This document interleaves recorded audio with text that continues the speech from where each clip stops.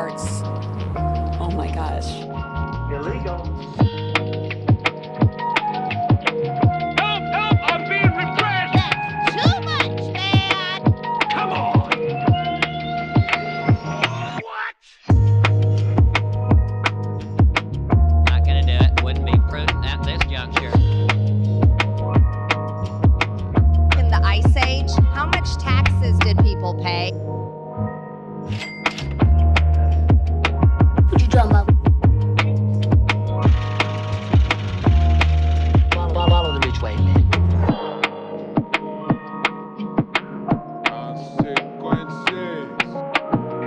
I'm staying in the race.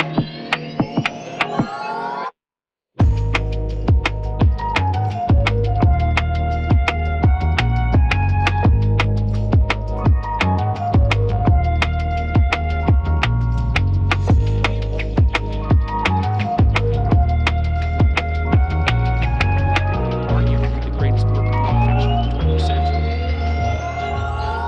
It's a bold strategy, Cotton. Let's see if it pays off for him.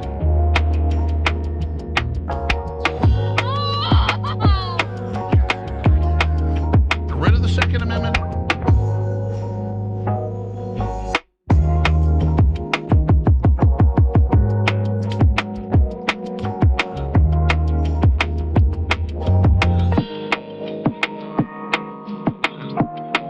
It's science. Cyclone Cheetah.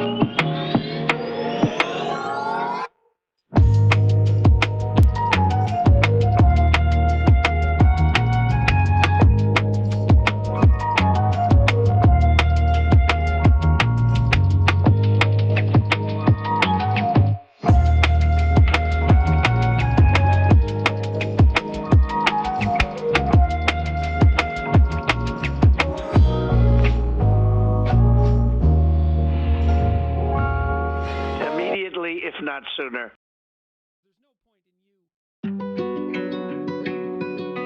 There's no point in you betraying your future self to gratify your present self. It's a stupid game.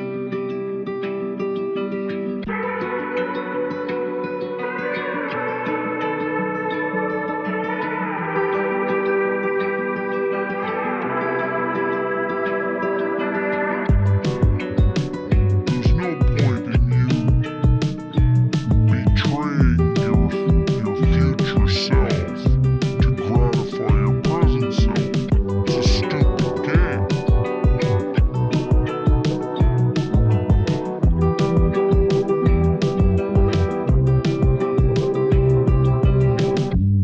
When I go into the dry cleaner, that dry cleaning place becomes holy. Jesus, I say that.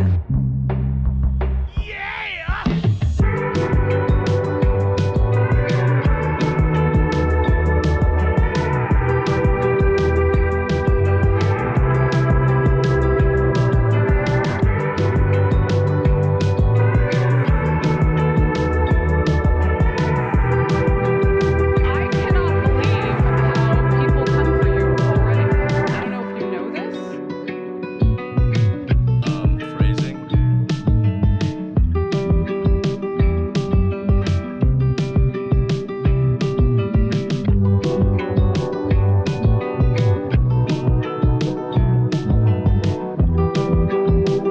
Oh, never could. Interesting. It's just crazy enough to work. Yeah.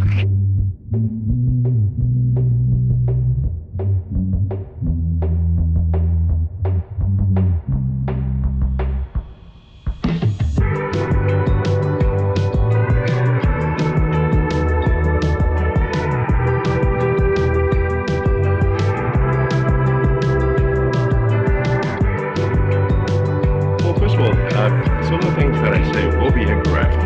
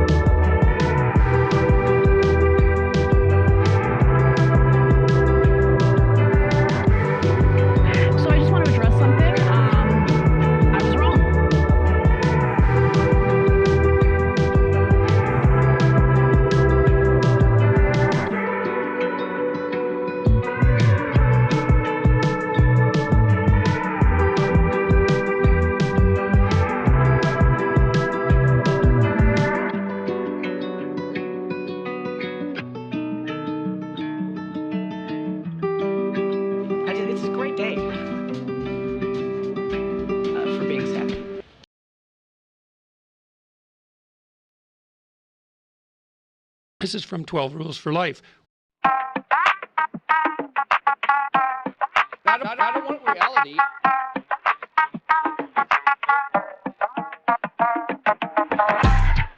Break now.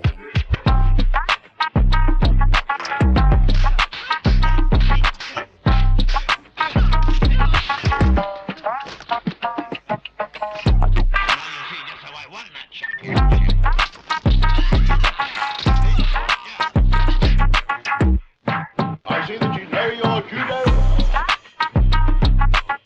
It's science.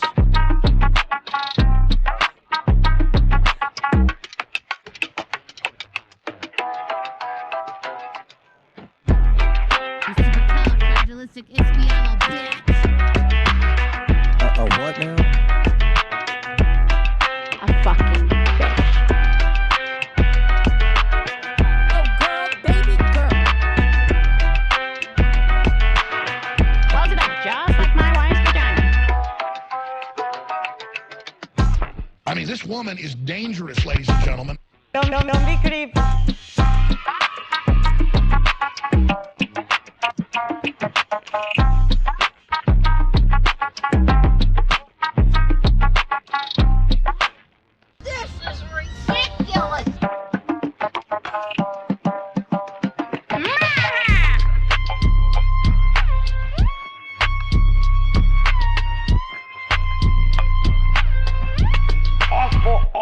Awful. Weak.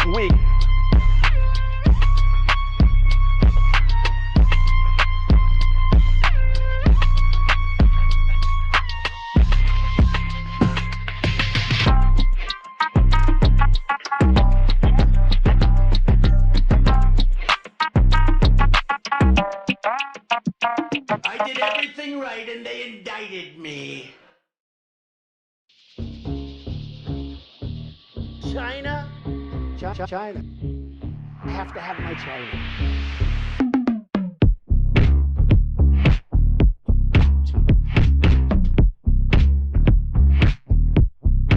Donald Trump spent a lot of quality time with my wife.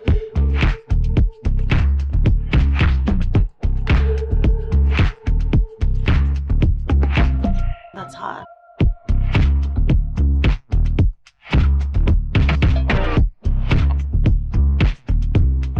Welcome to the resistance.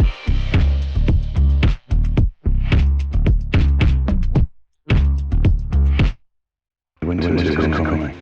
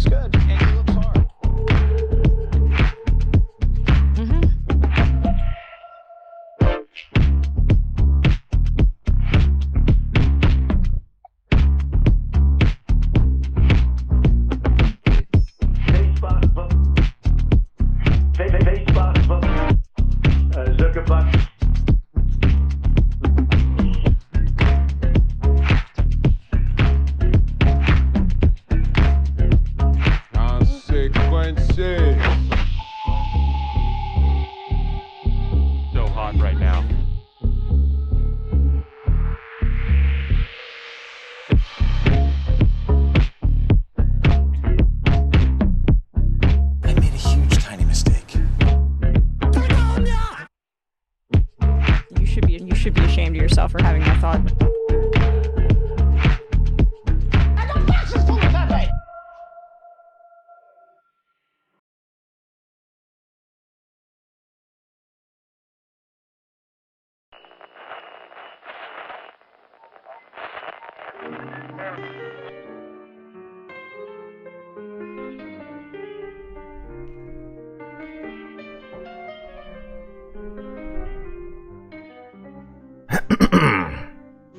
Well, here we are once again, floating somewhere between Earth and space, wondering what it all means out there. Got a hell of a lot to talk about here, Space Fam, so I suppose we gotta get right to it. So, buckle up, as always, safety first.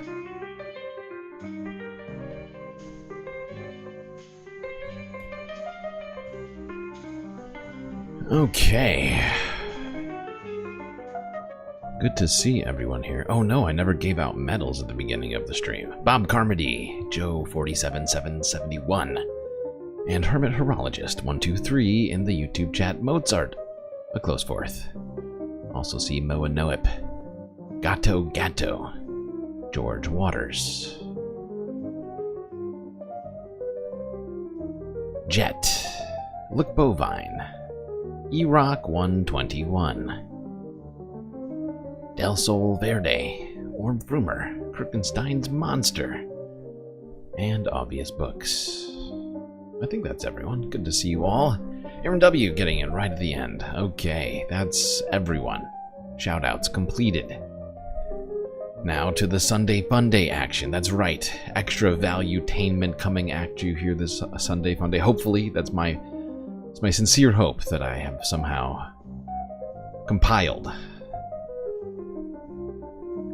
valuetaining content for all of you here on this Sunday Funday. Fingers crossed over here, knock on space wood.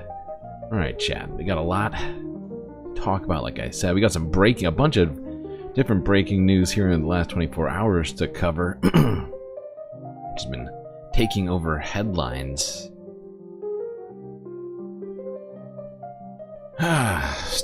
Jeez. So much stuff. It's a never-ending news cycle that we live in. Let's start in New York.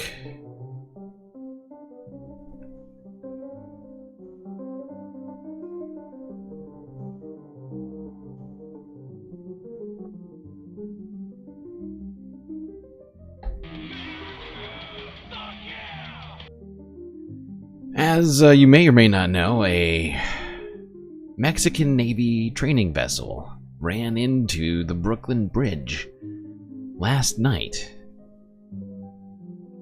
Casualties. Here's Eyewitness News on the story.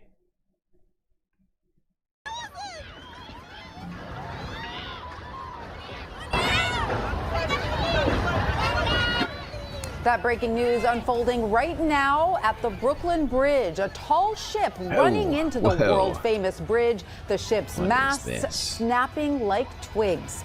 Good evening, everyone. I'm Tanya Rivero. And I'm Joe Torres. You heard the screams from those watching as the ship hit right near Brooklyn Bridge Park. We know at least 19 people are hurt, 4 of them seriously. Eyewitness News reporter Anthony Carlo is on the scene with the breaking details. Anthony.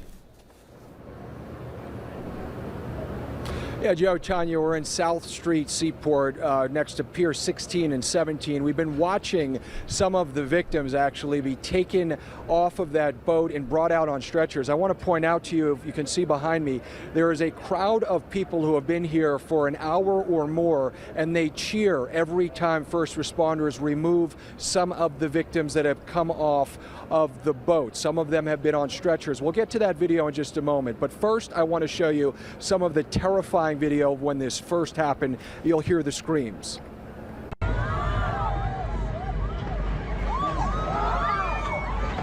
Damn.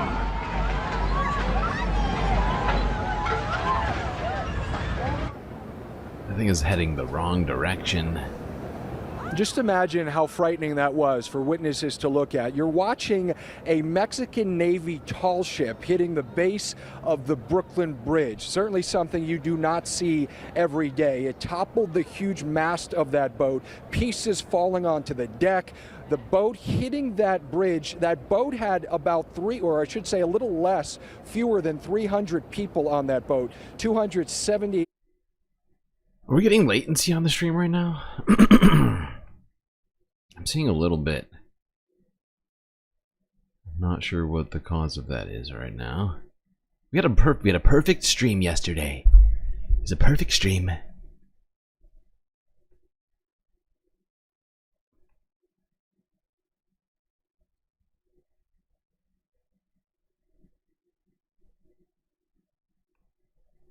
Hold on, I'm just going to go back so people can actually see that.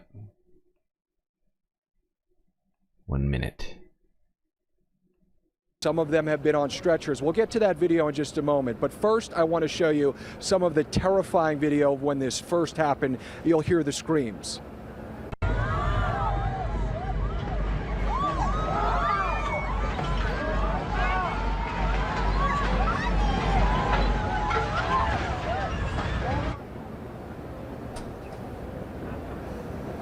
Just imagine how frightening that was for witnesses to look at. You're watching a Mexican Navy tall ship hitting the base of the Brooklyn Bridge. Certainly something you do not see every day. It toppled the huge mast of that boat, pieces falling onto the deck. The boat hitting that bridge, that boat had about a little less, fewer than 300 people on that boat. 200.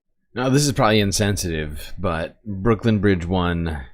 ships 0. I mean, it looks like the bridge didn't appear to take any damage whatsoever, and I don't think anybody up here got hurt. But boy, oh boy, did this ship get utterly destroyed. Sort of cut in half. 70 some odd people on that boat. 19 total injuries, officials say. 4 serious. Officials here at South Street Seaport, local officials, the police, the mayor, briefed us a little while ago. They say they're in communication with Mexican authorities, as this, of course, was a foreign vessel that was a Mexican Navy ship, a training ship, I'm told, that disembarked and was headed for Iceland. It was not supposed to go under the Brooklyn Bridge, as you could probably imagine by looking at that video. Authorities say somehow the pilot, the driver of that boat, lost control, perhaps due to a mechanical issue, which is all under investigation. I want to get to some of this other video that we want to show you that actually shows the crowds of people I mentioned a little earlier cheering as victims were taken off of that boat and removed here onto the pier. Again, some of them were helped by first responders as they were able to walk. Okay, the fact that they're all wearing these like stripy shirt sailor uniforms is kind of funny to me. I'm not gonna lie. I know they're in pain. Pretty banged up nonetheless. Others this guy's were alive. On stretchers. Again, 19 total injuries. We were told 4 of them serious, but thankfully no fatalities in really is an unprecedented event that we witnessed tonight. I want to toss now to a witness who saw this happen, and also some of the officials that briefed us on the circumstances of this event. There were sailors strapped to the masts as kind of a goodwill show. There was a giant Mexican flag off the back, and there was a tugboat that seemed to be moving the ship. We thought it was maybe going to go under the Brooklyn Bridge at like the highest point, so it would avoid striking the mast, but then we noticed it was going backwards, and we were a little concerned. I don't think there's anywhere on the Brooklyn Bridge that it could have gotten underneath it. I could be wrong. And we thought maybe the mast will collapse because it was very close to the Brooklyn side, which is not very high. And then as it came up to the bridge, it hit the bridge around the walkway side and just collapsed. All the lights went off, and it seemed like people went into the water. We were hoping that these sailors had enough time to unharness themselves, because in the photos and videos you can see that they're harnessed to the mast, and then unfortunately it seems they weren't able to, and they were thrown into the water, and then the boat seemed to list far away from the tugboat.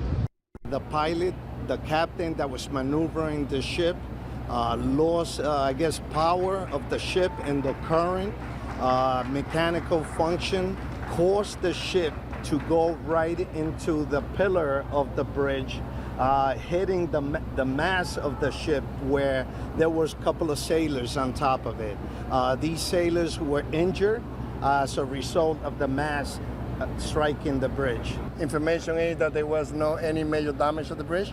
The coordination was extremely important, and it was executed to the best of our ability to minimize any loss of life. Well, there you go. We got some more footage of this. So this was the somebody on the ground who captured this moment. Not Eric Adams. It's okay. It was 5 seconds of Eric Adams. We're fine.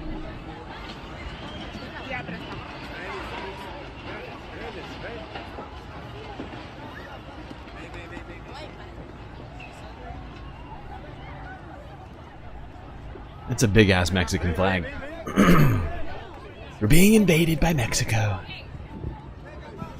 They're attacking the Brooklyn Bridge with 14th century technology.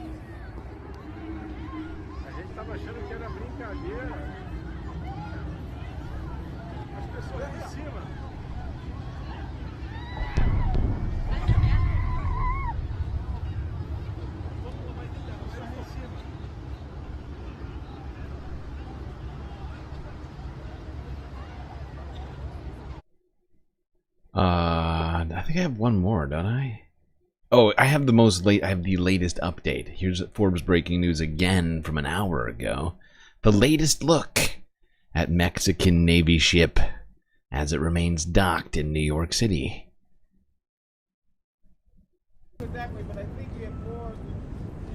It's not looking great. Not looking super good.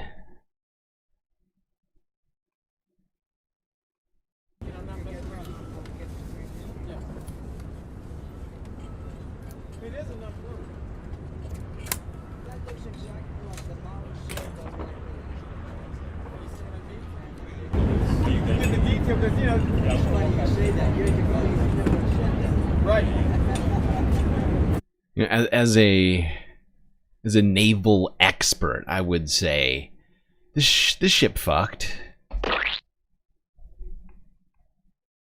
That's no good. That's not gonna do the thing you want it to do.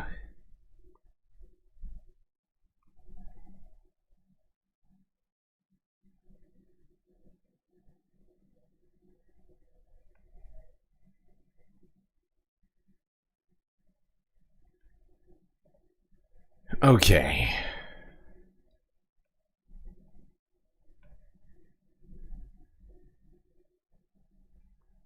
Let's see. What next? Oh, more big news. More big news. We're going to hit up all this very breaking news all in a row real quick. Let's go to California.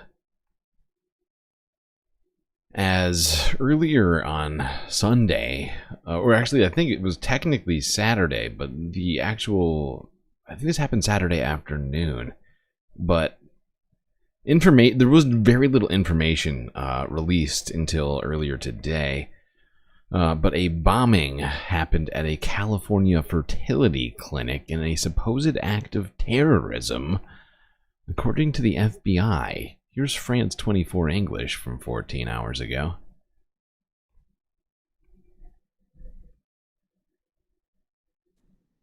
On Saturday morning, a bomb exploded either in or near a car parked outside a fertility clinic in California, ripping a gaping hole in its wall and causing damage to multiple buildings in the area. It's insane. You know, the world today, it's so scary that, again, I mean, just innocent people could be out here just doing their daily business and something like that happens. It's frightening. Several people were injured in what the Federal Bureau of Investigation has labeled an intentional act of terrorism. Local media are reporting that the one person killed is a suspected perpetrator of the attack, and authorities have said they are not engaged in the manhunt. American Reproductive Centers, which operates the clinic in the wealthy California town, provides services including in vitro fertilization, genetic testing, and in-house egg donation. This is a place of hope. This is a building that people go to start or expand their families. We acknowledge their pain and concern across the community. So yeah, there's a bit to unpack with this thing. It was at a California fertility clinic. The supposed attacker, I believe, died on scene in the explosion which he caused. Let's quickly go to CNN. This is from 6 hours ago. Officials identified the suspect. Right now, officials in Palm Springs, California, are about to begin a press conference as it pertains to that deadly explosion outside a fertility clinic yesterday, which the FBI is calling an intentional act of terrorism. We understand that there'll be local authorities there representing that jurisdiction of Palm Springs, the Los Angeles field office representation of the FBI. Let's listen in right now. I gotta admit, it's kind of weird standing on this thing, you know? Well, first of all, welcome to Palm Springs Police Department. We appreciate you taking the time to come and to learn about all the great things that the Bureau and our department has been doing. I'll introduce Assistant Director Akil Davis in a second. I did want to take a few seconds to recognize the many people who have given us an outpouring of support. From the governor's office, we have over here Don O'Keefe and Director of OES. Thank you so much for taking the time to fly down today. We have Congressman Dr. Raul Ruiz here also. We appreciate you coming, Dr. Ruiz, and your support. You've been on the phone with me for 2 days, and I sincerely appreciate that. In addition to that, we have Supervisor Manuel Perez, who is coming, and also, as you can see, all of our council members are here. This is Grace Garner. All right, we don't have time for this, but thankfully we do have time for this. I just don't feel like listening to these police drone on about this. Hassan did the deep dive on this guy. That's right, Hassan Piker. What was it? What did the Daily Show call him? The progressive king of something. Online media? Twitch? I can't remember. By the way, we just started a goal to ensure we get all of the Sunday Funday content and the confetti. I mean, that's just a bonus, really. Hassan, take it away. At least 5 injured in explosion outside of California Fertility Clinic. There's an IVF clinic in Palm Springs, and a car bomb exploded near it. One person killed, and local authorities say it appears to be an intentional act of terrorism. ABC's Jacqueline Lee is there in Palm Springs this morning. Good morning, Jacqueline. Gio, good morning. You can really get an idea of the magnitude of this explosion. The contents of the building spread across all 5 lanes of this main road. Now authorities are focused on identifying the person killed. This morning, a car explosion rocking a Palm Springs fertility clinic in what officials are calling an act of terrorism. Terrorism came knocking on the door of Palm Springs. We survived. The blast so powerful, it injured at least 4 people, killed 1, and severely damaged buildings spanning multiple blocks Saturday. We have a black cloud of smoke coming up. This was probably one of the largest bombing investigations that we've had in Southern California. Officials have a person of interest, but said they are not actively searching for a suspect. The person killed was found near the charred car on scene, but officials would not share if that person was a victim or suspect. We heard this loud noise. We actually thought something had hit our building. The car explosion originated in the parking lot of the American Reproductive Center, which describes itself as Coachella Valley's first and only full-service fertility center and IVF lab. The center, writing in a statement, "We are immensely grateful to share that no members of the ARC team were harmed, and our lab, including all eggs, embryos, and reproductive materials, remains fully secure and undamaged." People are saying in the chat that like the initial suspicion is that it's like a right-wing guy, right? It's like a MAGA guy or like a super far-right Christian guy. I love how the news talks about the eggs as people. None of the eggs were harmed. Nobody punched an egg in the face. Who thinks IVF is like, It seems, however, that the motive was, and this is shocking, but I guess not so shocking given the world we live in, the motive might have been very Reddit motivated. Law enforcement officials in California believe the motive for the bombing of the fertility clinic in Palm Springs appears to be antinatalism. The belief that there should be no more procreation, according to multiple officials briefed on the investigation. The FBI is handling the matter as an act of domestic terrorism which fits the alleged motive. Social media post by the person police believe is responsible is being investigated. For those of you who don't know what antinatalism is, I mean, it is a philosophical belief that no one actually consents to being born, and that given the fact that you are given the fact that you have the capacity to experience a tremendous amount of harm when you are born into this planet, that it is an inherently unjustifiable and inherently selfish act by your parents to give birth to you, and that no one should give birth. It is like the most Reddit ass opinion you can arrive at, I think. He literally brings up r/anti-sex in his manifesto and multiple other subreddits. Yeah. we are officially in the most like Reddit ass. I mean, dude, this is the most Reddit bombing of all time. It's so insane. The most Reddit bombing of all time, according to Hassan. And yeah, it's sounding pretty Reddity. He gets really deep on this situation. It is wild. And the I think he found like a manifest. I think they found a manifesto or something somewhere. So insane.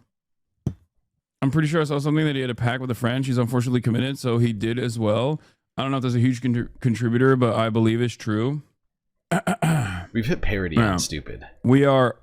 It is the most American thing that could have ever happened, where you have people that basically people with every different type of attitude, every different political background, losing their minds, becoming more and more angry, becoming more and more violent, with the tools to be able to act out this violence, and no interest in their future, and just using whatever tools is readily at their disposal, like Reddit, to radicalize themselves into a position that urges them to act this way.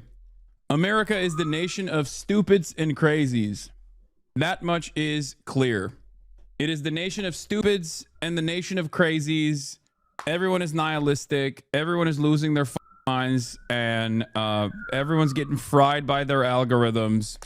And yeah, and so supposedly this kid,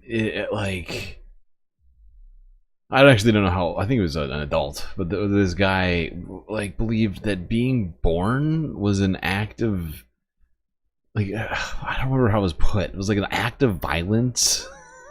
Somehow, your parents didn't have the right to give birth to you. It's like this really weird philosophy, like Reddit philosophy pilled. It's just so weird. It's so freaking weird.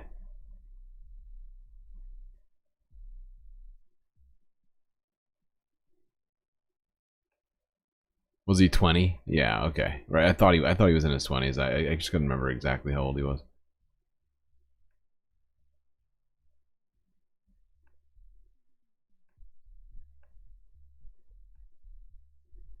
Embryos have all been saved, and that the other people, maybe the bystanders in this, but they were saying the evidence goes hundreds of feet in each direction around the explosion with the vehicle, and the vehicle was a 2020 Silver Ford Fusion sedan, and he said it went hundreds of feet into the air. Social maladies have always existed. This is not new. I mean, think about all the pogroms, anti-Jewish pogroms and different types, the witch trials, right? This is not new necessarily, but I think given technological advancements, the impact of said crazies that decide to take matters into their own hands is far more consequential. And also, I don't think we're doing a good job dealing with any of this stuff, because everyone is just hyper online and get radicalized in their own unique hug boxes, their own unique echo chambers, where people are constantly telling them, yes, you are right. You are so right. And when you don't have that normal mechanism, the social function of third spaces is that you're supposed to go and be around other human beings, either because, you have a job, and in order to commute to your job, you see other people during transit, and you get to test your ideas around other normal human beings, and then that social function is supposed to basically curb your more ridiculous opinions and I guess like create a sense of normalcy, like recenter you. We don't have any of that anymore, and I feel like this plays a big role in the way that people become dumber and also become crazier. Yeah, a Unabomber in basically every online community, you know? We're so cooked. I don't know. I don't think there's any Unabombers in the galactic community. That's too much. That's too much, man! Yeah, this whole situation is wild. It's wild. All right, let's talk about Joe Biden.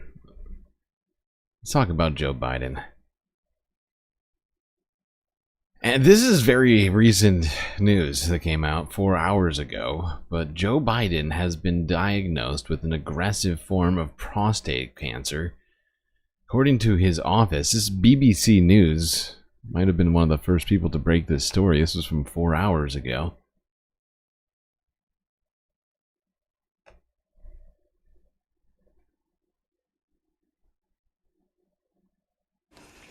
Let's return to that breaking news that President Biden has been diagnosed with prostate cancer with metastasis to the bone. That's according to a statement from his office. Well, let's go to our North America correspondent, Jake Kwan, now. So, Jake, can you just give us a bit more detail around this breaking news? There's actually very little detail available from the statement we received from former President Joe Biden's office. He has went to the hospital to get examined, and the doctors have discovered a prostate cancer in the biopsy that they have taken, and that this cancer, they appears to be a more aggressive form of cancer, that it had spread to his bone, which is not a very good sign.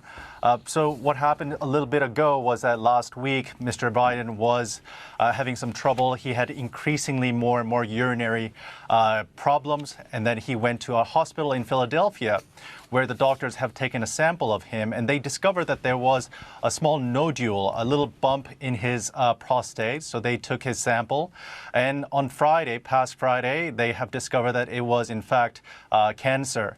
And this cancer had metastasized to his bone, which usually means that it is incurable at this point. It is quite advanced. I mean, Mr. Biden he's 82, and this is actually not his first time dealing with cancer. 2 years ago, he was treated for skin cancer as well. And prostate cancer is something that is actually very common for Americans who are reaching a more advanced age, like Mr. Biden. After skin cancer, prostate cancer is the second most common form of cancer for men in the United States. And it also happens to be the second most deadly form of cancer for men in the United States. So the doctors and the family of Mr. Biden will be discussing on what to do, the treatment plans in the coming future, and that's what we have learned just a little bit ago. And we know, don't we, Jake, that it's nearly a year after the former president was forced to drop out of the U.S. presidential election. That was over concerns. He wasn't forced to drop out. He chose to drop out. Should have chosen to drop out sooner. But this guy, I mean, this is now it is not clear how much time he has, seeing as the cancer is metastasized. And this is a pretty bleak prognosis for the former president. About his health and his age. That's correct. There has been a lot of concerns, a lot of talks around his health. There was that quite apparent cognitive decline that was happening after his quite frankly, an awful debate performance against President Trump, where he seemed to forget his the track of his thoughts. He seemed to forget the names. He seemed to misspeak multiple times during the performance. There were also speeches where he seemed to also forget some of the names or people that were very close to him. We also heard reports that at one point, while he was on a fundraising campaign, he seemed to forget the face of George Clooney, the Hollywood actor who is likely one of the most famous person in the world.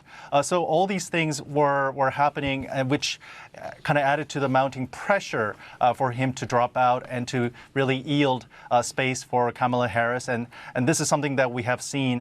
Okay, we got one more on this thing. Let's just go to NBC News here. It's popped out just right after this one. Go into Kavita Patel, who is joining us now. Dr. Patel, we're glad to have you. She's on the phone. And can I read you here a piece of this statement from the former president's personal office in which they describe this prostate cancer as having a Gleason score of 9, grade group 5. Can you put that into plain English for us? What does that mean? Yeah, Hallie. So this Gleason 9 is a high-grade prostate cancer score. It's a scoring mechanism that we use to just try to kind of indicate and differentiate what are considered normal prostate cells and those that are likely to grow and spread quickly. The higher the number, the worse the score. And the way you get that kind of grade, and the highest that you can see is 10. I wouldn't read what I would read into that, at least for the president's prognosis, because that's the next question everybody's asking, is that it sounds like it's hormone sensitive. So it would be put into the category of a prostate cancer that is aggressive, and that when the pathologist looks under the microscope, that the cells do not look like normal prostate cells. That's kind of what the Gleason 9 tells us, that pathologists are looking and they see that the cells just don't look like normal cells, and that this is a type of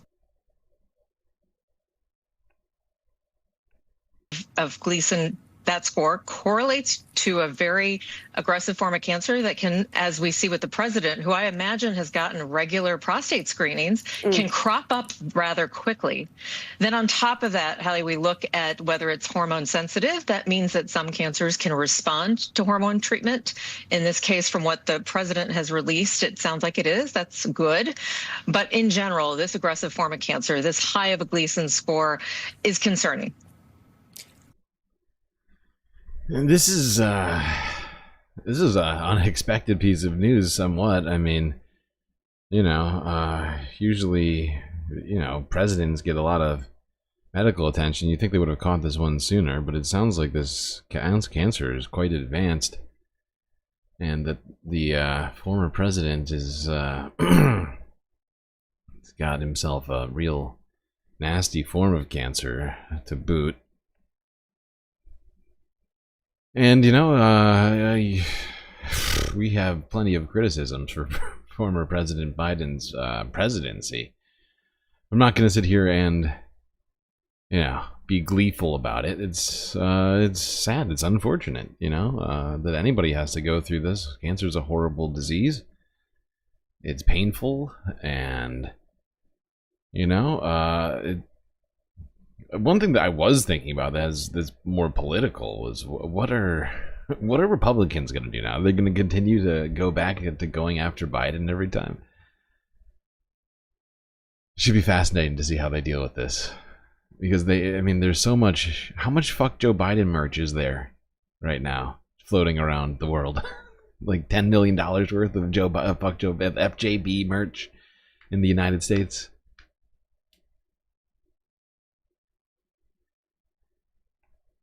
People built an entire identity around that.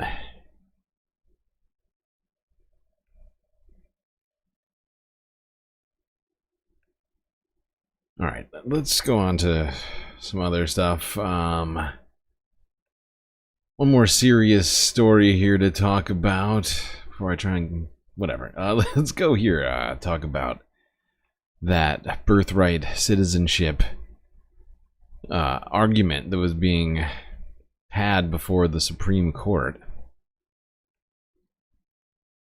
It appears from the oral arguments that there are probably 4 votes to stop the Trump administration, or I should say to allow for the lower court decisions enjoining the Trump administration from unilaterally deciding that the 14th Amendment no longer counts as a constitutional provision.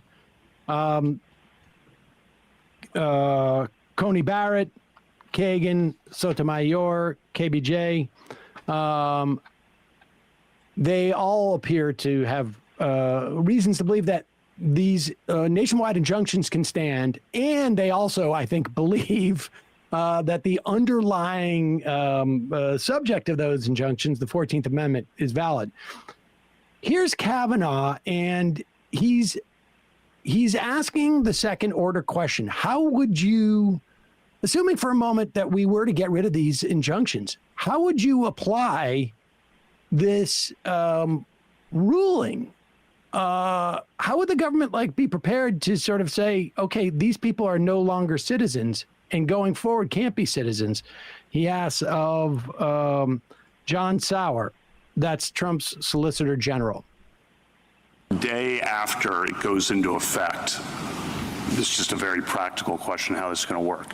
What do hospitals do with a newborn? What do states do with a newborn? I don't think they do anything different. What the executive order says in Section 2 is that federal officials do not accept documents that have the wrong designation of citizenship from people who are subject to the executive order. How are they going to know that?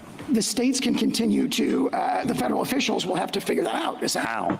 So you can imagine a number of ways that the federal officials could. Such as? Such as they could require a showing of, documentation showing legal presence in the country. For a temporary visitor, for example, they could see whether they're on a B1 visa, which would exclude kind of the birthright citizenship in that country. For all the newborns? Is that how that's going to work? Again, we don't know because the agencies were never given the opportunity to formulate the guidance. They would have 30 They're only going to have 30 days to do this. You think they can get it together in time? They're under, that's what the executive order instructs them to do, and hopefully they will do so. Again, it's a speculative and hypothetical. Like the logistics of what we're talking about here, we're talking about over 3.6 million babies were born in 2024.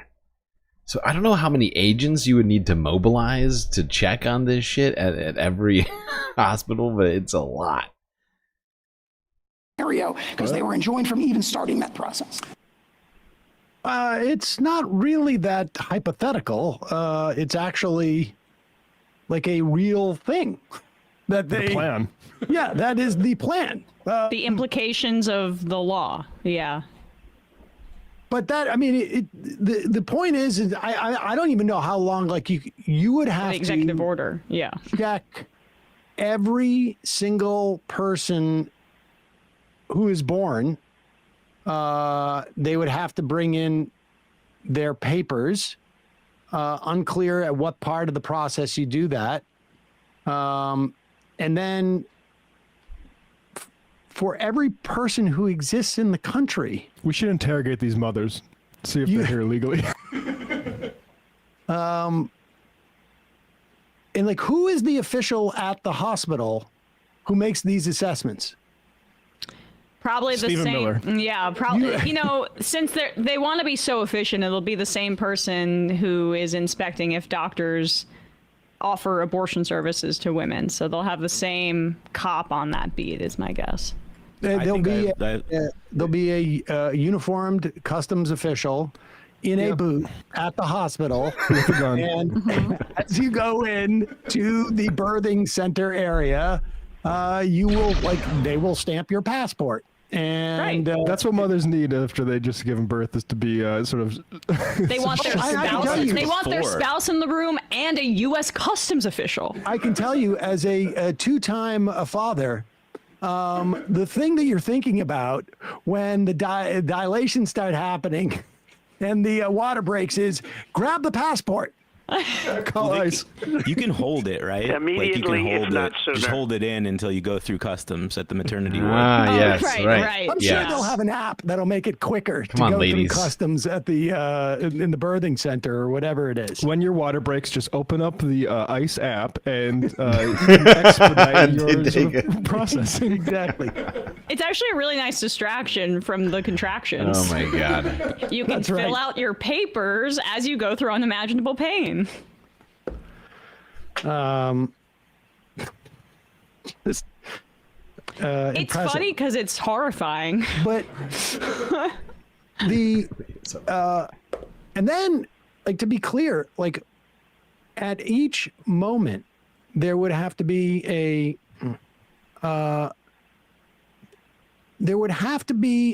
every single person would have to go through this, and every person would have to contest it in that moment. They would have to then go to court to contest after they don't get after their baby essentially is considered, well, maybe, deportable in that moment, or like, do you issue a visa to, let's say you're here on a student visa? Mm-hmm. What is the visa that the baby gets at that point?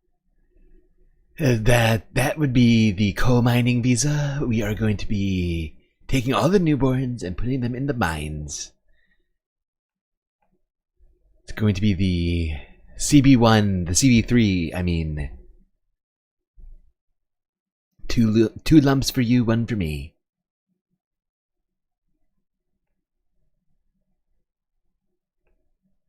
Okay. Now, if all of that's bringing you down, well, maybe now's a great time to get out there in the world. Do a little, recreating amongst the people. KTLA 5 from yesterday has an idea for you.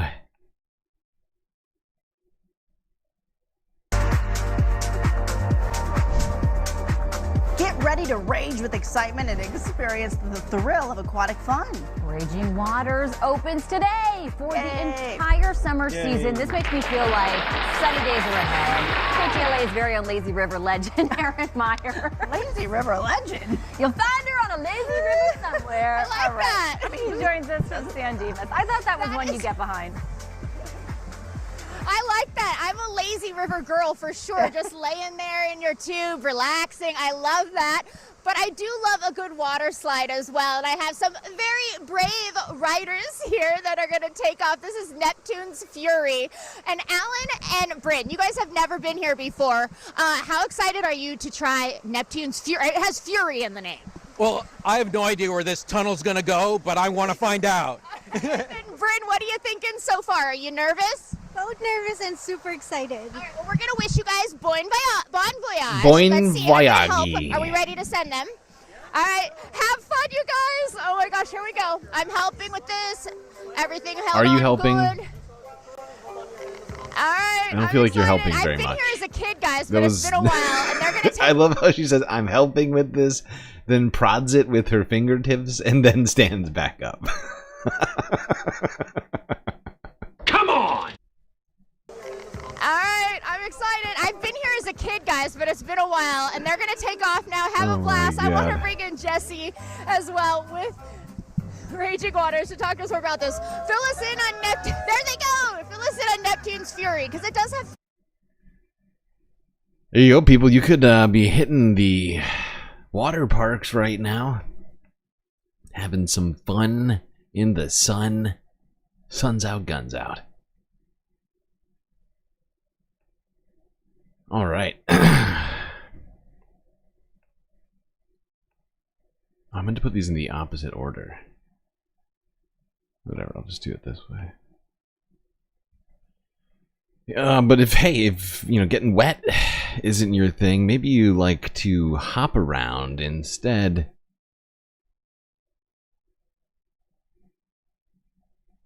Wait, where's this video? What just happened? No, go back. Illegal. Illegal.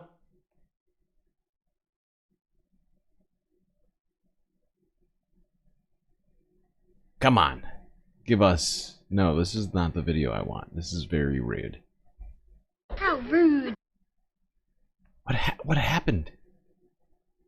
Oh, here it is. Found it. Did it. Let's go to Detroit.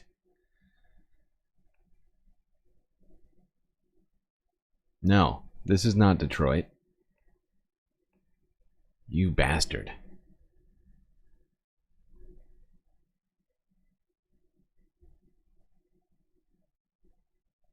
A popular family fun adventure returns to Michigan this weekend. That's right. The world's largest bounce house is set up right now in Fraser. So Shantae decided, you know what? If there's anything I want to do today, it's not Comic-Con. No. It's a bounce house. And did you notice that her voice was steady? She wasn't out of breath. Her ponytail was in the perfect spot. If you were doing it. Oh, I'd be a mess. First of all, she stayed upright the whole time. Yes, you wouldn't do that. You know what? Let's talk about you with slides. That's two different things. If I'm going to bounce house, we can talk about how you excel First with of a all, slide. a slide is something totally different than a bounce house, Shantae. I'm just saying. I was saying, Shantae, how amazing you looked while bouncing around. What? Thank you, because compared to the first time I bounced, it was not as wonderful. In fact, I was tripping all over the place, but we don't have to think about that because that was in the past. Good morning, Troy. How are you? Good morning. We're doing great. Sorry, I'm out of breath. Okay, talk about the big bounce. What is this Been exactly? bouncing You guys too have been here much before. Yes, we've been here every year. We keep getting bigger and better every time. So if you guys were here last year, just remember there's something new for you every single time you come here. Right now, we're standing inside the world's largest bounce house. Oh, and we've got some kids here who are getting ready to bounce. They're bouncing over here right now. Now, this is one of many different bounce houses here, right? There you go. You could bring out your inner child. Go bounce around in Detroit at the world's largest bounce house. I mean, look at this thing. It's pretty crazy. My God. That looks fun. It looks fun.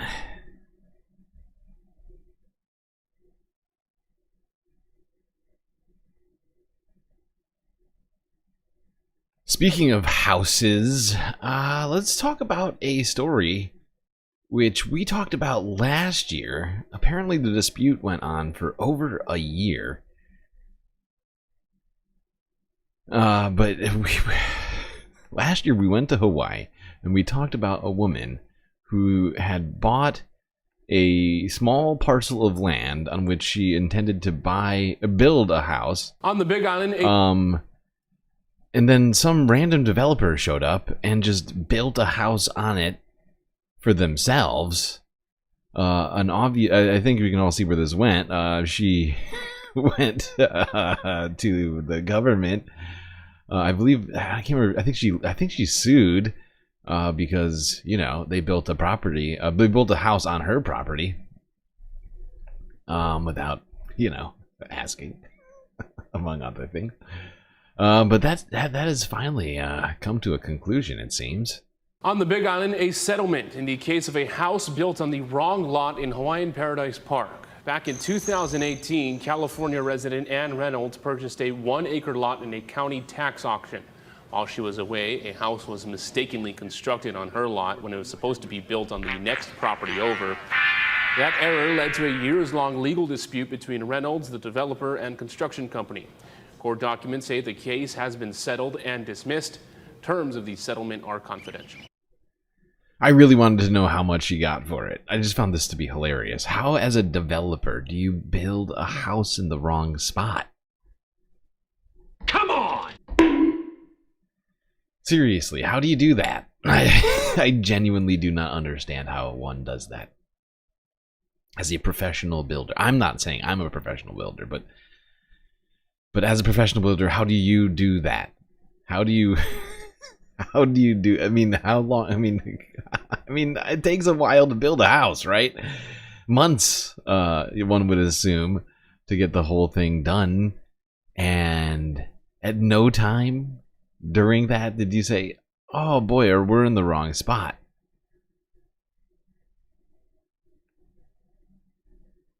I don't understand. All right, let's go a little bit to the east. A lot to the east, all the way across the country, in fact, to New York, where the New York Annual AIDS Walk 2025 happened on Sunday, drawing a massive crowd in Central Park. Well, today marked the 40th annual AIDS Walk New York at Central Park. CBS News New York is a proud sponsor of the event, and our team was on hand to witness the joy that comes from community support. Sunshine and hope filled the air in Central Park Sunday morning for the 40th annual AIDS Walk New York.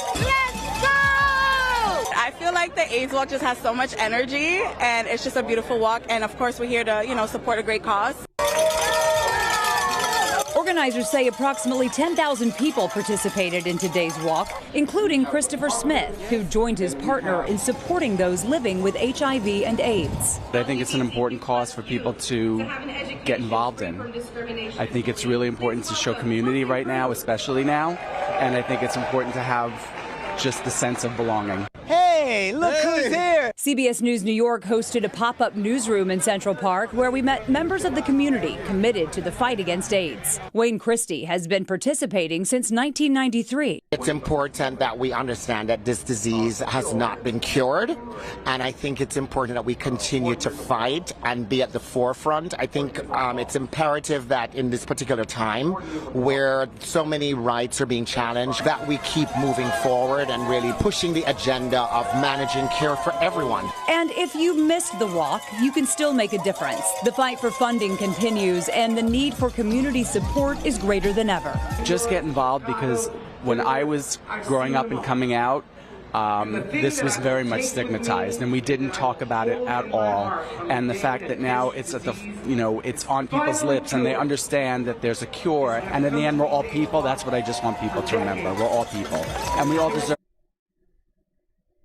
Okay, apparently the 2025 annual AIDS Walk in New York, I believe this raised almost $2 million. A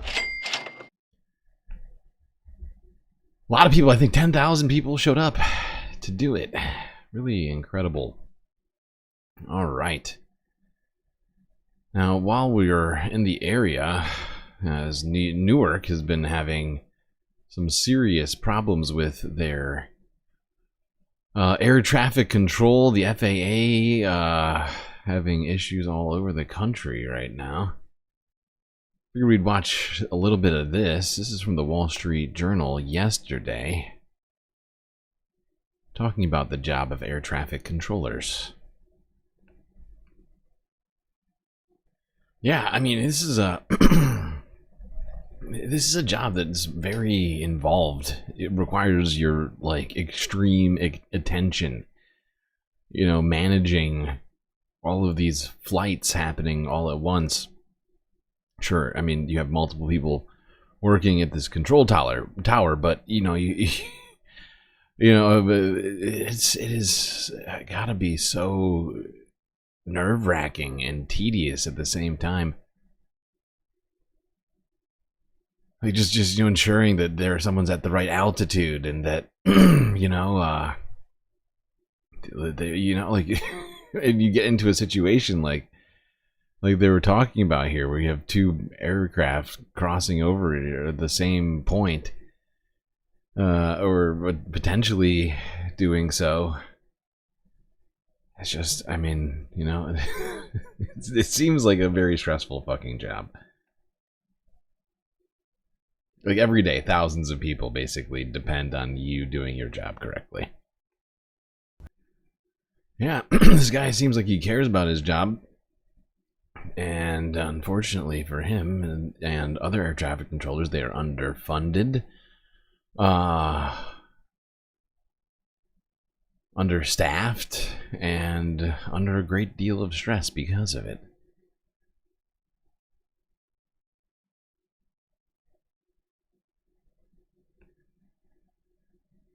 All right.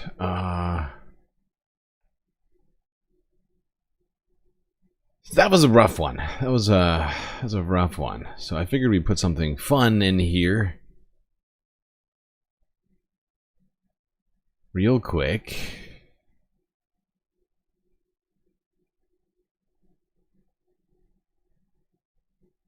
To a channel called, what is this? What does it say? Dark Brandon. Dark Brandon? Dark Brandon. That's what it is. Dark Brandon.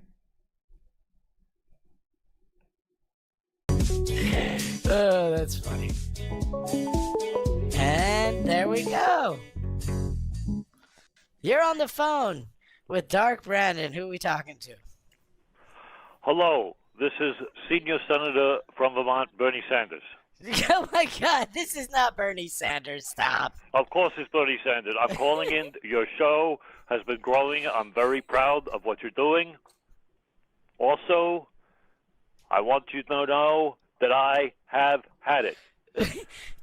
AOC and I have been going out trying to tell people about oligarchy and what's going on in our nation. No one's listening. So I've decided to totally give it up. No.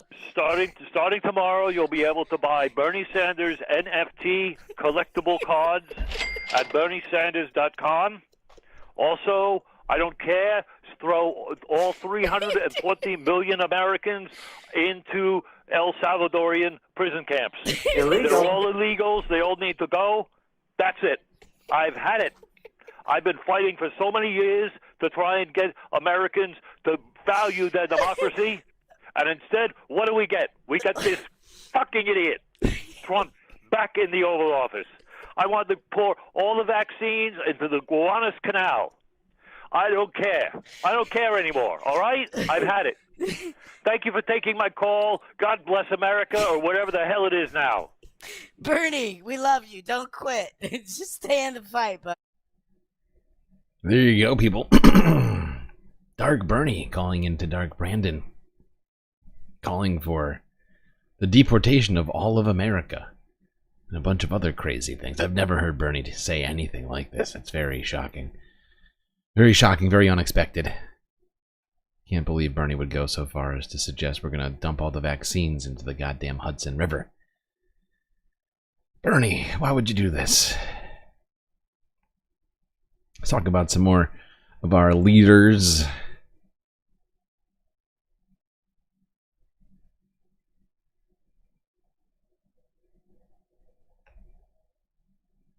Yeah, Beto O'Rourke was on Pod Save. He's really the first Democrat I'm seeing fully throw Biden under the bus, and that needs to happen. Given his horrible approval rating, how standing by him was a huge part of sinking Kamala Harris in the 2024 race against Trump, and just because if the Democrats want to regain the trust of the American public, they have to distance themselves from an administration that presided over a genocide and also lost Illegal. the trust of the public with trying to encase Biden and prevent real democracy via a primary. So I don't know what Beto's political future is, but I like what he said here. Everything that went on in 24. Just to be clear, Biden should not have run again. And to be even more clear, he failed this country in the most important job that he had. In fact, the entire rationale for his presidency the first time and the rationale he tried to sell us on for his attempt to run for re-election. Only I can stop Donald Trump. And he failed to do that. And it's not just you and me, but our kids and grandkids and the generations that follow that might have to pay the price for this. We might very well lose, the greatest country that this world has ever known. And it might be in part because of the decision that Biden and those around him made to run for re-election instead of having an open primary where the greatest talent that the Democratic Party can muster could be on that stage to have a competition of ideas and track record and vision and really excite not just Democrats, but the people of this country who did want change. I mean, if anything was clear coming out of 2024, they wanted change. And to literally run the oldest guy who many people accurately, to your point, said, I just don't think he is capable of doing this. And I know that I saw the Congresswoman and the Congressman on CNN saying he's running circles around us in the briefing rooms behind closed doors. It doesn't add up with what I'm seeing with my own lying eyes. I think that credibility problem is going to persist up until when Democrats say we fucked up and we made a terrible mistake. And it didn't just hurt our ability to win election in a political campaign. It deeply and gravely, and perhaps we'll see irrevocably harmed this country. And so, you and many others got out there and told the truth. And I don't think you did it in a crass or brazen or mean way. I think you said, hey, maybe we should have this conversation. And we're absolutely trashed for doing it. Others, I think, saw that, were concerned, but worried that, Biden's already out there. He's going. Am I going to hurt him and his chances and our ability to defeat Trump if I further weaken him?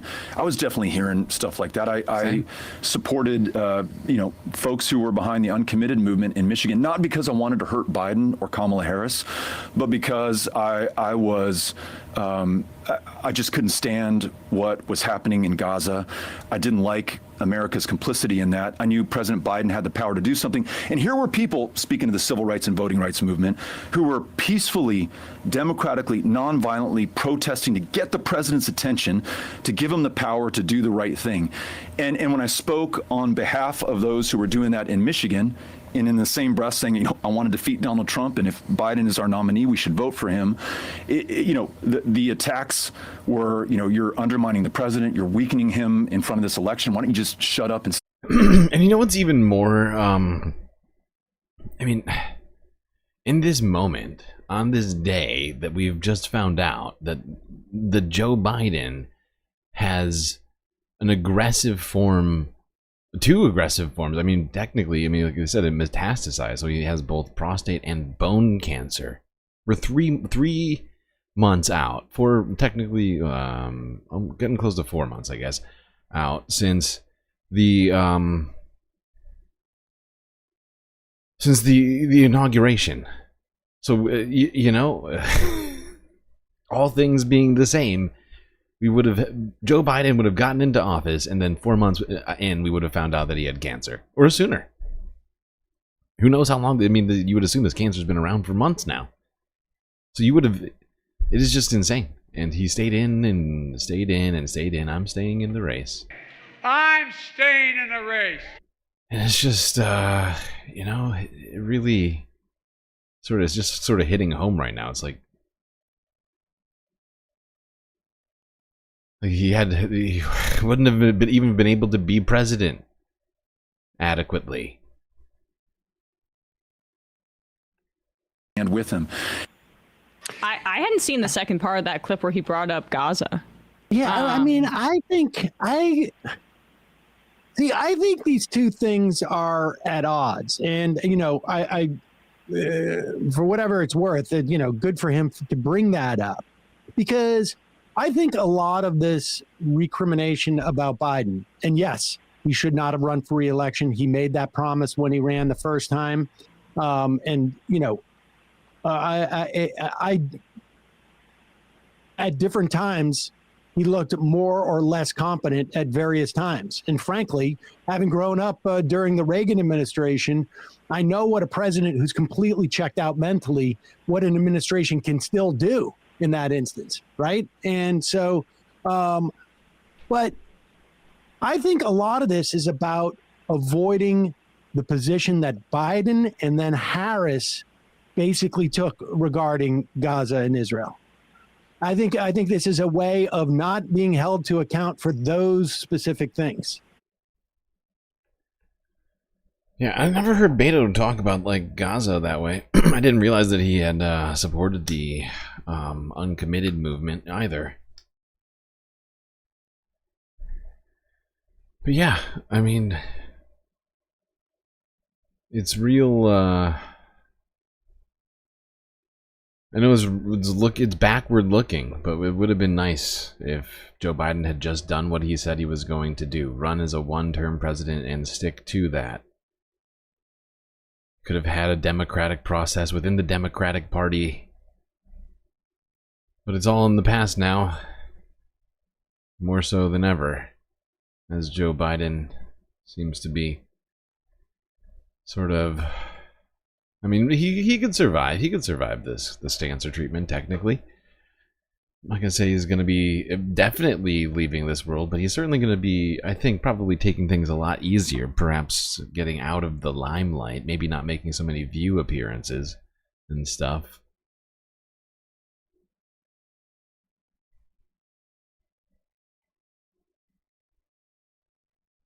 Speaking of things that are history, let's talk about this. This was big news this week. A old document found in a school you might be familiar with. Heard of it? Harvard. This was the first document to put into writing the principle that the king and his government are not above the law. For decades, Harvard University thought it was a copy, until now.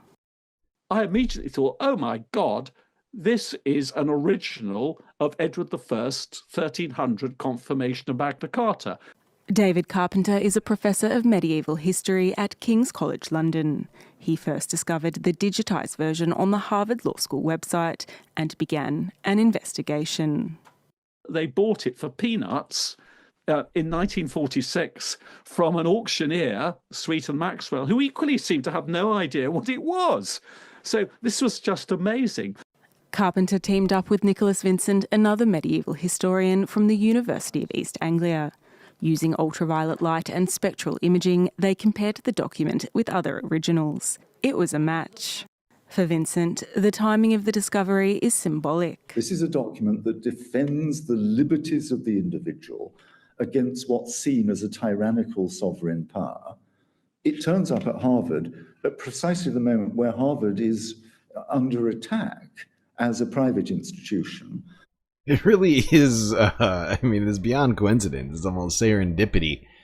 Truly, what a fortuitous happening here for Harvard on multiple levels. Supposedly, they acquired this thing like decades ago, thinking that it was a fake, essentially. And now suddenly they seem to think they have a real copy of it on their hands after historians found it. We got more, though. Let's go to Harvard Law School's own YouTube channel. It's from 3 days ago. When I just saw that it was a single sheet Magna Carta circa 1327, with great excitement, I pressed the button to see the digitized image that they put up. And I just thought this looks so much like a 1300 original. And David pinged me through an email saying, have a look at this, what do you think it is? And I think it took all of 30 milliseconds for me to reply, you know what that is, and I know what that is. It's an original Magna Carta. Magna Carta is one of the most famous constitutional documents in the world because it asserts a fundamental principle that the king, the ruler, is subject to the law. 1300 was the last time that the King of England actually confirmed the 1225 Magna Carta, which is the definitive version. This is a really exciting discovery.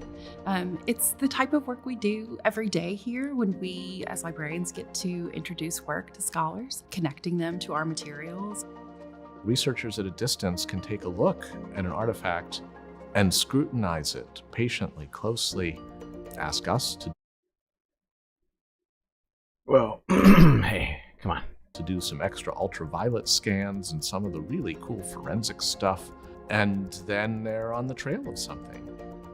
I did check it word by word against all the other originals. At first sight, parts of it are not easy to read. It's faded and blurred. It's actually better to look at it online on screen, especially after Harvard Law School sent the spectral images, because you can blow it up and then see much more clearly what is there. We knew that it was sold to Harvard in the 1940s by Sweet and Maxwell, who were a book and manuscript dealer dealing particularly with legal textbooks. Sweet and Maxwell bought the charter in December 1945 at sale at auction in London from Sotheby's. Whoever catalogued it in 1945 misread the date and therefore assumed that it was a copy. I'm completely confident this is an original 1300 confirmation of Magna Carta.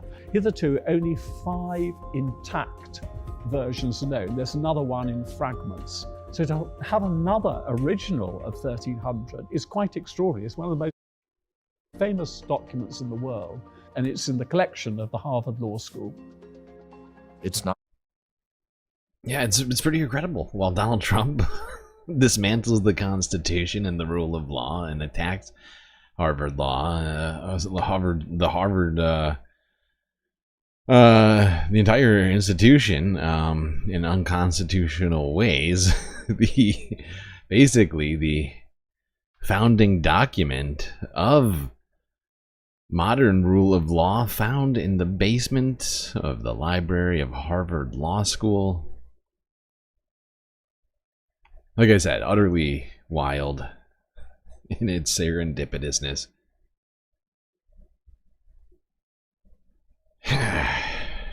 All right, how are we doing right now? Okay, all right, we're an hour and a half into the show.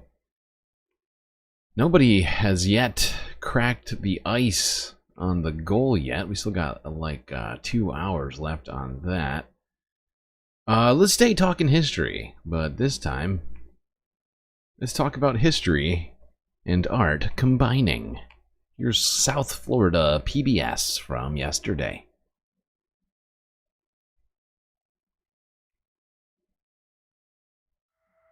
My practice primarily works with memory, but it's not just my memory. In other words, I'm not making work about when my dad got me a bike when I was 10 years old. I'm making work about collective memories, big events in our history that didn't just impact me, but impacted a lot of people. My name's Dennis Scholl, and I'm an artist and a filmmaker. I've been a filmmaker now for about 15 years, but the thing I learned very quickly is that it doesn't take one person to make a film. It takes 15 people to make a great 5-minute film.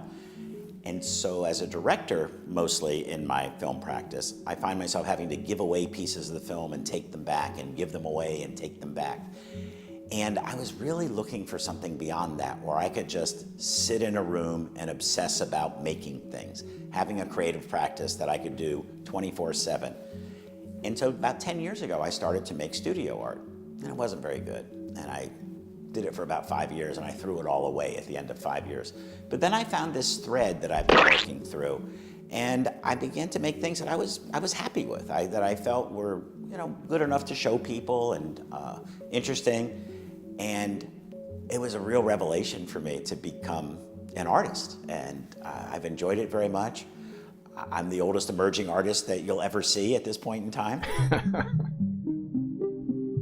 That is a very, very big part of what drives me, is to try to find a conceptual idea that you can also turn into something that's aesthetically pleasing. I like to make work that works on 2 levels. I like to make work that when you're far away from it, you see it, and you see, in my case, a lot of symmetry and a lot of repetition.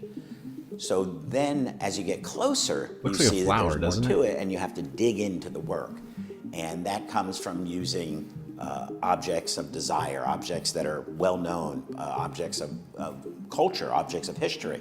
And so sometimes you'll get really close and you'll see a newspaper that's part of the practice and in a work, and you'll want to read the newspaper. So I want you to look from far away and see the symmetry and the repetition. Then I want you to come really, really, really close and look and see what's going on. And hopefully... Pretty cool. It's a interesting form of art, and his inclusion of all of these sort of artifacts and things I find fascinating. I also find myself trying to read what's on the newspapers. So he has achieved in that goal.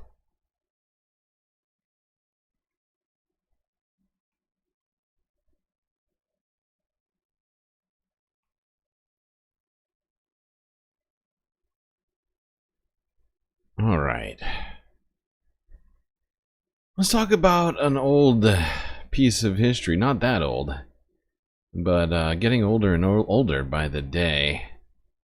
A piece of Philadelphia history.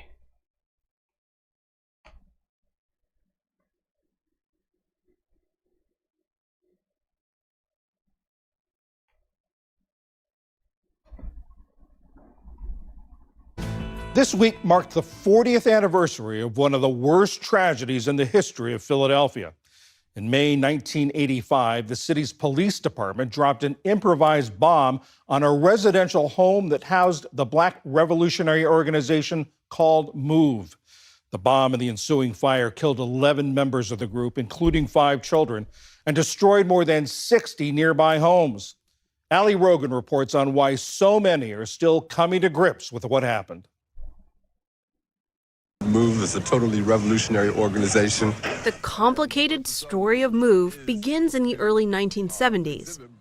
The organization followed the teachings of their founder, John Africa, who advocated a lifestyle rooted in nature. All members took Africa's last name and lived communally in West Philadelphia. We must fight back! They were known for staging disruptive demonstrations and frequently clashing with authorities, protesting everything from police brutality and war to pet stores and zoos. MOVE is and was an organization that's very much committed to life in all of its forms and whatever that looks like. Tommy Oliver is the director of 40 Years a Prisoner, a 2020 HBO documentary that traces the group's origins. They're committed to eating naturally, to living naturally, to not being reliant on technology. We walked around naked a lot. As children, the organization did not, they believed in vitamin D from the sun. They believed in allowing your skin to be tougher and stronger. Mike Africa Jr.'s parents were both members of MOVE. Yes, it was unorthodox, and some things were strange to some people, but for me, that was life. That way of life often put MOVE at odds with local police and their neighbors, who accused them of creating unsanitary living conditions. Them trying to live in the way that they wanted to live didn't sit well with a lot of people. So sometimes the neighbors, sometimes the city, and it escalated pretty significantly, pretty quickly. In 1978, more than a year after the city issued an eviction notice, Philadelphia's then mayor, Frank Rizzo, ordered an attack on MOVE's home. They're going to go either easy or hard way. That can be standing up or laying down. The months-long standoff culminated in a shootout. One police officer was killed and MOVE's home was demolished. While MOVE maintains that the officer died by friendly fire, 9 of its members were convicted and sentenced to up to 100 years in prison, including Mike Africa Jr.'s parents. The mayor admitted that he believed my parents were innocent. He believed that my parents were not in prison for the charge that they were charged with. Police are inside MOVE headquarters in West Philadelphia conducting an intensive search for weapons. He says the media's portrayal of MOVE was often exaggerated, and he says the organization was misunderstood even among many African Americans. MOVE members are not the turn the other cheek type people, and a lot of people felt like pacifism was the answer. And MOVE members were not pacifistic. If a cop attacked them, they would fight back. Tommy Oliver says those early confrontations, including that 1978 shootout, are critical to understanding what eventually happened 7 years later. You had officers and members of the police force who wanted revenge. In May of 1985, Philadelphia Mayor Wilson Goode ordered the organization to be removed once again from a home where they were living. What we have out there is war. And on May 13th, local news stations like WCAU and... Yeah, it was more like the city was waging a war on the people. I guess you could call it that. But it's not as if the movement was at all waging a war on the city of Philadelphia. Sort of a one-sided war. But yeah, I think in 1985, the city of Philadelphia dropped multiple bombs on the homes in which the people of the MOVE liberation movement were living in, and like an entire city block was basically razed to the ground, and then whatever was left was dismantled by the city. Everyone was forcibly removed. Multiple people died. I think it was like a half a dozen people died or something like that. But Sunday Funday, I know it's not that fun, but you know, I just figured I'd put this in here while we're talking about history. As this you know, somewhat forgotten piece of American history. Oh shit, why did I just click that? No, don't do this. God damn it. Come on!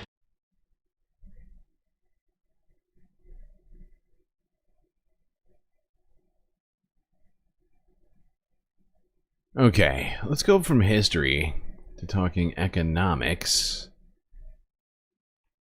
before we end the first half. Let's talk Walmart. I don't know if you've heard, but there's been something of a growing feud between Donald Trump and Walmart over his Liberation Day tariffs. Here, just to at least get you up to speed, this is from 3 hours ago. I'm sorry, 3 days ago. 3 days ago. Today Show. Walmart says it will be raising prices to deal with cost of tariffs.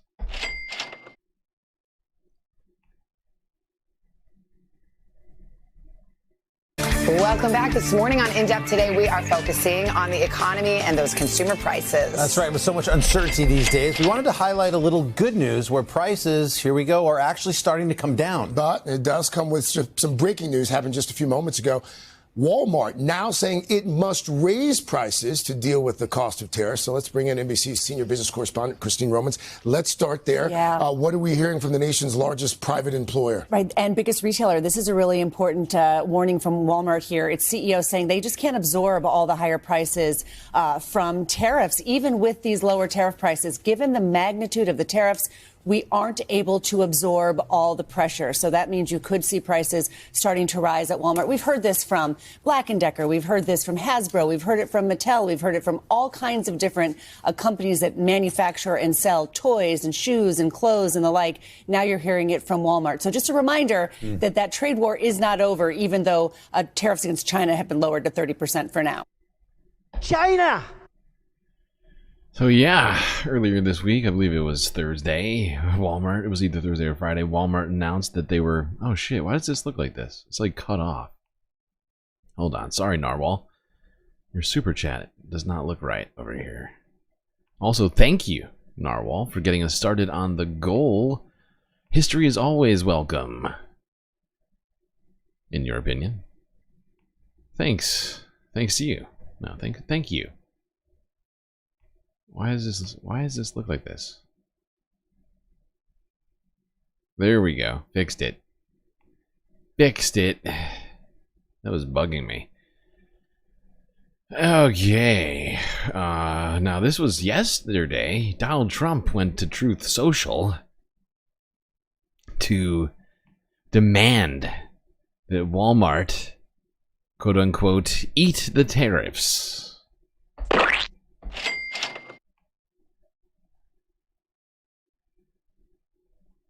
U.S. President Donald Trump on Saturday said Walmart should, quote, eat the tariffs imposed by his administration on imported goods instead of hiking prices for its consumers. His comments were in response to the world's largest retailer saying this week it would have to start raising prices later this month due to high tariffs. Trump in a social media post Saturday said, quote, Walmart should stop trying to blame tariffs as the reason for raising prices throughout. Let's go to the actual tweet. This tweet is better. This is the full tweet. Walmart should, all caps, stop trying to blame capital T tariffs as the reason for raising prices throughout the chain. Walmart made, all caps, billions of all caps dollars last year for far more than expected.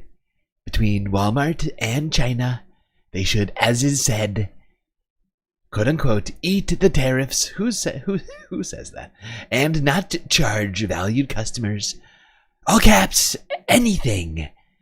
I'll be watching, and so will your customers. Very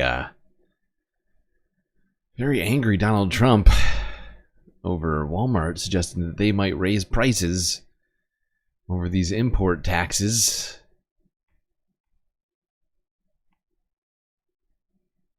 Then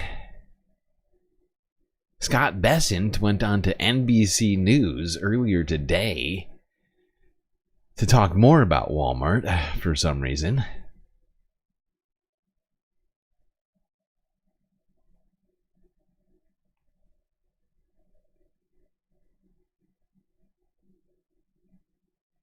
This big news from Walmart. It says it will start raising prices on its consumers, Mr. Secretary, as early as this month due to the tariffs. Now, President Trump out with a very stern warning on social media saying Walmart, quote, should eat the tariffs, adding the company made far more than expected last year.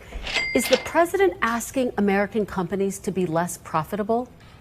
I was on the phone with Doug McMillon, the CEO of Walmart, yesterday, and Walmart is, in fact, going to, as you describe it, eat some of the tariffs that, just as they did in 18, 19, and 20.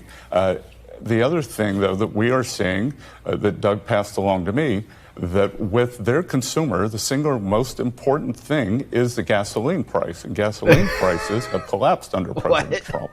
So we are seeing the other thing. The thing that matters most to people buying groceries and clothes or whatever at Walmart, or whatever, or TVs, phone cases, lamps, is gas prices. That makes sense. So while you're at Walmart, I'm sure you're just thinking about gas prices, right? You don't even look at the prices at Walmart, according to Scott Bessent. It's all about gas. Have collapsed under President Trump. So we are seeing that. The other thing that will happen, that is a direct tax cut. Wait. Scott is perfectly aware of why oil prices and gas prices are low right now. It has nothing to do with, well, it has a little bit with what to do with Donald Trump, but it's because Donald Trump has basically put our economy under threat. Investors and all of those commodity traders started selling oil futures in mass because of the expected, and already in the works, we've already been seeing, we saw an entire quarter of negative growth on GDP. That's why. Unless Donald Trump, is that really, yay, is that really the economist view? Is it actually, it's good. Recessions are good because gas prices are lower. Huh. Okay, Scott. Consumers, then the transportation costs are also a big input. So let's see what happens. What you were describing was Walmart's earnings call. The other thing that companies have to do, they have to give the worst case scenario so that they're not sued. So, I think overall we are seeing a decline. What? The companies have to give, what are you talking, the customer? What? I got to hear that again. Companies have to give the worst case scenario. Then the transportation costs are also a big input. So let's see what happens. What you were describing was Walmart's earnings call. The other thing that companies have to do, they have to give the worst case scenario so that they're not sued. So, it wasn't just the earnings call, Scott. He went onto TV and literally said it. We don't have that clip, but just search it. The CEO of Walmart went on to, I think, MSNBC or like CNBC and literally said it. It wasn't an earnings call. It was an interview. It's a lie. Overall, we are seeing a decline in services, inflation, and we saw inflation come down for the first time in 4 years. Well, in my conversation with former Vice President Mike Pence, he says he sees tariff as a tax. How far, Mr. Secretary, is the administration willing to go to prevent? It's not just Mike Pence. I don't know why NBC is struggling so hard to do journalism right now. Everyone, all economists see import taxes as taxes because there's no other way to. Why would you act like this is just the opinion of Mike Pence? What are we doing? Tax. How far, Mr. Secretary, is the administration willing to go to prevent CEOs from increasing prices? Well, I think what we're hearing here is that people are saying tax increase. This guy is struggling so hard to get through this interview. It's hilarious. But there we go. Scott Besson coming out to tell us that Walmart probably won't raise prices as much as they're saying, and actually, really, it's all about the gas prices, and everybody needs to stop being such a panickin. Okay, that's basically the message we're supposed to take from this interview. We're all being panicins. Illegal. Okay, but you know what? All of America seems to be panicking lately. If you didn't hear, on Friday, the consumer confidence numbers came out, and for a third reading in a row have gone down, and is now at an almost historically low level of consumer confidence. Only one other time, from my understanding, has consumer confidence numbers ever been this low since they started tracking them like 70 years ago or something. Here's PBS NewsHour from 6 hours ago.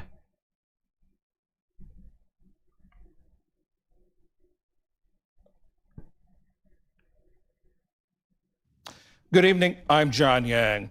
Today, Treasury Secretary Scott Bessent seemed to acknowledge that President Trump's tariffs may lead to some prices going up, but downplayed fears that it would fuel inflation. On CNN's State of the Union, Bessent said he spoke with Walmart's CEO after he announced this past week that the retailer may pass tariff costs along to consumers.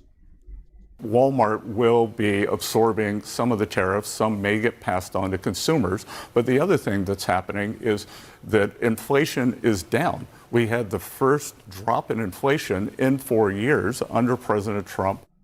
This past By the way, I just want to point something out. Closely watched measure of consumer sentiment. Because on that earnings call that Scott Bessent was talking about earlier, when he did in fact say that Walmart, as well as in the interview that he did say that that the company would be eating some of the tariffs, but that, but of course, to what degree they're going to be absorbing the tariffs is yet to be seen. And there was no function of what Donald Trump said on Truth Social.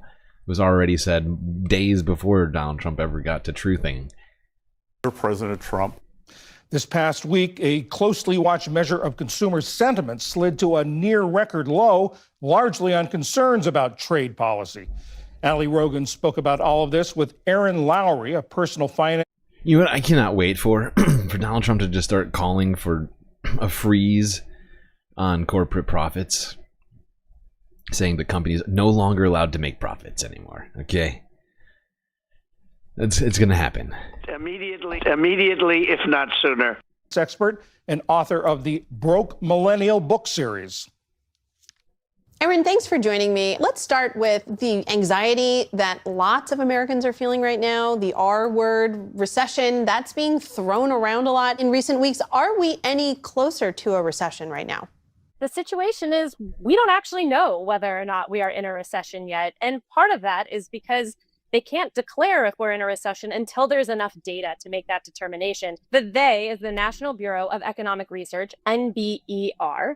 And that's the organization that determines and announces the start and the end date to recessions. Now, one of the key indicators is 2 quarters consecutively of negative GDP growth. Now, we had one last quarter. We'll find out in June whether or not there were 2 quarters. So by July, we might know whether or not we have been in a recession this entire time. You've coined the term personal recession to...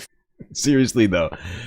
I don't know what is up with the mainstream media using the R word so much. They need to find a different way to say it. Just say recession. It's not that hard. It's only 3 syllables or 4 syllables. It's not that difficult. 3 syllables, right? Recession. Yeah. To how some people feel despite broader economic indicators. What does that mean? And how can people break out of that sort of cycle? Well, when it comes to a personal recession, that can happen at any time, no matter how the economy is doing. And it largely has to do with your ability to earn an income. So if we think about folks who maybe en masse have been getting laid off lately, there are plenty of people who are already potentially in a personal recession. There are so many Americans that live in a paycheck. Yeah, I'm already living in a galactic recession and an Earth recession. The disruption of a job loss is catastrophic potentially to their personal finances. So even if the economy is doing well and or if the stock market is doing well, it can still feel for some people like a personal recession. And if inflation is going up, cost of consumer goods are going up, everything feels more expensive to you, and it's reflected in your household budget. That's pretty painful. It certainly is. It certainly is.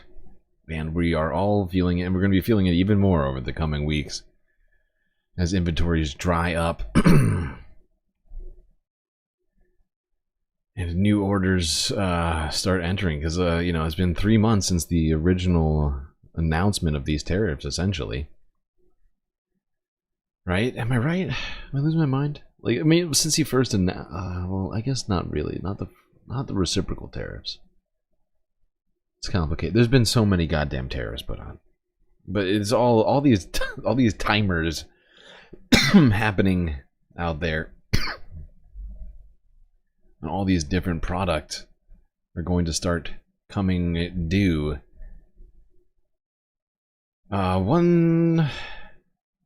Let's see. Another business story here. Fox News has decided to dip their toes into the streaming game, creating a new streaming service called Fox One. Very exciting. Here's Reuters from earlier this week.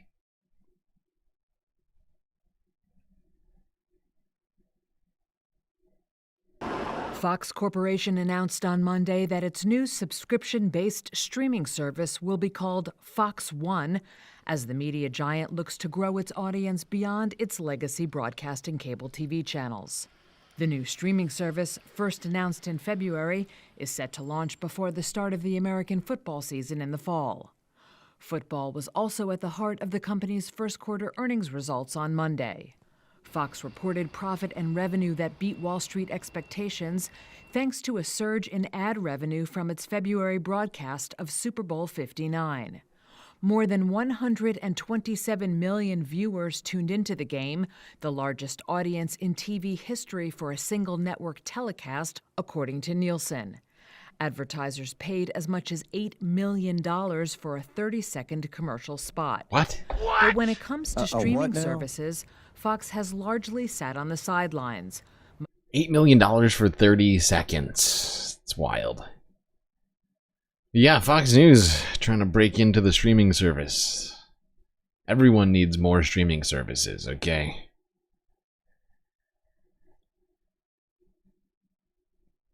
All right. Now, if this news cycle happens to be stressing you out, click on Detroit.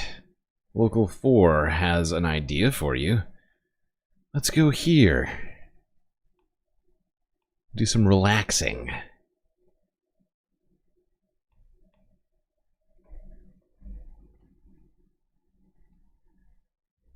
There really are a lot of fascinating things about the city, but it's history that really takes the cake. Yeah, for 7 decades, the city was known as Bath City of America. Our visit to Olympia Spa and Salon on Cass Avenue brought that history to life. And it's the only spot in town where you can experience the famed mineral baths, keeping the tradition alive with a modern touch. In the late 1800s, a natural mineral spring was uncovered under Mount Clemens, a hidden treasure that changed everything. People believed these waters had healing powers and traveled to town to soak their pain and problems away. People started coming from all over the world to soak in the baths. We had many famous people, Mae West, Babe Ruth. It was quite the town, tourist town. There was a total of 78 hotels in town during that whole era, and each one of the 11 bathhouses were said to be doing approximately 500 baths a day. But with the rise of pharmaceuticals and the Great Depression, customers stopped coming. By the 50s, the last remaining bathhouses closed. Now, the healing history of the mineral bath experience only exists at one place, Olympia Spa and Salon. I always wanted to own a spa as a child and all through my teenage years, and I always knew, don't know why, it had to be in Mount Clemens. The spa's owner, Lois Lombardo, bought the former Olympia Hotel 20 years ago and has been building a loyal clientele ever since. I started coming. Looks pretty relaxing. I could go for a fancy mineral bath right about now after this long-ass week. and what is most likely going to be a very long week ahead of me here. Every week when Donald Trump's presidency seems to be a long week for me. Although thankfully the stream isn't having as many technical issues now, which is at least allowing me to do my job. Oh, God. You know what? I think now's a good time for us to take a quick break. Almost at 2 full hours already.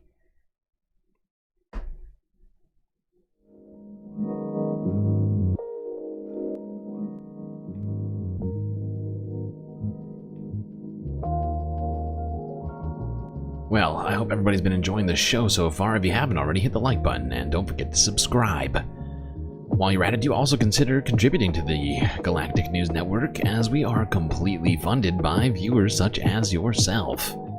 So many great ways, of course, for you to show your support: YouTube, Twitch, but lately I have been recommending and/or requesting people consider contributing on either Cash App, PayPal, or Patreon. Not that YouTube and Twitch aren't good, but due to last month's lack of streaming, due to either me being sick or having technical difficulties, we streamed like over 30% less than we normally do, and as a result of it, took in a great deal less revenue, and the bills are coming due. Wow, am I rhyming? And unfortunately, galactic funds are somewhat depleted. So, do consider one of the many ways. At least with Cash App and PayPal and Patreon, we get that money immediately, if not sooner. Immediately, if not sooner. Unlike with Twitch or YouTube. Of course, the best way to get the most space benefits for your Earth dollars is, of course, to go on to Patreon and become a Galactic patron. Only $3 a month. We also have higher tiers, so if you're already a patron member, maybe think about going up a notch.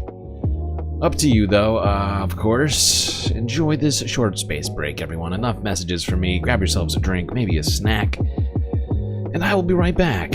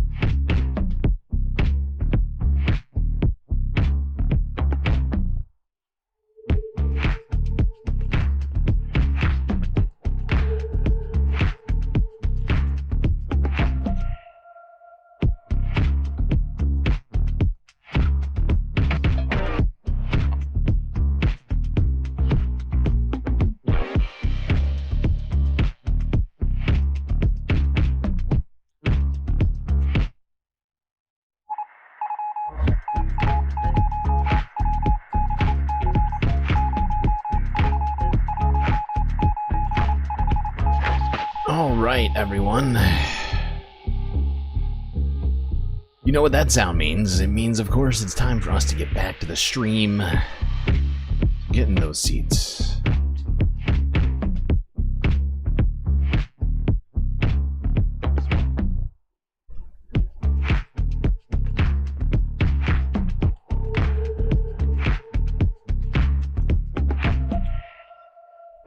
We still got a lot to talk about here tonight. Let's do some Canada talk while we're in North America. And it is Sunday Funday after all, so we're gonna try and up the fun level. I don't know how entertained everybody's been up to this point. We've certainly had quite a lot of news already covered. There's a few value-taining things, I would say, at least. One would think. How are we doing on the goal? Still 1 of 5. Only an hour and 10 minutes left. Oh boy.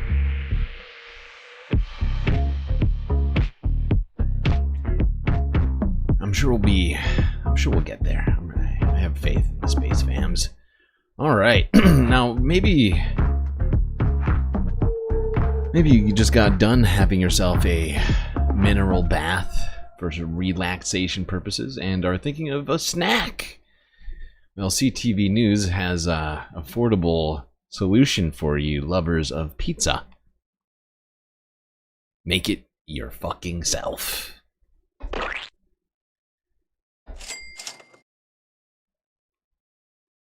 And now, let's head over to the Trail Appliances kitchen. Well, Statistics Canada data shows that food prices are stabilizing, but a recent study says food insecurity and food bank use all at an all-time high. Here to help families make affordable, healthy, and easy meals is home economist Jody Kashgar, who joins us often here with these types of ideas. And we're talking pizza today. We are talking pizza today. I love pizza. It's one of my favorites. And who doesn't love pizza? I can say as when I had a teenager and child at home, pizza was a regular Friday night meal, but I never loved what I could buy. And takeout pizza is expensive. For so sure. I like what I make better. And I love what I make on the barbecue. Okay, great. So there you go, people. You can start barbecuing your own pizza.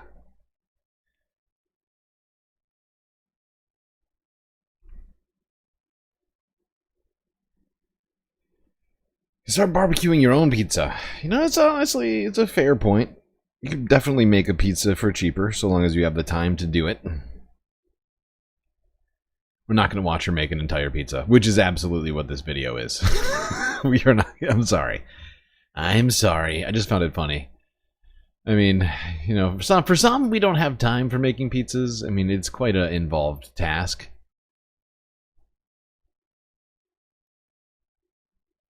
Did make me hungry, though. And while we're in Canada, I suppose we better check out a very wacky food festival in Calgary. Here's CBC News from 3 days ago.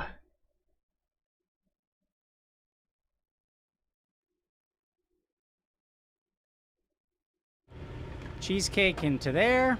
Top it off with some bacon. That's it, the maple syrup. Oh, Got God. the maple bacon cheesecake from Stampede Newcomer Bow Tie Pizza. Here we go. That actually sounds delicious. That sounds Just delicious. one I'm Calgary not gonna Stampede lie. It exclusive sounds really creation good. from one of more than 70 food vendors prepping for this year's event. Some were showing off what they've dreamed up in a sneak peek. Oh, God. How you doing? Good, thanks. Stampede, it's That arguably spam and the shrimp? biggest event in the country. From a tourism standpoint, we decided to swing for the fences this year, and we ended up getting in, and now we're kind of like, oh, okay, now we got to do it. So it's a little daunting. Adults are going after the Skittle Dogs. 2 Skittle Dogs. There are some veterans who will be back, like this concession owner who has been slinging snacks at Stampede for more than 40 years, and he's got something new this time around. This is making me stupid hungry right now. A pork tongue, and then we lightly smoke it, and then we cook it.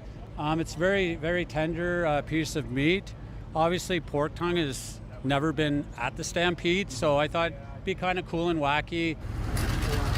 There are other wacky treats too, like ube corn dogs, What pickled is that? Oreos, and a Fruit Loop chicken. What, that is a corn dog? Other wacky purple treats corn too, dog. like ube corn What is ube? Anybody know what ube is? I've never heard of that before. dogs, pickled Oreos, and a Fruit Loop Pickled chicken burger Oreos? alongside your standard. What in the I was objecting to pickled Oreos, and now what is this? Oh my God! Is that Fruit Loops? And is that a Fruit Loops fried chicken sandwich? Canada, what is going on up there? What are you all doing?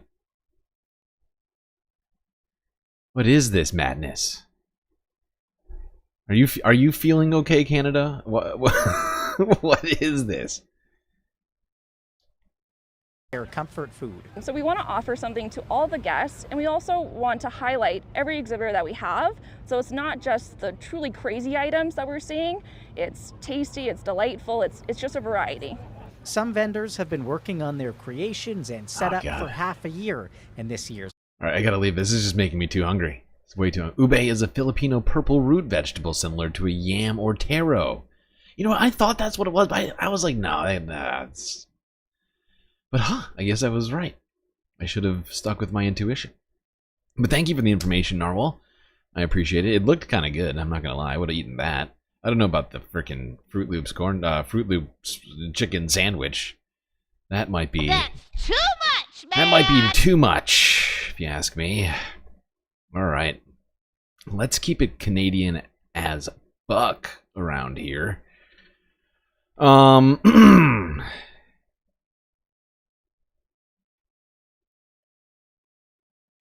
Yeah. Let's do this. A new show is coming out. Or I think is already technically out. It's called Super Team Canada. Let's find out more here at CTV News from 5 days ago.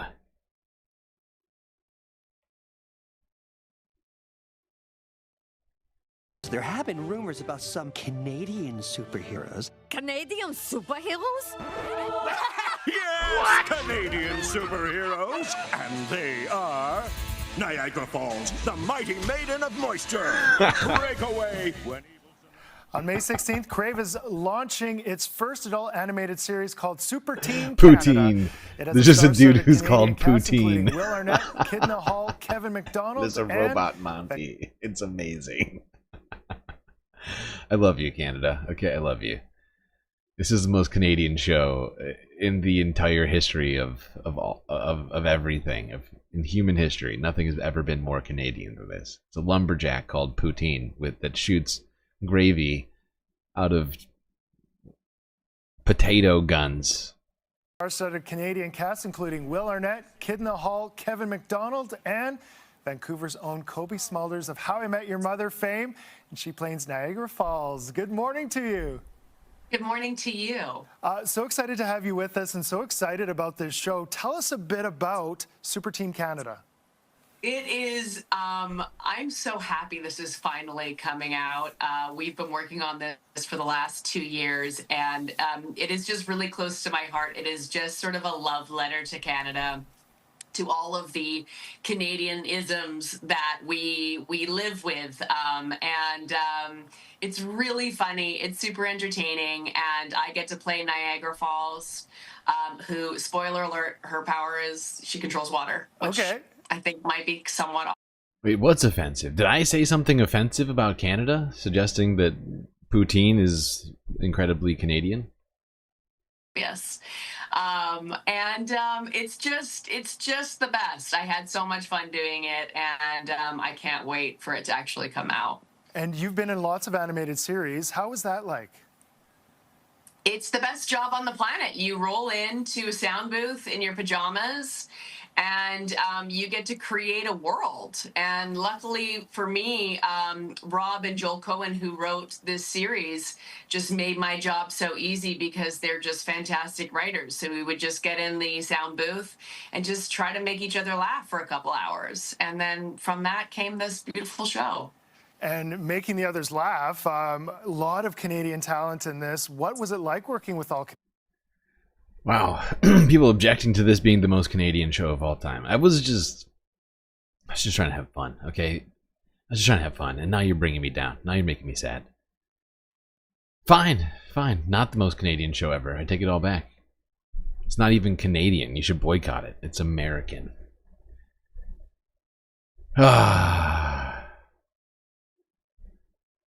Honestly, what about Trailer Park Boys? That's got to be on the top tier of Canadian representation. What's this? You don't have emotional support characters? Okay. All right. I'll take a break. I'll get you some emotional support. Nobody was keeping... No, I didn't see a lot of emotional support character talk in chat today, so... I totally forgot about it, honestly. You're all supposed to be keeping me up to date on this.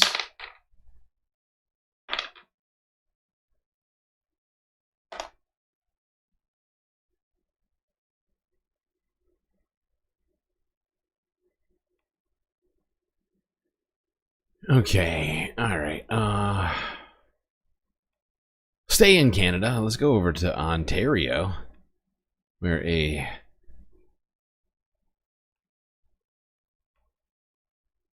Oh, I'm trying to come up with a pun right now.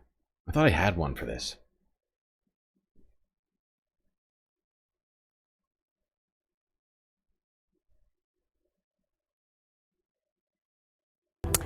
All right, just I've got it. Stick with me on this, because traffic on one of Ontario's busiest highways is moving particularly slowly this rush hour, and it's all because of the utter chaos caused by a herd of cows. The cattle were spotted wandering south along Highway 400. The highway links the Greater Toronto Area to cottage country, where many Canadians are headed for this first long weekend of the summer. Provincial police officers are in the area working to guide the animals to safety. And we are joined now by one of those officers, Sergeant Kerry Schmidt. He's with the Ontario Provincial Police Highway Safety Division, and he's joining us from the scene. Sergeant Schmidt, how are things looking on the Milky Highway today? Yeah, well, they're beef cattle, actually, and there's one here. I'm not sure if you can see him behind me. Please let me know if he comes towards me.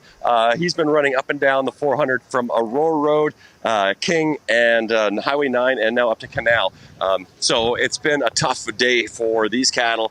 They're exhausted, they're tired. The farmers are here right now. We've been trying to rustle them or wrangle them or direct them into trailers. We've got 2 in trailers, and there's 4 more outstanding.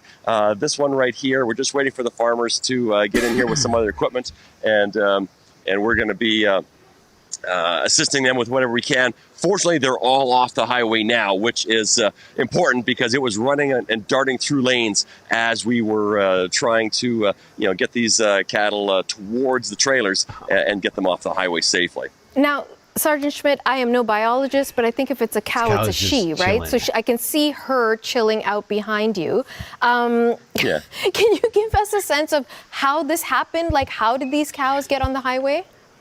we're not 100% certain. I think one of the things that I heard is that this cattle got spooked with some thunder and lightning that happened overnight, and I think they've been kind of on the loose, all morning already, trying to figure out what was going on. They got out of their enclosure, whatever that may be, and when they finally got on the highway, just around 2 o'clock, that's when we were notified. Hilarious! You guys got this cow just staring, and there's just a massive line of freaking cars and trucks over here.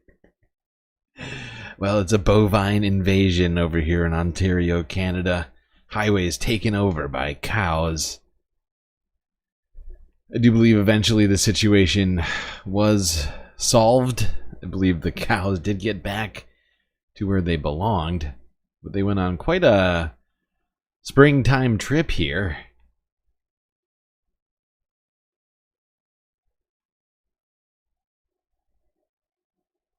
All right. Now, for some of us, mental health is waning at an alarming rate with everything going on in the news, in trade and economics, and the takedown of constitutional rights, people being deported everywhere. A local man has taken... One man, he's got a solution for his mental health problems. Let's go here to CTV News from earlier. I think this was Wednesday, sometime last week. A local man has taken his first steps on a cross-country journey. He says he has thousands of kilometers ahead of him, raising mental health awareness while managing his own. Scott Miller reports. Mikey Morrison is into day 2 of his Great Canadian Walkabout. Oh man, I can't get enough of the fresh air. It really helps my mental state, helps me get out of my depressions and obviously my anxieties. I can't stop moving, and that's part of my bipolar disorder. The Cambridge native left Wallenstein on Monday morning on his cross-Canada journey to bring awareness to mental health and depression, something he's been dealing with for most of his life. I've struggled with bipolar almost all my life, and I've found other ways to overcome it besides, medications. I talked to my doctor. We took the right steps to get me off, and I've been med-free for about 12 years, and I've found a lot of cool ways to deal with my depression. One of those ways is exercise and outdoor activity. He'll get a lot of that over the coming months as he plans to pull a pony cart that he'll sleep in at nights across Canada. It's amazing. He's starting by walking on the Guelph to Godrich rail trail. So far, he's about 60 kilometers into a potential 5,500 kilometer journey. I don't have a lot of money. I'm on a disability income, but I took what I could save up through the winter and buy off a marketplace, and we ended up building this. When I was a young fella, my dad always told me, get off your pity pony and walk it off. So what I did was I bought a pony cart and turned it into a shelter, and I'm going to walk it off. Taking his father's advice, this Indigenous Canadian has decided to walk the entire country with a tiny sleeping vessel behind him on a little walkabout, a verified Canadian walkabout. Now, maybe walking isn't your speed and you'd rather get yourself into some lawn games. Apparently, at one lawn bowling club in Canada, you can go there for free and get yourself some bowls action. And lawn bowling is kicking off across Nova Scotia. We have free lessons starting up there throughout May and June at all of our member clubs. People can come on out and Now, they say it's for all ages, but I'm pretty sure this guy is the youngest person here. And give it a try. Try something new and hopefully find a sport for life, whether you're young or old. We're here for you to give it a try. So lawn bowling, we like to call it curling on grass. And the closest Jack wins, very similar to what you would see in curling or bocce. Shot. Coaching. You see what I mean? Everybody else here is like 110 years old. But yeah, you could have some fun out there, people. You could have some fun out there. Get playing games with your community. Have a good time. Now, let's go on to this horrifying news story. In Ontario, Canada. I am under... I mean, this is the... I mean... Our society needs some help, okay? We really need some help on things like skepticism. But a number of people in Ontario have lost tens of thousands of dollars each in scams. What kind of scams, you might be asking yourself? You're about to find out.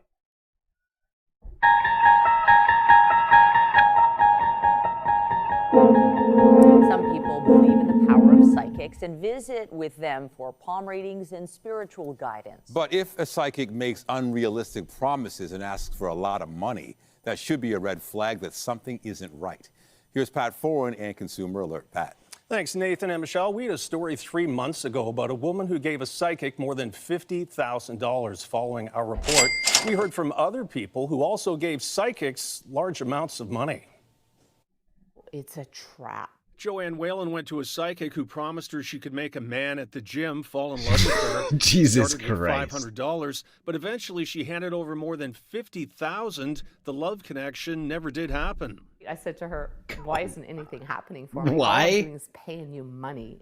When we did the story, the psychic said she would give Whalen her money back, but she didn't. Oh I my was God. so trapped in it mentally. We also heard from a man named Ray who asked we need us more not critical to identify thinking on this him. planet. His wife had died and he started online dating. We need more critical thinking on this planet. Why? Why isn't it working? Because it's a fantasy is why. Because it's a goddamn fucking fantasy. Jesus Christ. He went to a psychic to find out if a woman he met would be a good match. Just telling me the girl likes you very much. The psychic said he could make the woman fall madly in love with him. The girl loves you more. It's like that. If you give $12,000. Yeah. Ray married the woman, but they immediately had problems. The psychic said he could... Hey, I mean, they got married. You know, people fall in and out of love. I mean, this isn't... I don't even know about that. I'm not sure that one's an open and shut case right there. Yeah. Ray married the woman, but they immediately had problems. The psychic said he could repair the relationship for more money. Yeah.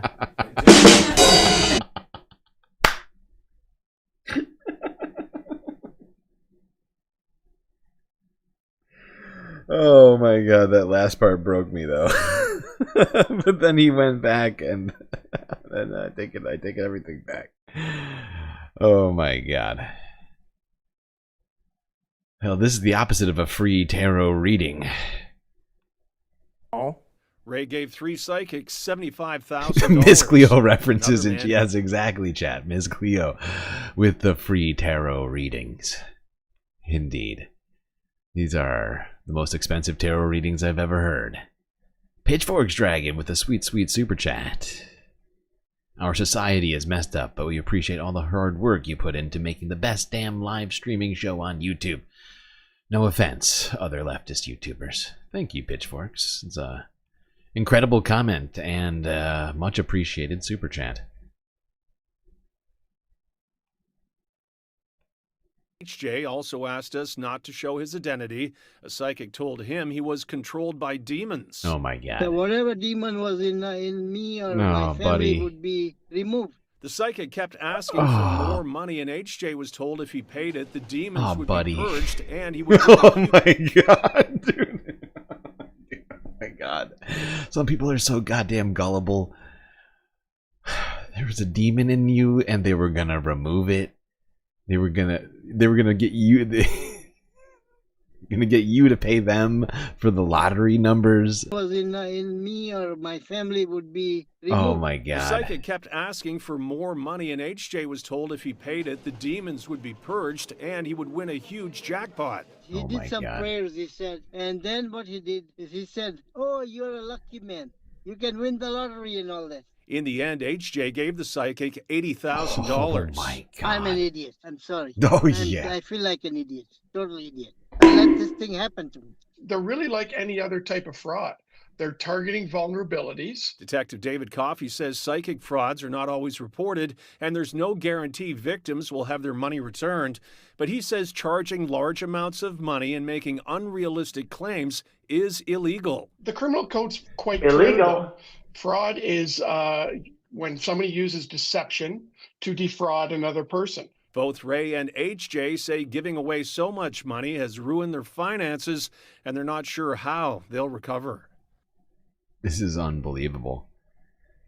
This is wild. $200,000 over 3 victims or something close to it.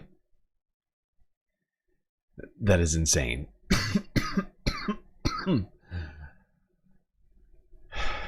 Can't believe, I mean, taking advantage of gullible people like that to the sums of tens of thousands of dollars. It is just despicable. But our society is filled with all this very, very magical thinking. Unfortunately, one of the reasons why I worry about this next thing we're going to talk about is people's ability to differentiate between real and unreal. Let's talk AI. What do you say?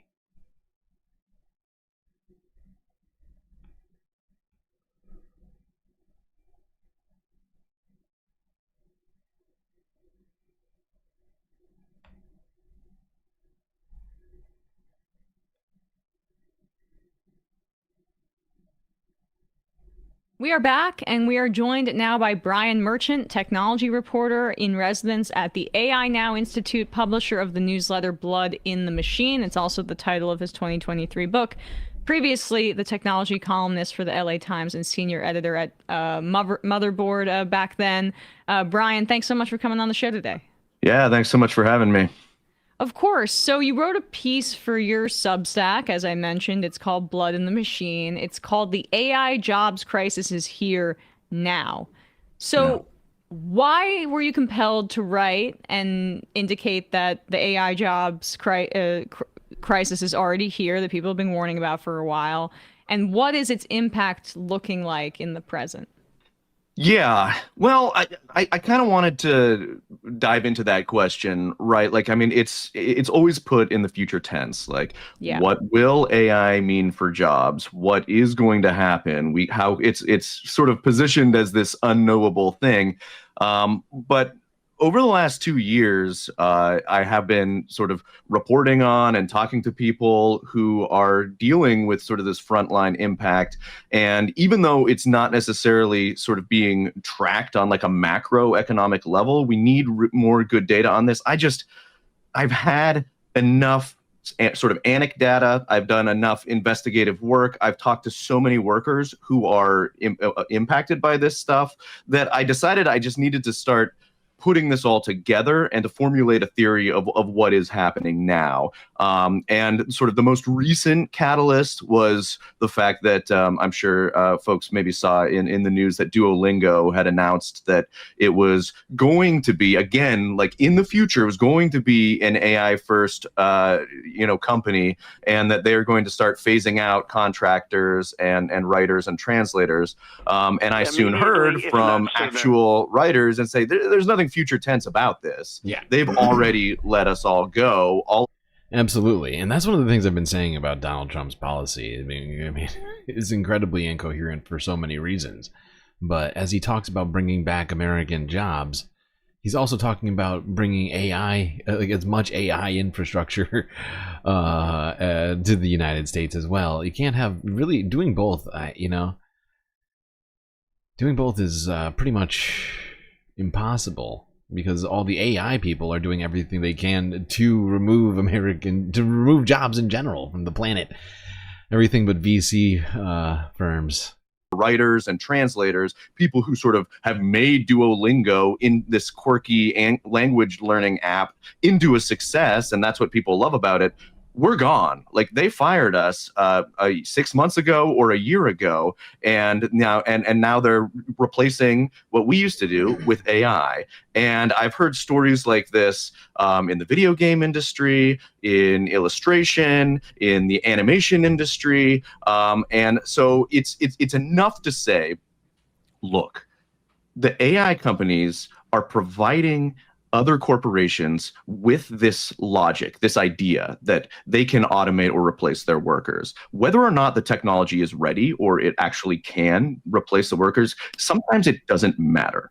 They can just take that logic and then say, well, this is what we wanted to do anyways. We wanted to get rid of you, or maybe this is a useful way for us to say, all you pesky workers who may be asking for raises or better conditions, well, we can replace you if we want to yet, so don't get too, aggressive or demanding for better conditions. And I think the best example of the way that this is manifesting is just looking at what's happened with Doge, right? How are they justifying, a lot of this work when they go into a new agency like the General Services Administration, or now even, just about everywhere, but that started with the GSA, and they said, we're going to do an AI first strategy right now, and that is not necessarily true. So for this piece that I also spoke to an 18F worker who was one of the technological services department workers who was let go when the Elon Musk and Doge completely wiped out that entire agency, and said, this is part of our AI first strategy. And he saw the AI tools that they're actually planning on using in the agency. And he's like, and it was laughable, he said. There's no way that this thing is ready for the prime Right, the time. technology's not there. But so the Republicans right now are debating their budget bill, and currently they're proposing this part of the budget bill, which is just thrown in there clearly by these special interests,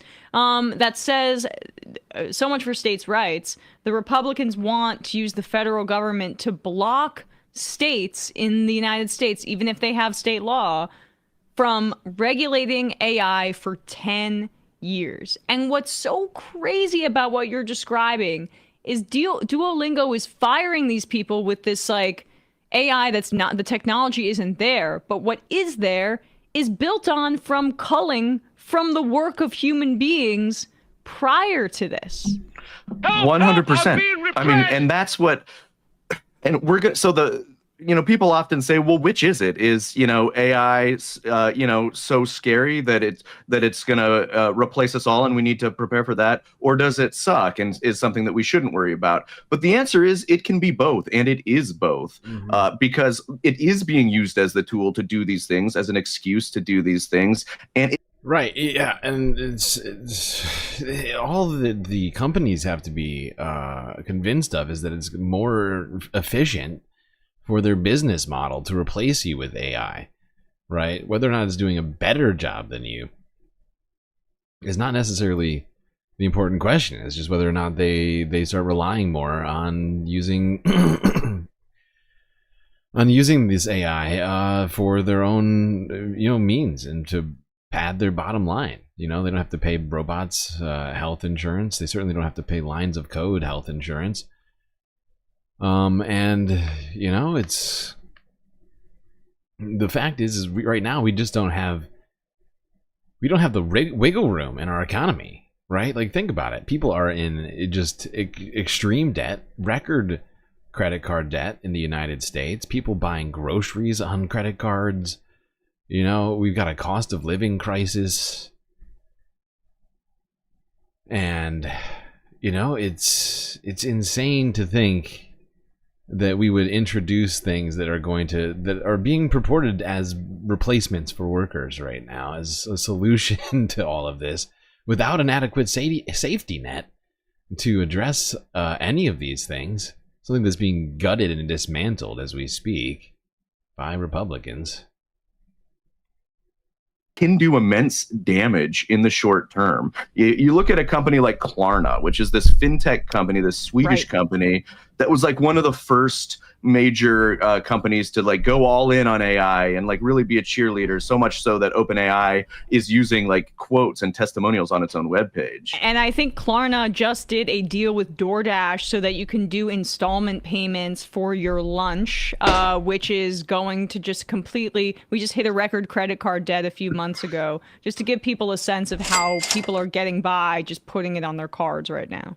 Putting it on their cards, breaking down sort of, all of these structures and these jobs, right? Like DoorDash is the model that kind of predates AI. So it's useful to bring that into the conversation, I think, because if you want to look at what OpenAI and the AI companies are doing, it's like what Uber did on steroids, right? Arguing that, that it needs special treatment, that it should get rid of regulations that govern, say, taxi work in cities. But now these AI companies are going right to the source. They're saying, you know what? We've mustered enough power. We've got enough buddies in Congress. And the thing about this moment is it's not just special interest. It's actually the oligarchic capture of Congress and the federal sort of level. Whoops. What listen to that? Administration itself is now run by people who have a vested interest in seeing AI companies take root. So we have this concentration. Yeah, all the guys in government are getting invested in all this stuff. That's 100% true. I just want to watch this. We watched this months ago, like 3 months ago, during the Davos summit in Switzerland. The Anthropic AI CEO, this weird guy, had a bunch of stuff to say about the future of AI.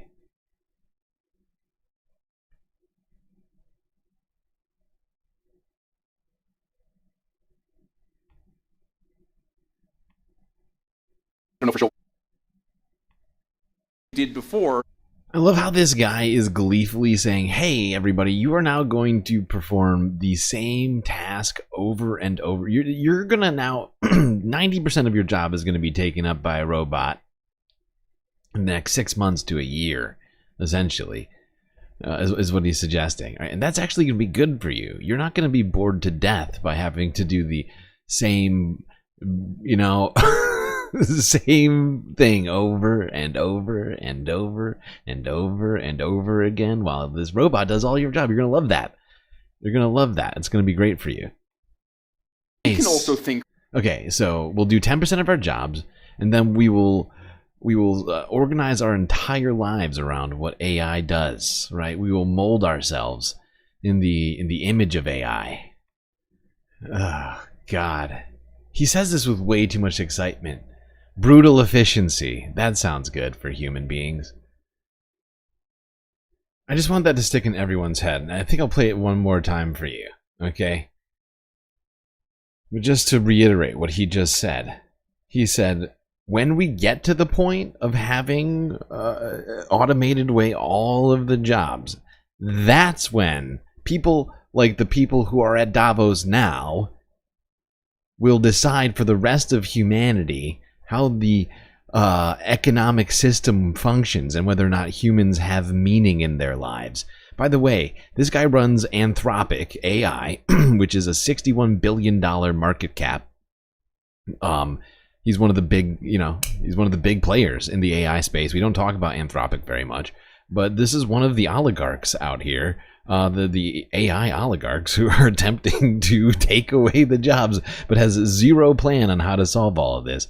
We're going to solve it once he has his hands on all the levers and the workers have none left, right? Because think about it.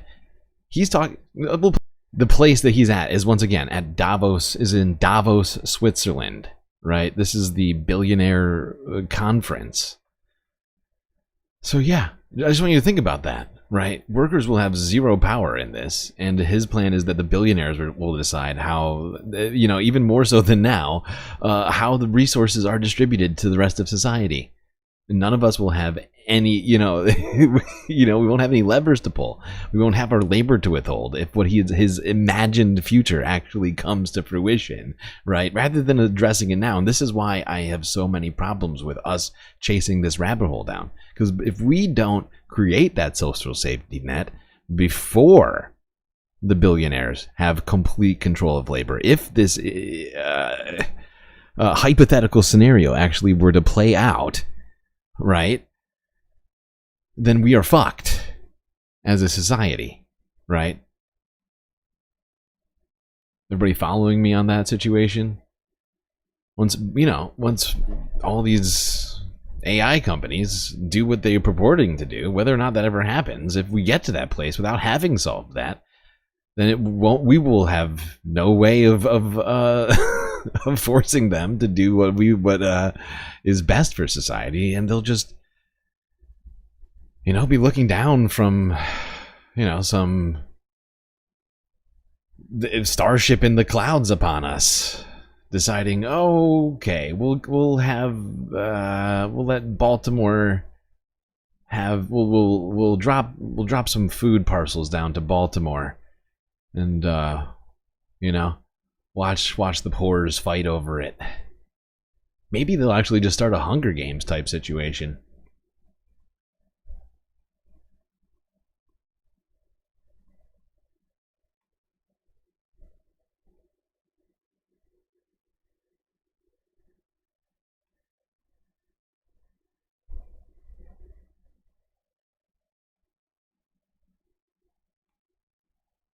All right, let's go to talking about environmental stuff here.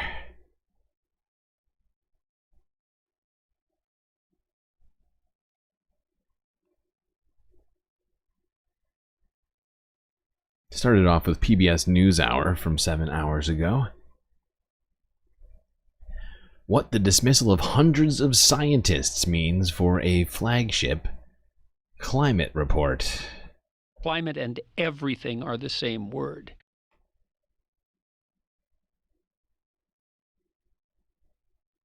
Last month, hundreds of volunteer scientists and experts across the country were told by the Trump administration that they were no longer needed to compile the next national climate assessment. That's a report mandated by Congress to periodically catalog the ways climate change is affecting the nation. It's considered the government's flagship document on the topic. The 6th edition is to be released by 2028, but the message said that its scope is currently being reevaluated. Elizabeth Cobley was among the recipients of that message. She's an associate professor at the University of Nevada, Reno, and was leading the team studying the Southwest. Elizabeth, what's the purpose of this document and how is it used? It's a congressionally mandated report, and it's produced every 4 years under the direction of the U.S. Global Change Research Program, or the USGCRP. And what it does is it really analyzes the impacts of global change on the United States with a focus on how such changes might put things that Americans value most at risk, whether that's our national security, our community safety, our resources, those sorts of things. It's really a synthesis of the newest and most relevant research on global change, and it's divided into chapters that focus on things like systems such as water, or specific regions like the Southwest, which I was leading. And there are no policy prescriptions in this or recommendations in this? You're right. It's meant to be a nonpartisan report that's policy relevant, but not policy prescriptive. And this means it's... Yup, it's just data. Data isn't partisan. It's science. It's science. But the Trump administration has been doing all sorts of stuff. I mean, this climate report she's talking about, not only have there been scientists who have been dismissed who are supposed to be getting it done, they canceled it entirely. Lee Zeldin doesn't even believe in climate change, the new head of the EPA. And so they're not even going to publish the report, they said. As long as we don't know about climate change, it's not real. I don't want reality. All right. Let's go from talking policy to some fun stuff people are doing in the world right now out there on the oceans. starting in Hawaii. Hawaii news now from yesterday.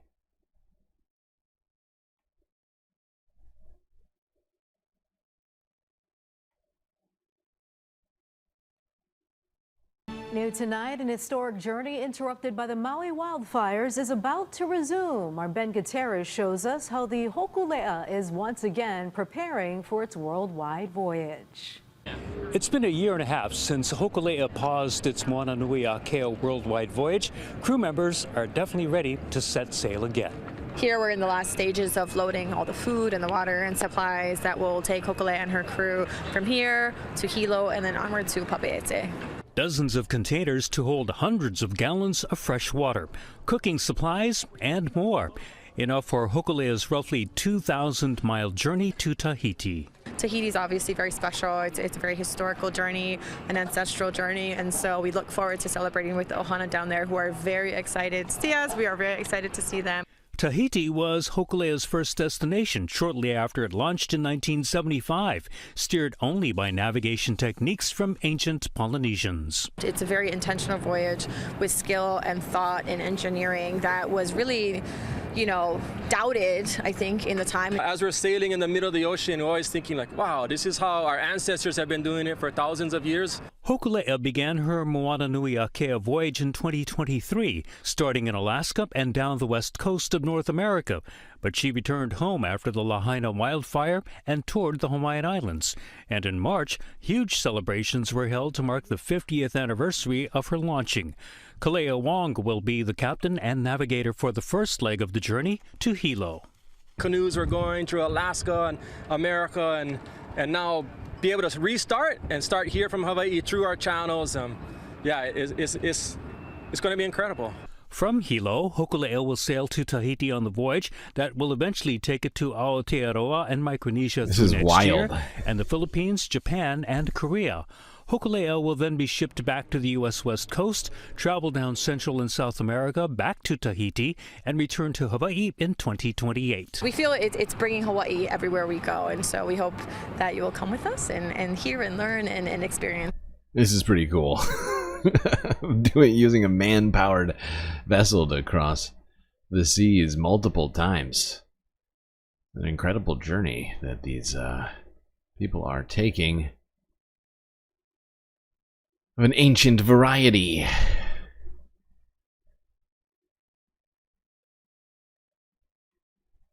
Now let's go to see another man who is also doing today. I don't know if you're picking up on this. I'm picking up on it myself.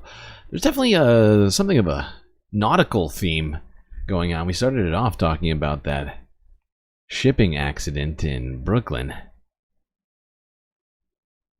Let's go to here, to one man who quit everything and decided to take to the seas himself.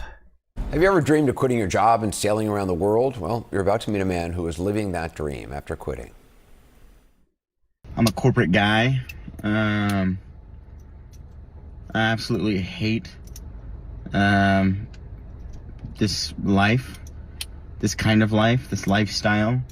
So I'm taking this video now because I'm gonna just start logging everything about this journey, and maybe at some point my brother will put a movie together. But yeah, I'm gonna buy a sailboat and I'm going to sail around the world. That's Oliver Widger, who quit his job after he posted that video, liquidated his 401k, bought a sailboat, and started learning how to sail. Yeah, he didn't really know how to sail. The 29-year-old was inspired after he was diagnosed with a rare bone disorder. Then about 2 weeks ago, he and his rescue cat Phoenix left Oregon and set sail for Hawaii. That part of it is hilarious to me. He'd never sailed before, but he's like, you know what, I'm buying a sailboat, and I'm gonna sail it.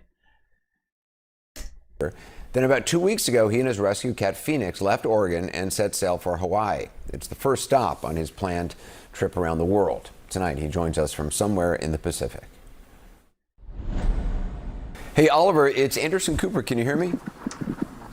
Yeah, hey, Anderson Cooper. Hey man, how you doing? Thank you so much for doing this. Yeah, thanks for having me. How's it going so far? Where are you exactly? Well, somewhere pretty close to the middle between like Hawaii and California. So. Do you know exactly where you are, or? I mean, I couldn't tell. I mean, like there's not a lot of landmarkers, but I don't know my exact coordinates right now. But What's an right average? somewhere in the middle. And you said it was a disturbing medical diagnosis 3 years ago that really made you finally decide to do this. Can you talk about that? Yeah. So 3 years ago, I was diagnosed, or 3 or 4 years ago now, I think, I was diagnosed. I had really bad neck pain for a really long time, and I never went to the doctor just because I don't like going to the doctor. And then finally, it got bad enough. And I just I went to the doctor and I was like, you guys need to figure this out because my neck hurts. And they took some x-rays. And then I went to work the next day and they called me while I was at work and they were like, what are you doing? And I was like, well, I'm working. And they were like, we need you to come in right now. And so I went in and the lady, the doctor, she was like, I've done this for 20 years and I've never seen anything like this. She basically described that my cervical spine looks like somebody who's like over 115 years old. And so I can't remember if I already said, but it was Klippel-Feil syndrome, which is what I was diagnosed with. And so all of my cervical vertebrae I don't have any discs between them, and they're all fused and deformed as well. So like they're like different shapes. So are you in pain? I mean, are you in pain sitting there in the boat right now? You know, I kind of did the same thing with this stream for different reasons, of course. But the early months of this stream, I kept this all alive with my own life savings. For the first, I don't know how many months, we weren't making very much money at all.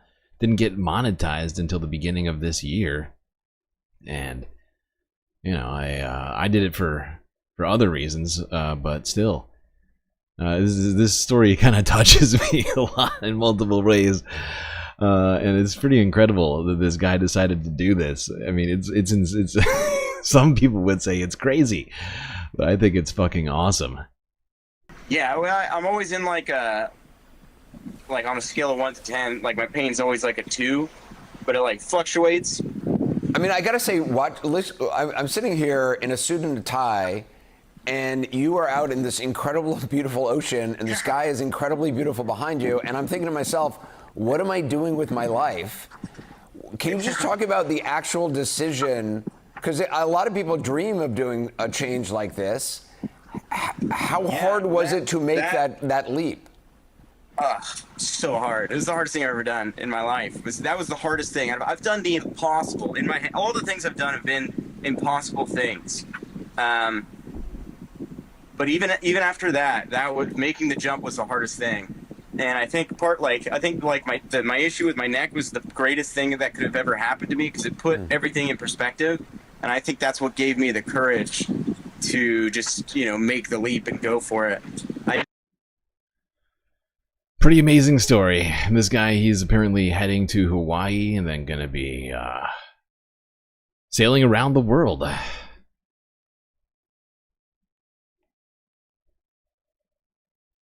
Pretty cool. Hey, Pitchforks Dragon with a sweet, sweet super chat. I speak for everyone in chat. We appreciate your hard work. Well, thank you. I appreciate you appreciating me.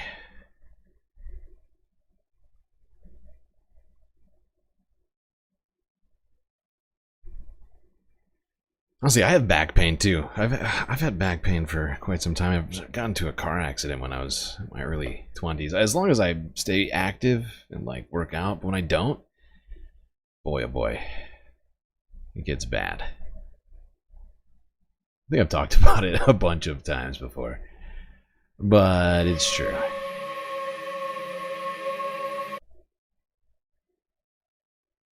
Oh boy, the goal is getting short. We got 15 minutes left on that goal right now. Yeah, apparently this guy created like a YouTube channel, and his people are helping fund his trip around the world now. It's quite a story. All right, let's stay in Hawaii, but on the mainland, where an economic situation is affecting flowery festivity garment, the lei. And unfortunately, due to the China tariffs, leis are getting more expensive.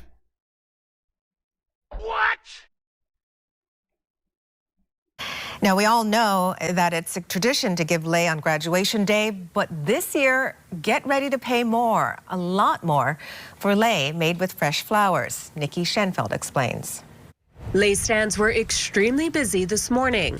Beautiful, they're so beautiful. As people rushed to get fresh flower lei for graduates. I bought a Hokule'a and a regular lei. Many noticed they were spending more money than last year. These usually go like 40, but now I think it's like 70 I paid for. This one was 40 and this one was 35. Those used to be $7. To me, it went double and almost triple, seriously. Because I usually pay about, lucky if I pay about $35 to $40. And I went to the airport.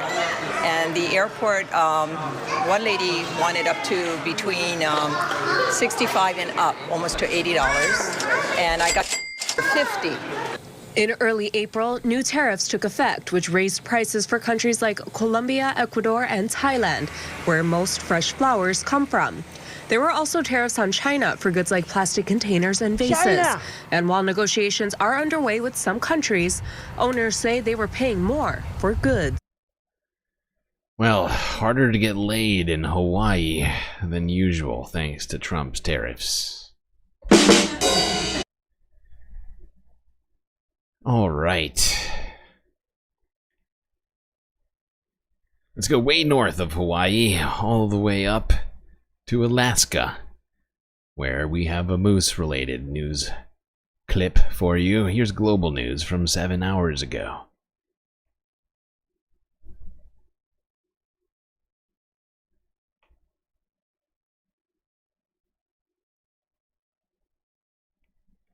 An unexpected moment in Anchorage brought a little bit of wilderness right to a hospital's front door. Early Thursday morning, a moose gave birth right outside Providence Hospital in Alaska. Staff and patients watched from inside as the calf was born and took its first steps. Wildlife officials say moose often return to quiet, familiar spots to give birth, and this hospital lawn fit the bill. This is one of the biggest times where we see cow moose being particularly aggressive because they're defending their young. Right now they know moose calves can't get up, they can't run very fast, so they can't keep up with mom, meaning mom's defense is to stand her ground and stop anything that comes too close.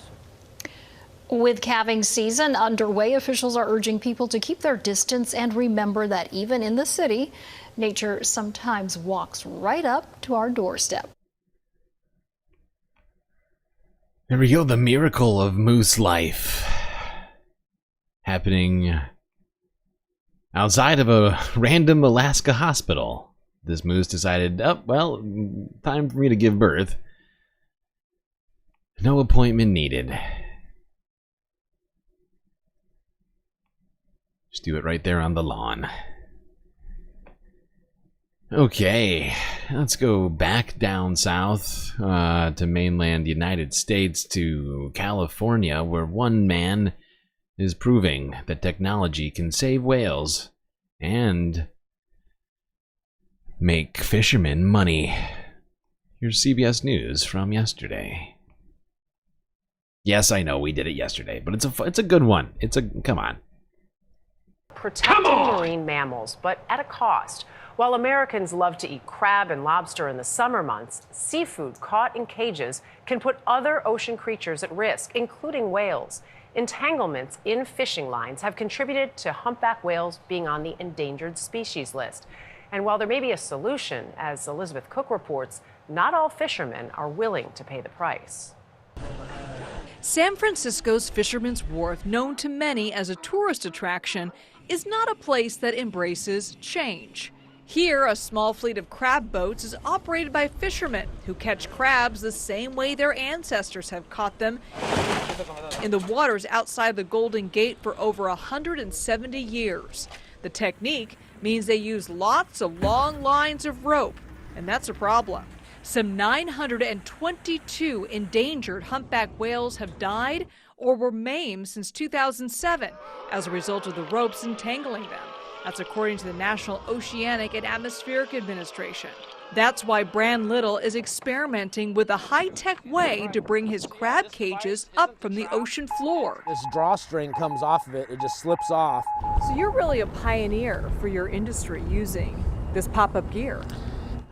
I don't know if I'd say a pioneer. I took the gamble to try to make it work. A remote-controlled pop-up balloon-like device signals the crab cage on the ocean floor to head to the surface. It has an acoustic release on it. We have a transducer. That transducer sends a signal to this release unit. The military developed this to deploy weapons and sensors from the ocean floor. But for fishermen, spending another $50 a cage in an already cash-strapped industry is a hard sell. What you have to remember about fishermen is it's probably one of the oldest professions in the country. And when you go back over the decades, these guys have just lost after lost after lost after loss. So, you know, there's very little opportunity left. And this new pop-up gear has its critics. What have you heard from your fellow fishermen who say, hey, we shouldn't be using this stuff? I was one of the biggest critics of it, so I set out to prove that it wouldn't work. And I kind of had to eat a little bit of crow because after I did it, I said, wait a minute, you know, this might work. There might be something feasible here. For 3 years now, Bran Little heads out at midnight under the Golden Gate Bridge to retrieve his catch. He says he's not injured a single humpback whale. The pop-up technology he's using is an experiment sponsored by California's Department of Fish and Wildlife that regulates the crab fishing season. This year we shortened it given the heightened risk of migrating whales coming back up the coast. Chuck Bonham is the director of California's Department of Fish and Wildlife. You're the guy that gets to decide when the season begins and when it ends. What goes into making that decision? The thing the whales eat for food, small little fish called krill, those krill moved more inshore and the whales followed them. They're swimming much closer to our shore, right where our fishing men and women put their gear. Yeah, and if you do the math here, if crab season is being shortened because of whale activity, and that the fishermen have these lines going at all times, that causes danger for the whales. So you gotta end it sooner, or have multiple months of no fishing, depending on whether or not the whales are in there. But if you do this, all of a sudden, it's like you can actually do the capitalism. This would, if all fishermen decided to switch over to this technology rather than the outdated rope and buoy. It's not even, I mean, they still use a rope and buoy, but it's only for a moment, because the second that the ship goes over it, right, like they're using, they're using technology to release the buoy, which causes it to float. And it's it's pretty freaking cool, honestly, if you ask me. I feel like there must be some sort of gas involved, because now that I'm thinking about it, it would be floating already. So there must be, like, I don't know exactly how the system works, but it would increase the length of time that fishermen could, in fact, be getting those crabs.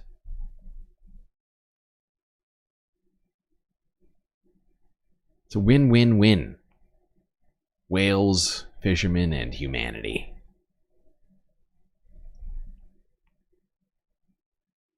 All right. Let's go to another California story here. This one has to do with an outdoor situation that could have gone bad, but has come to a shocking conclusion here. Here's NBC Bay Area from 2 days ago. Right now at 11, a miracle in the mountains. Tonight, the story of a woman who was lost for weeks in the snowy Sierra until a happenstance encounter. A total stranger came to her rescue in the middle of nowhere. She said, "Dad, I'm alive." I just grabbed somebody and said, "Can I hug you?" And I did. I was crying and hugging. A remarkable ending to a solo camping trip that did not go as planned and had a lot of... Oh God, we only have 4.5 minutes to complete the goal. This is we are in a very serious situation here, people. Galactic content might be cut short on Sunday Funday of all days. That would be horrifying. I can't even imagine what it would be like to have such a thing happen. My mind is broken. People fearing the worst. We begin with NBC's Jocelyn Moran in the newsroom for us. And Jocelyn, it was the decision of a resort owner that ultimately led her to a critical shelter, correct? Right, and as you can imagine, her family is extremely thankful. Christopher Gutierrez left his cabins unlocked for a scenario like this, a lost hiker seeking shelter. And that's what Tiffany did. Her family received the good news Wednesday, just in time for Tiffany's birthday today. Okay, give me a thumbs up. There we go. All right, we're good. Moments of relief. The Fresno County Sheriff's Office sharing this body cam footage from Wednesday of 28-year-old Tiffany Slayton of Georgia. After missing for about 3 weeks in remote wilderness, Tiffany is safe. She said, I'm sorry. She said, Dad, I'm alive and I'm sorry. But I'm alive, and I wanted to call you and let you know that I'm alive. I asked because I didn't want to get my hopes up. I asked, who was this? And she says, this is Tiffany. And that was it. I just thank God for that moment. Tiffany's family reported her. Hey, there we go. Goal completed. Great job, everyone. Mish, TikTok. TikTok indeed. Pitchforks Dragon. I'll do 3 of 5. Help. So helpful. So incredibly helpful, all of you. Getting us the content that we all so deserve on this here Sunday Fun Day. It was close. We were in great danger. We're in great danger of not getting the confetti or the content. But here you go. Here's some confetti too, before we go back to this story of this young woman who was lost in the California mountains for weeks.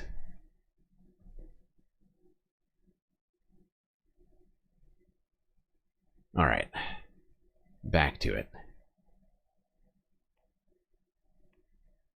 Missing on April 29th after not hearing from her the past 9 days. The sheriff's office began searching for her. They shared this surveillance video from a Huntington Lake China Peak camera on April 20th, the last confirmed sighting of her before heading east toward Lake Edison. She was found Wednesday morning near Lake Edison. Christopher Gutierrez was checking on his Vermilion Valley resort when he saw the door of a cabin open. Here comes Tiffany. She pops out, deer in the headlights. She pops out. Didn't say a word, just ran up, and all she wanted was a hug. And a peanut butter and jelly sandwich. We happened to have made a grocery run the day before, picking up supplies for the resort and, just to get through the day. And for whatever reason, we picked peanut butter and jelly as one of the things. Christopher intentionally left the doors open in the event someone needed shelter. From what she told us, it was a blizzard. And she pushed through that blizzard, and the first thing she saw was a cabin. And she held up in the cabin through the night. A miraculous and remarkable chain of events to get to this moment here. 2 days, 9 days, that's amazing. But 3 weeks, it's unheard of. And again, it speaks to the tenacity that Tiffany has, that she's a fighter. She's not going to give. Yeah, it's true. It is truly impressive. Surviving out there in the wilderness is tough. Tough task. 3 weeks, like you said, it is pretty unheard of for somebody to go missing for that long in the woods and come out alive. And she looked like she was okay. She looked like she had, managed to get through it okay. Really incredible story. Okay, let's stay in California and talk about a park a park which was hit by the Eaton fire earlier this year, right? It was January, wasn't it?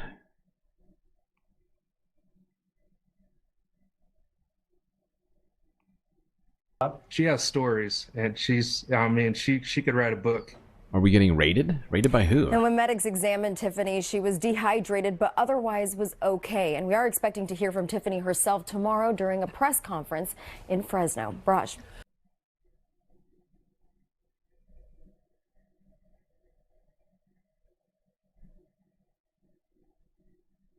The community of Altadena rejoicing this morning with the reopening of Loma Alta Park.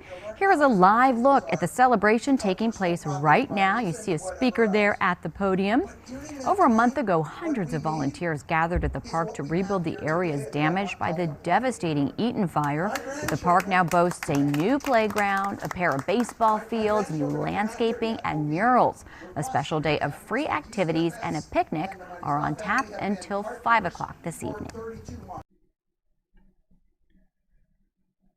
All right, there you go. That park making a full recovery after the Eaton fires. People now getting to celebrate there in this beautiful spring weather we're all having. Oh, we got more emotional support characters, it looks like, that we need. Oh, we got that one already. Oh, we got that one too. Okay.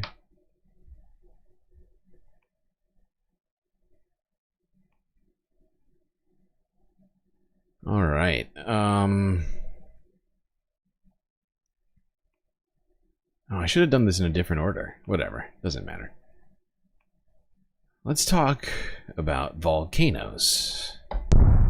Specifically, Mount St. Helens in Washington State.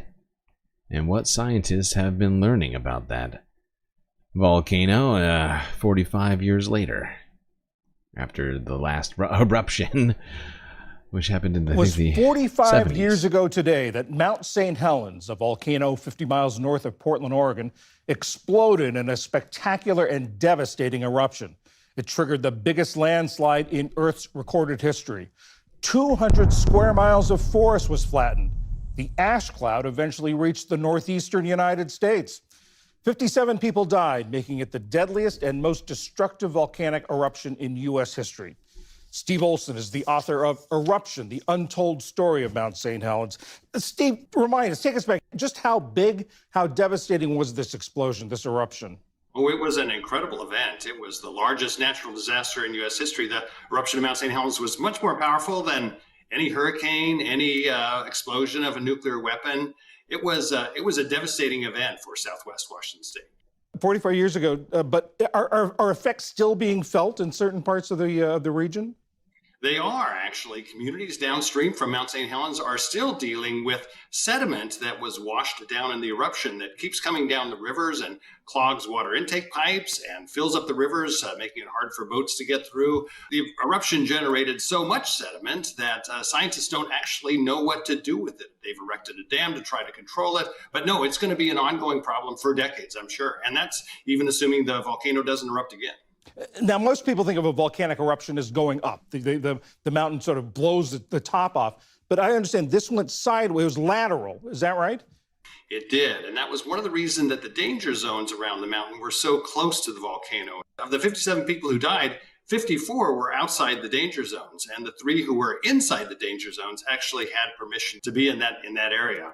Before 1980, volcanologists didn't have a lot of experience with volcanoes that collapse. But since Mount St. Helens, because of all the lessons that they learned from that eruption, they've actually identified hundreds of volcanoes all over the world, some on other planets, that have done just that. They have collapsed and then rebuilt themselves back up and then collapsed again. So is Mount St. Helens sort of given scientists a place to study this, a place to study these kinds of eruptions?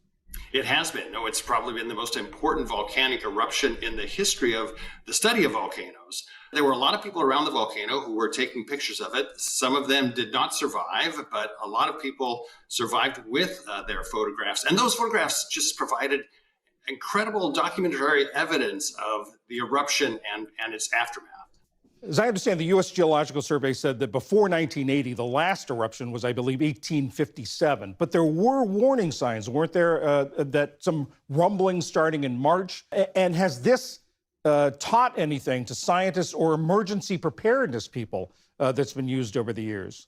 There were warnings, and that was a warning that magma was moving around underneath the volcano. So scientists started monitoring the volcano using the technologies that they had available at the time and trying to figure out what the volcano was going to do. Since then, technologies have been developed that allow much more accurate and careful monitoring of volcanoes. There are many more seismometers that are around volcanoes. You can use GPS or radar to measure the movement of the ground so that you know that magma is moving around in there. You can measure volcanic gases. And so volcanoes are much more closely monitored now than they were in 1980. But nevertheless, yes, in the 2 months before the big eruption of Mount St. Helens, lots of volcanologists came to that area and were keeping a close eye on the volcano. There were lots of people. Here we go. Scientists improving volcanic monitoring technology and research. Certainly an important field of study, something that I think might also be getting cut too. So that's good. We'll be fine. It's fine. Don't worry. Everything's gonna be fine. Although things down in Arizona are on fire. Not fine. Let's go here to 12 news from yesterday. Another update on the Greer fire. So hot right now. Today, Governor Katie Hobbs declaring a state of emergency for the Greer fire burning in eastern Arizona. This morning, the governor met with officials in Springerville near the front lines of this fire. She's directed $200,000 to go toward firefighting efforts. The Greer fire has been burning since Tuesday near the Eager Springerville area. It is still 0% contained and has grown to more than 18,000 acres. At least 4 homes, we also know, have burned down. 12 News journalist Sean Rice is live from the Springerville Airport this evening, an area with a bird's eye view of that smoke. Sean, give us a sense of the conditions today and how exactly locals out there are feeling. Yeah, Jay.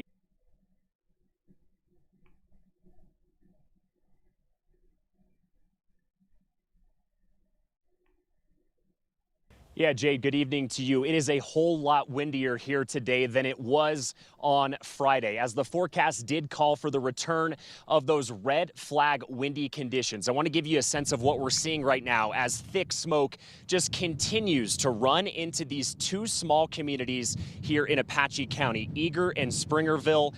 From speaking with so many locals here this weekend, it's incredibly clear that when they see this ominous white smoke coming towards their homes, it brings about that pit in your stomach that is incredibly hard to describe. It also brings about emotions that nobody really wants to describe. It is a massive area that is covered in smoke. It is wild. The entire horizon is covered in smoke from this shot. Do you see it? I mean, it stretches across the entire... it's wild. This shit is insane. I think it's now up to like 50,000 acres or something like that. I don't think there's a lot of footage in this. It's just an update. Well. Is there? Oh, there is later. When this happens and then the winds come up, the emotions just, it drags in every possible emotion that is related to a fire. In fire country, high wind warnings and a whipping red flag mean one thing: smoke may be on the horizon. We're just worried and don't know what to think. Carl and Beverly Smith live on the south side of Eager, their home and livelihood placed on set status, surrounded by evidence of prior wildfires in the mountains next to their home. That feeling, a new one for the couple. The other concern is, what do you do? This is our first fire, and so when it started happening, we didn't really know how much time we had. The Smiths moved to northeastern Arizona back in 2016, but they know how devastating losing a home to fire can be. We had a home over in Altadena, and so we had a lot of emotions connected to that fire. In January, flames ripped through Southern California, leveling homes in Pacific Palisades and Altadena, a home the Smiths used to own, narrowly spared by Mother Nature. It's still a special home, and we were very worried for that home and the people that lived in it. You know, you start reaching out to friends. You know, we have Jerry's our friend, and he's in the face of the fire if it heads this way. Now in May, the couple's close friend, Jerry Porter, I feel pretty confident that my house is safe. Has been told to leave. A law enforcement blockade has prevented him from coming and going for 4 days now. Walk me through that decision to stay when they tell you should go. What do you consider? I've lived in this area for a long time, so I have a pretty good defense area around my... You know, a lot of people have said that in the past and have regretted it. Or just been proven wrong. Right? You think that you have a defensible area around your property, but are you doing all the calculations necessary to actually determine that? What about wind speed? Right? What about, you know, like... what about humidity? Are you thinking about all of it at once, or are you just looking around saying, it's fine? Okay, alright, now there's still more fires going on all over the place, from Arizona to Manitoba, but let's stop off in Minnesota first, before we get to Canada, get some more updates on what's been happening there. I'm following these fires now, like all week, for over a week now. We start tonight with wildfires burning in northern Minnesota. This is a look at a map giving us a view from above. The two fires are now being treated as one, called the Brimson Complex. It's made up of the Camp House fire there on the right, which is 28% contained now. Then to the northwest, the longer, more skinny Jenkins Creek fire, which has 0 containment. The biggest challenge right now is to continue to get these fire lines identified and put in. Tonight, the battle is on to get the wildfires under control.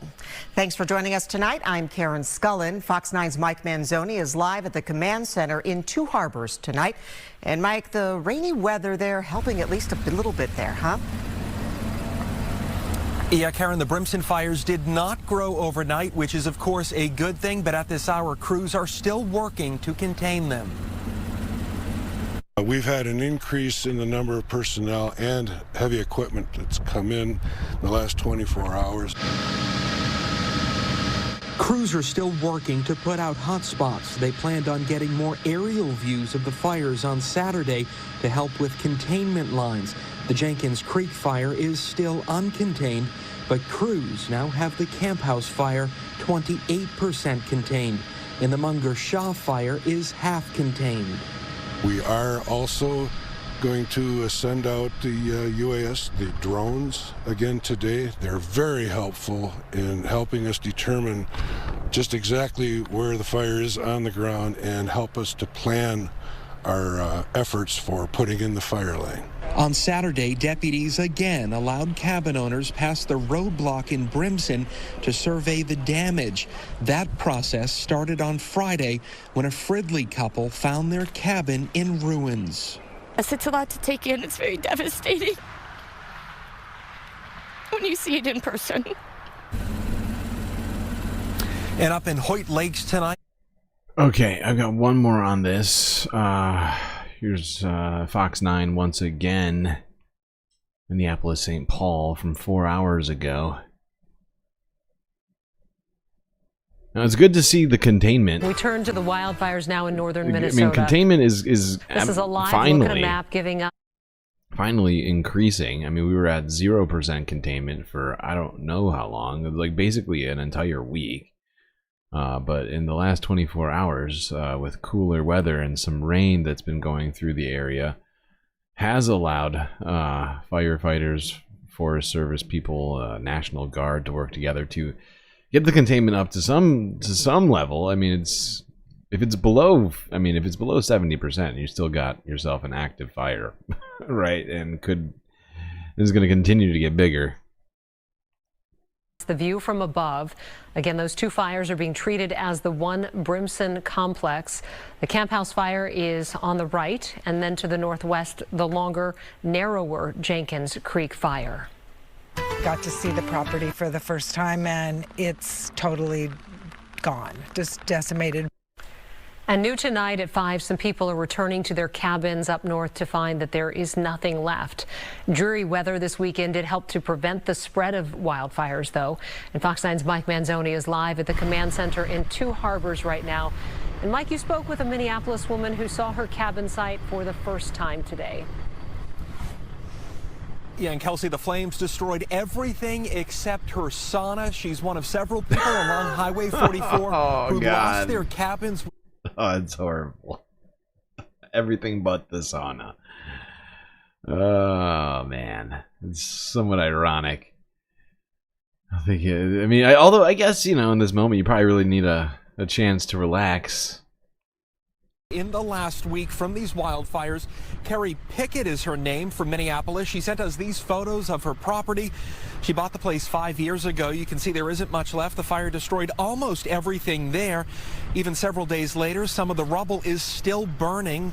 She recently removed some trees to protect her cabin from wildfires. She thought that was a good preventative measure, but the flames burned everything anyway. We also talked with the Red Cross about what they're doing up here to help people in Carrie's situation.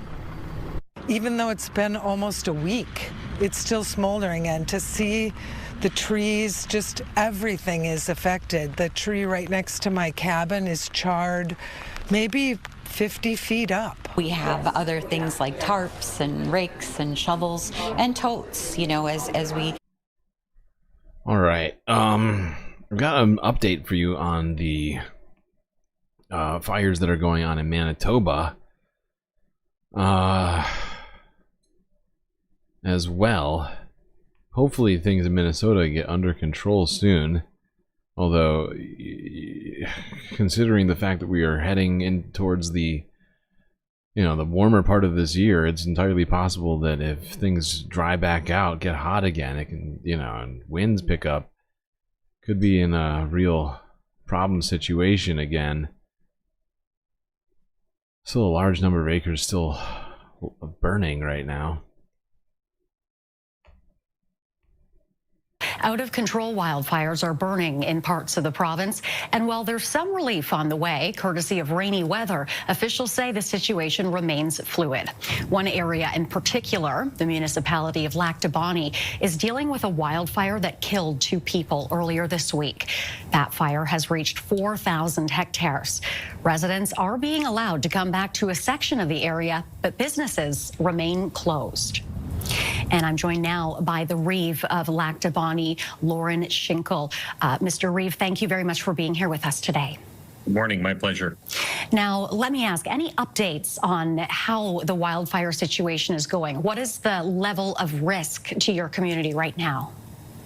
Well, we still have several evacuation orders for different zones in place. We were just briefed by Wildfire Services Manitoba, as well as our emergency measures. And those areas, unfortunately, are going to stay closed. Although the fire's in a controlled area, contained, it's still out of control. We have numerous hot spots within that fire. We have some to the north end of the fire, and that's 8,400 acres, as you mentioned, right now. And then we have some peat moss fires blowing in, burning in that southern area that we're dealing with. Mm-hmm. There's several ground crews in that area, as well as some heavy equipment working. So unfortunately, we won't be able to open up the other evacuation zones today. Certainly, Mother Nature has been cooperating, and we'll take any precipitation, snow, etc., that she can send our way. But it's been a difficult situation, particularly with the loss of 2 of our residents, and we're in mourning over that. But we do see a bit of light at the end of the tunnel. We ask our residents to be ever more vigilant and be a little bit more patient, because we know it's a long weekend and we want to get you back in as soon as possible, but it has to be safe. All right. Firefighters still trying to fight fires up there in Manitoba. It was 250,000 acres the last time we checked that has burned. And I'm fairly certain that number is a little higher now. Although winds haven't been quite as bad in Manitoba the last couple days as they were at the beginning of all of this. But you know where winds have been bad? In the United States, specifically in the sort of the Midwest, also the South. In the last 24 hours, really pretty strong storm activity going through the middle of the country.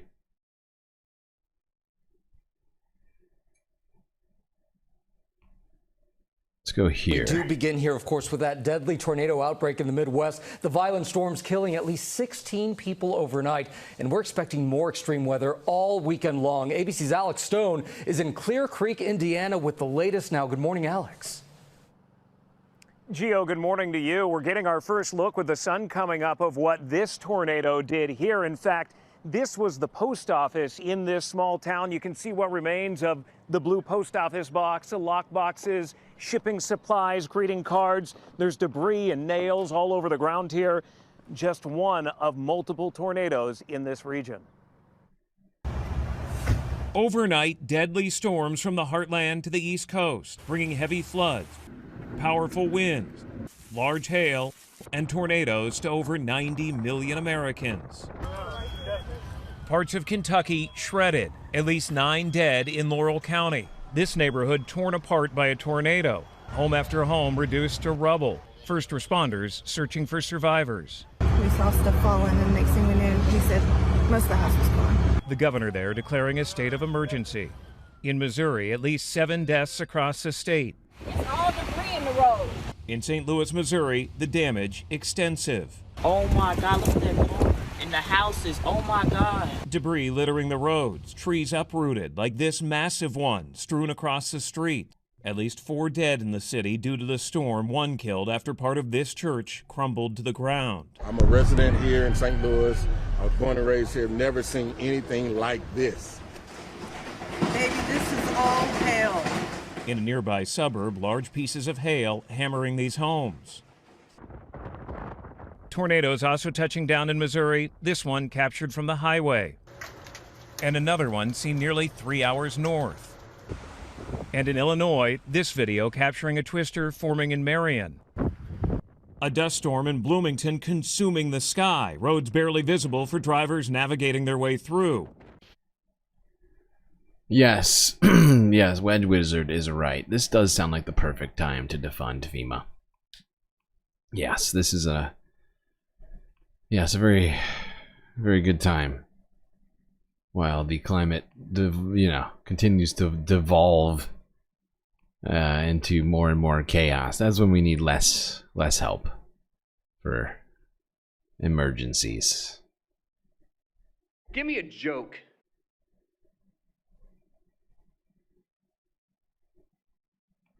This is some of the. This is like a drone footage. This was in Kentucky. We looked at some of this last night. I just wanted to see it again. For those of you who missed it, it's pretty wild. These homes were just... Some look like they just got lifted up into the storm and shredded. Others completely flattened. Trees just, bent over like twigs. Like they said, I think there's like a dozen people that died in Kentucky or more. Almost 30 people reported so far have died from these this round of storms. And I say this round of storms for a very specific reason, which will become evident pretty soon. But before we get to that reason, let's look at a couple more videos of this storm. Here's global news from yesterday. This is some more of the aftermath of this storm. A severe storm system sweeping through the Midwest has killed nearly 24 people in the U.S. Authorities in Kentucky continue to search for victims following a tornado that struck the area last night. At least 14 have been confirmed dead. She got scared, so we went to the hallway, and we were in there maybe, 2 minutes? because that's the closest areas we have. And then my husband and my son come running in and pretty much jumped on top of her because you could feel the air and everything sucking, and it sounded like a train. And then we saw stuff falling, and the next thing we knew, he said most of the house was gone.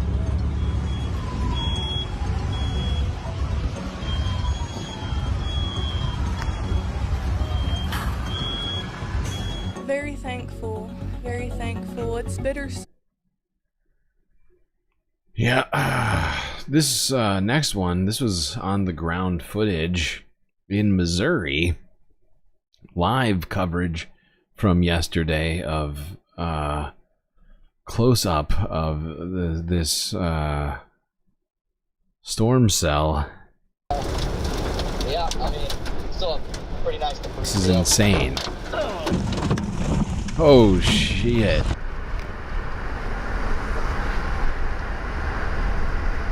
On a tornado, so I'm about to lose it back here, so I'll probably miss it.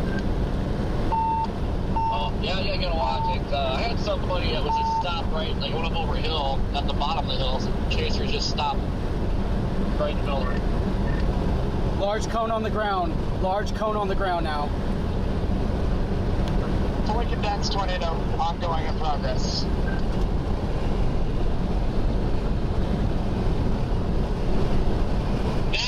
I'm gonna skip ahead a little bit.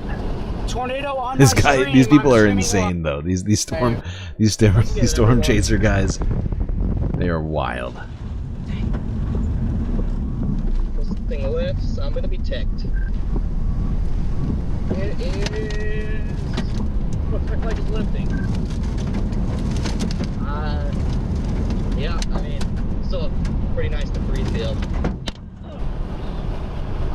Oh my god, look at that thing. In a perfect spot. Look at all the debris in the air. It looks like a flock of birds. Please don't, if these people don't speed up, I'm gonna lose my mind. Oh boy. Oh dude, good thing you're not on 60. Everybody's like rubbernecking now and freaking just hitting the brakes.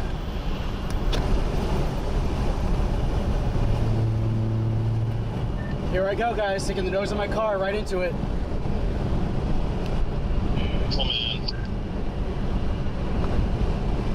This is insane. Look at the size of that thing. Oh my god.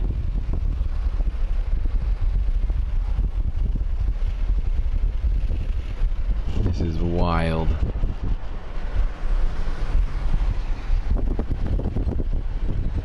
Holy gee, it's coming right for him.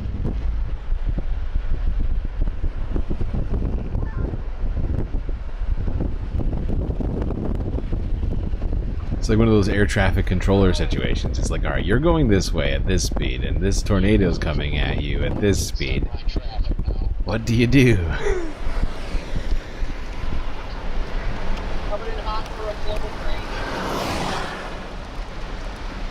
He just got lucky. It dissipated.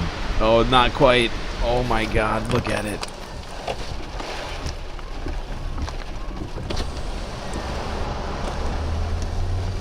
Hey boys. Let's get it, everyone. Why are you still driving forward? Are you insane? This thing lifts, I'm gonna be ticked. Oh my god, look, it's just shredding trees. You can see the trees just... Oh my god, and the signs, everything. Holy fuck. Oh my fucking god. Oh my god, this guy is insane. What are you doing? What are you doing? Why are you driving forward into that? This man is a psychopath. I feel like I'm taking crazy pills. Jeez, yeah, no shit. No shit.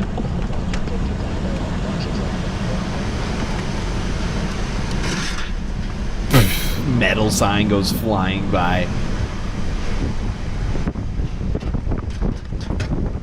It's got glass all over him.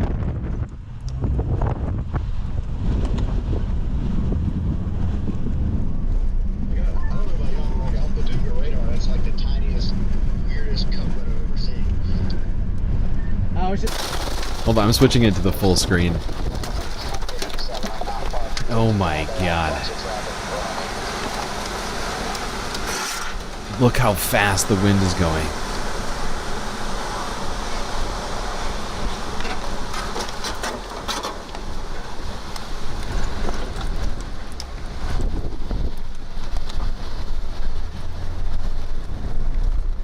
It's just stuff all over the road. Oh my god, look at that thing. This is insane.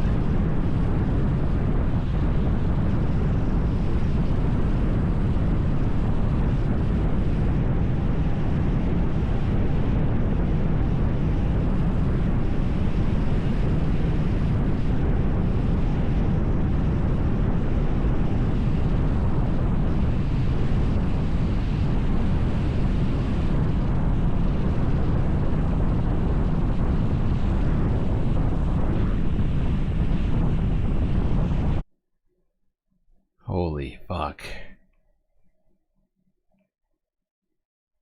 This is wild. This is an insane person's job.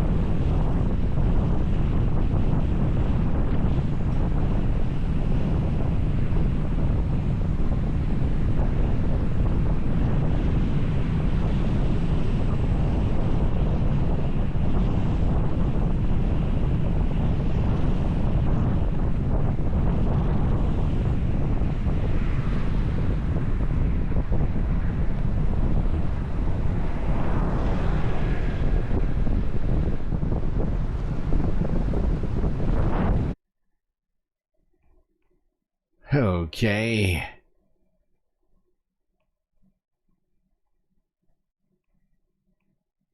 Decipher using that sweet galactic membership highlight. Insane job, FOB. Alright, let's go here. This is NBC from 4 hours ago with an update on the death toll, as well as some of the damage that has been wrought upon the South and the Midwest from these storms.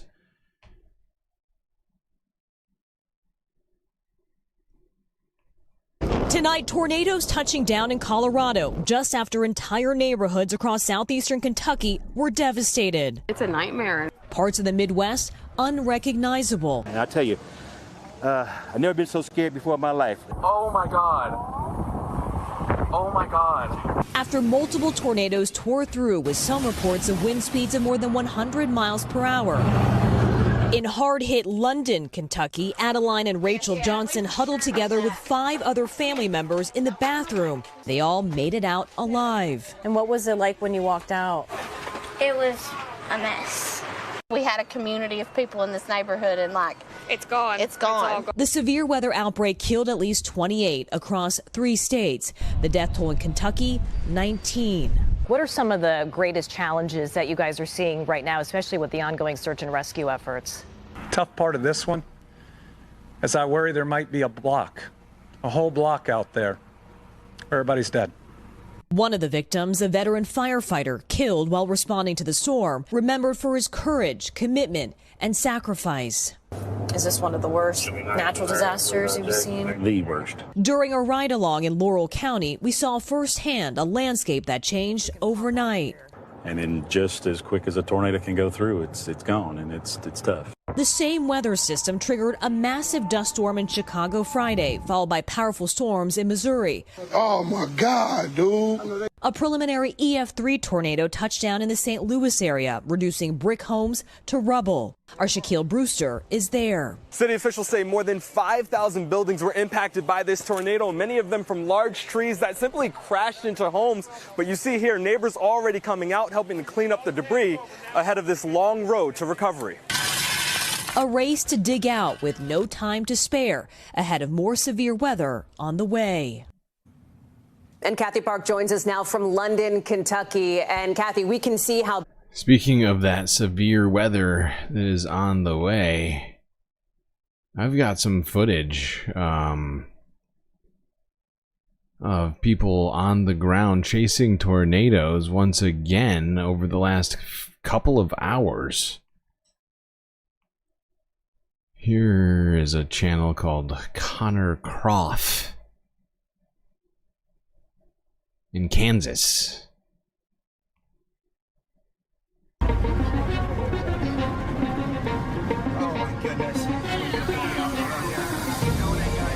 Well, I don't think this is a live stream. Yeah, I think it's here.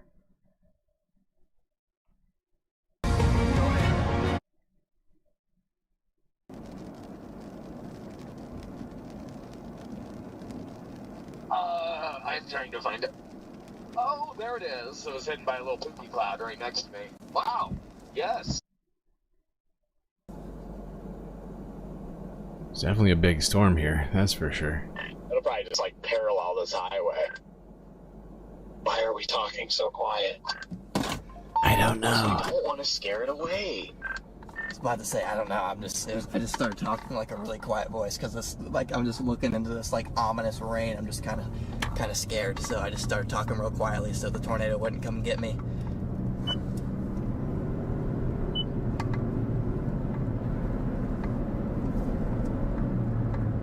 Can't see anything in there. Seriously, zero visibility. Guys, there's a really good view just north of Hayes Center. It's like super flat here. Yes, I'll save some room for you, buddy. Alright, I'm coming up there right now. The circulation's already north of Hayes Center, though. Puppy, thank you. Shh.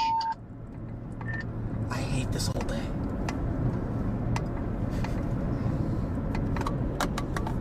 How are we supposed to see in there, bro? I think that's a tornado right there, isn't it? Is that a, maybe that might be a reflection. I'm gonna hate you, DL. Might be a reflection.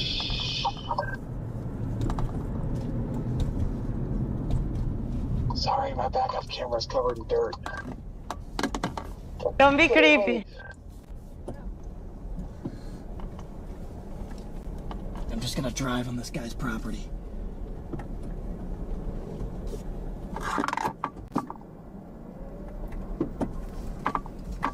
What are you offering me? Do you want a chicken wrap? From where? I made them. You made them? That's Cajun seasoning, ranch. These guys out here with snacks, making me hungry.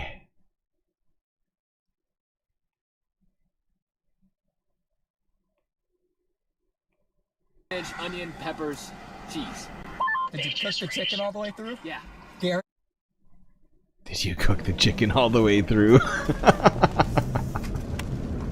Got a lot of faith in his friend over here. Really struggling with the live stream here, it seems.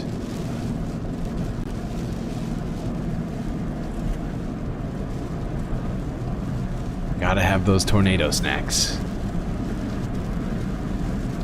Nice rotation over there, I think.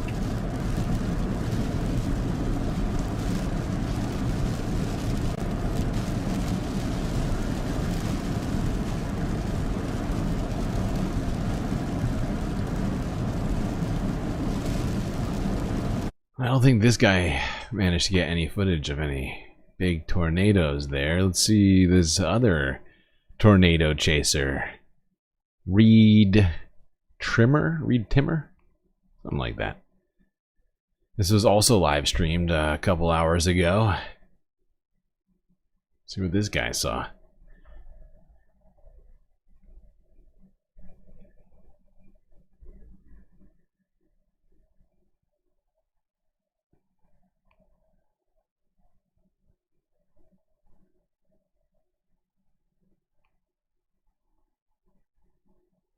Will. Transition to Will. Are you Bill or William? Is Bill short for... What the fuck is going on with this shirt right here? Just hanging with the boys. That's all they're doing. Just hanging with the boys.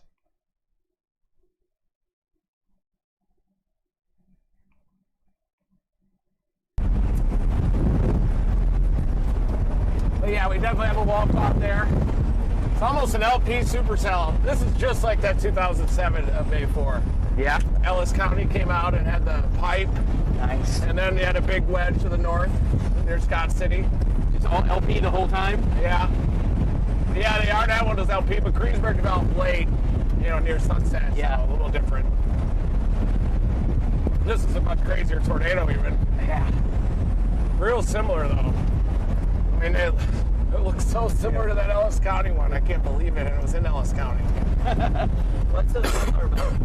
Just the way they looked, the raw intensity, the low precipitation nature of the supercell, but it reminds me so much of the one that Joel Taylor and I got at May 4, 2007, the same day as the Greensburg, Kansas EF5.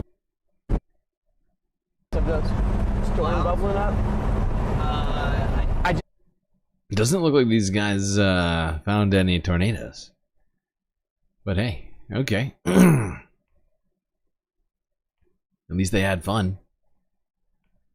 Decipher gifting a galactic membership to who got it? Who got it? Notchket. I'm sure Notchket will enjoy that. Much appreciated, Decipher, for your beautiful, beautiful gift.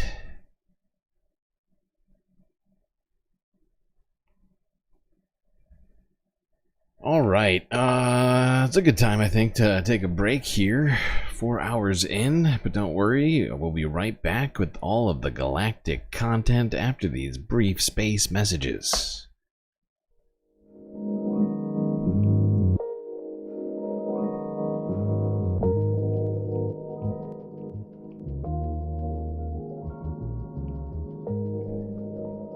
Alright, hope everybody's been enjoying the stream so far. If you haven't already, hit the like button and don't forget to subscribe. Hit that bell icon too if you want to make sure that you get all the latest galactic notifications, ensuring that you don't miss a single episode of this year's Spacecast. Now while you're at it, do also consider contributing to the Galactic News Network, as people such as Decipher have done here. Perhaps give some galactic memberships or start one yourself. You also got the super chats and the super stickers over on Twitch. We got the bits and the subscriptions.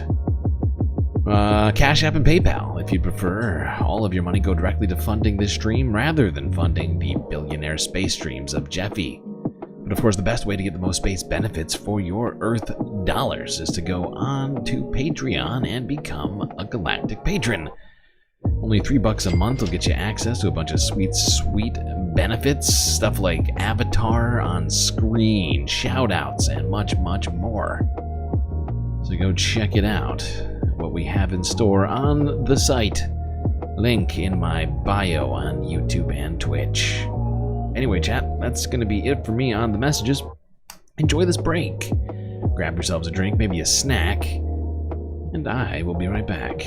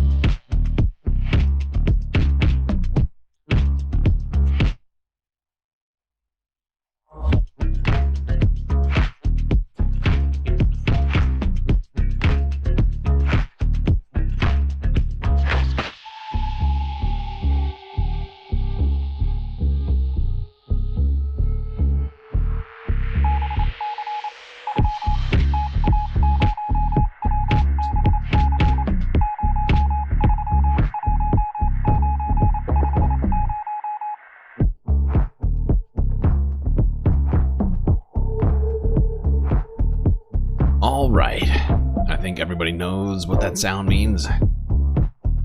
Means you better get back to your seat, Space Fams, otherwise you're gonna miss the latest content, which we have in store for you.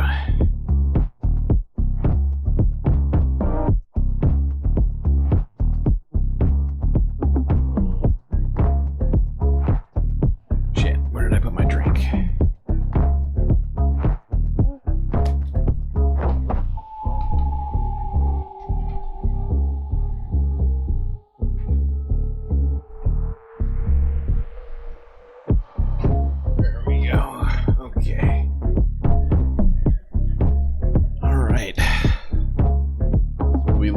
Watching that coverage of the storm systems that are happening in the south and in Kansas and other places like that. I think Colorado also got hit by tornadoes today, but unfortunately I don't have any of that footage for you. The tornadoes themselves, just the people chasing them. And we've got a lot of other stuff to talk here on this stream today. Important stuff, for sure. Especially, it's Sunday Funday, so it's important that we valuetain ourselves to the optimum level. So I say we go to Texas. Got a big story here in Texas for you.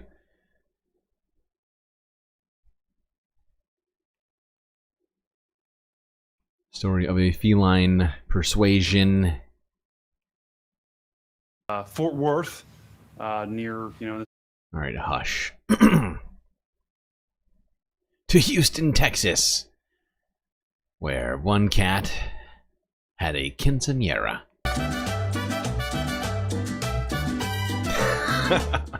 This is a video you've been clicking on all week. We have too, by the way. A Houston woman is going viral after throwing a quinceañera for her cat. But this wasn't just a party for her feline. Yeah, we are learning the event is also credited with helping a struggling cat rescue stay open.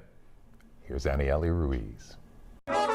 It's a party that's purring its way across the internet. Over 21 million views. The guest of honor? She's a queen with 4 paws and lots of sass.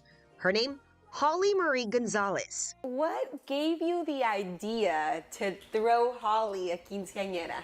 I rescued Holly when she was 6 months old, and I had her before I had children, and she's really my firstborn. This was your full-blown quinceañera, with padrinos or sponsors for everything. A custom cat dress and that grand entrance, unforgettable. Jesus That's her Christ. rolling into her party on a remote-control Bentley. She had a mariachi, and yes, there was even a father-daughter dance. Celebrate my love. I wonder. But this celebration was. I wonder what the kids think. I wonder what it's like to be her child. Oh my god, this is both amazing and hilarious. The cat gets its own car.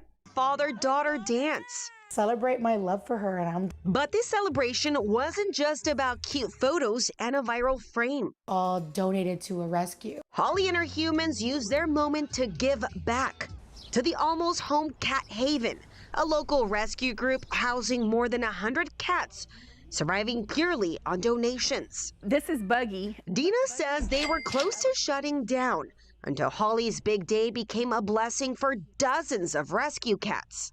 Hi there. Like every time I think that, okay, I don't know if I can keep doing this, I don't know if I can keep doing this, some blessing will drop in. And this time it was Miranda and her family. Now Almost Home Cat Haven is back on its paws, thanks to the generosity oh, and some treats of total strangers. Pet puns. Tell the people that have made donations. Thank you. Bless you.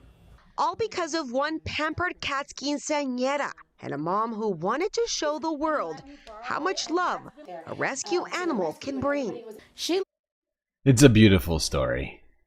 And this cat seems incredibly comfy in this on this couch right now in her little gown and crown. My God, to be that cat. Living the dream.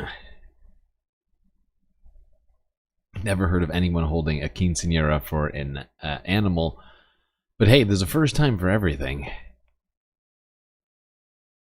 Now there's some other critters which are in peril. Not far from Houston in Alabama. Let's go here. Ducks in danger. When new construction made it so that ducklings wouldn't be able to exit a spring at a park in Alabama, duck enthusiasts urged the city to modify the construction before the ducklings were born. And city leaders ended up taking the request even further than expected. Big Spring Park in Huntsville, Alabama is a popular spot for duck couples looking to expand their families. And each year, Hey, what are we doing here? Come on. duckling fans gather in the area to watch the baby ducks take their first swims. So when construction earlier this year raised the only possible exit point for ducklings by about 10 inches, it raised concerns about how this would affect local duck families. Ducklings can't fly until they're around 2.5 or 3 months old, and if they get stuck in water that they can't get out of while they're too young, they won't survive. With duckling season coming up and many mama ducks already nesting in the area, the director of waterfowl enthusiasts of Big Springs, named Catherine, knew that something needed to be done quickly. She scheduled a meeting with a city administrator to discuss the duckling dilemma, and instead of making her jump through hoops, they agreed to add large piles of rocks around the perimeter of the spring that the ducklings could climb out on. But the city actually took it a step further, and instead of just adding piles of rocks, they added 3 permanent paved duckling ramps around the spring. The ramps were successfully added before any of the ducklings hatched. Duck ramps is the cutest thing on earth. Those little ducklings, they can't fly until they're older. And humans, for once, doing something to help the duck. So cute. Duck ramps. Oh my God.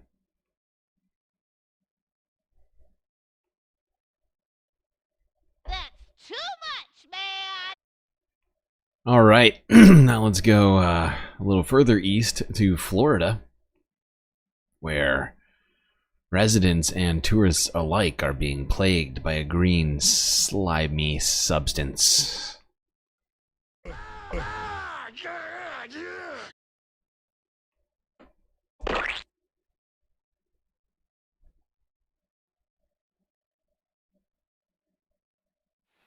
People going to the beach in Florida this year will need to watch out for record levels of smelly seaweed. It's called Sargassum. Researchers say there's been a record amount of it in the Atlantic Ocean.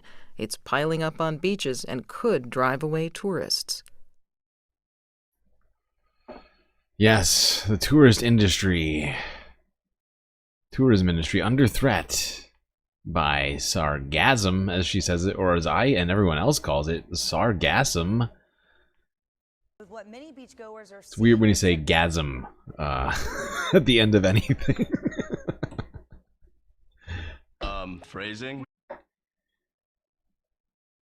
But while it may be a threat to you enjoying some time on the beach on this Sunday Funday / here in the future, it does play a critical role in protecting the coastline. Did you know that? Let's talk more about sargassum. Instead of sand right now, sargassum, a floating brown algae. It's washing up along the entire Texas coast. It's quiet as fuck. On Padre and Mussing Islands. Our Brandon Chef is in studio to explain how experts weigh whether to leave it or clear it from the beach in our top story tonight. Hey, Brandon. Yeah, good evening, Lexus. Well, those experts say that it's a challenge to determine how much of this sargassum should stay. Well, they consider its natural benefits and beach access for tourists and locals. Sargassum is a common sight on Padre Island right now. Jace Tunnel with Texas A&M Corpus Christi's Heart Research Institute said that it really started to pile up last weekend. He explained how it gets to local beaches. It's out in the Atlantic Ocean, it gets in the Gulf Stream to the Gulf, and then washes up on our shorelines when the conditions are right. And so with all these onshore winds we've been having, we've got all this sargassum coming in. It's currently the peak season for sargassum, lasting from April to July. Tunnel said that there's no way to predict how long it could be here, but it'll probably last through the summer. He said that it's a habitat. Now, some of the conditions for this sargassum is that are good for it is when the water is warmer and there's more nutrients in the water, and there's more nutrients in the water oftentimes because of human activity, which is one of the contributing factors to why there has been more and more sargassum blooms floating up onto the shores. But we're going to find out some of the reasons why it's good, actually, and you should stop complaining about this particular phenomenon. Peak season for sargassum, lasting from April to July. Tunnel said that there's no way to predict how long it could be here, but it'll probably last through the summer. He said that it's a habitat for many organisms, including crabs, shrimp, fish, and sea slugs. We try to tell people it's a good thing that it's here. It helps build the beach up. Once it dries up, it could actually be fertilizer for the sand dunes. Tunnel said sargassum is safe to interact with. Just watch out for man-o'-wars, dead fish, and sea turtles that could be stuck in it. Nueces County Coastal Parks Director Scott Cross explained that it stabilizes the shoreline. He said that he also tries to keep beach aesthetics and beachgoers in mind. When clearing it off the beach, he finds somewhere in the dunes that's void of vegetation. That's where I like to put it, because it is excellent with restoring dune vegetation, and it stabilizes our dunes, or we're very protective of our dunes. Cross explained another option is to make sargassum into a pile, rotate it like a compost bin, spread it out after it dries, and cover it with sand. He said that there's a reason why not all of it will be cleared off the beach. I know it's not fun to look at. I know when it starts drying out, it stinks, but it does have a tremendous ecological benefit I think it's equal to your aesthetic benefit if you're going to the beach. Yeah, because if the beach no longer exists, or suddenly your house becomes the beach because the beach erodes, you probably won't enjoy it as much, right? And not only does it provide nutrients, it provides like a more stable base for the sand to build up on. As you can tell, there's multiple good reasons for having this. Not getting upset about it. Now let's talk about some other Florida wildlife. Perhaps some of the most well known of the Florida wildlife. A little bit of Florida wildlife has been taking the internet by storm. The pipe pup. Caught on camera, crews inspecting a stormwater pipe in Florida found one of these guys, an original Florida resident. Oh yeah, definitely a native, right? As you watch the camera shuffle below the concrete, making sure this stormwater pipe is ready for the rainy season. Crews couldn't believe they spotted a gator just chilling out in a pipe there. And this is in Oviedo. The people are loving this little fella, even naming it the so-called pipe pup. Yeah, I don't know about that. The gator was no allowed puppy. to stay in the pipe since it wasn't bothering anyone or anything, but I don't know, if it keeps growing it might get a little stuck in that pipe, right? Good point. We got to get that guy out sooner rather than later. When I saw this story, all I could think of is this little alligator like making its way up into a toilet. You go to sit down and you're like, like, holy shit.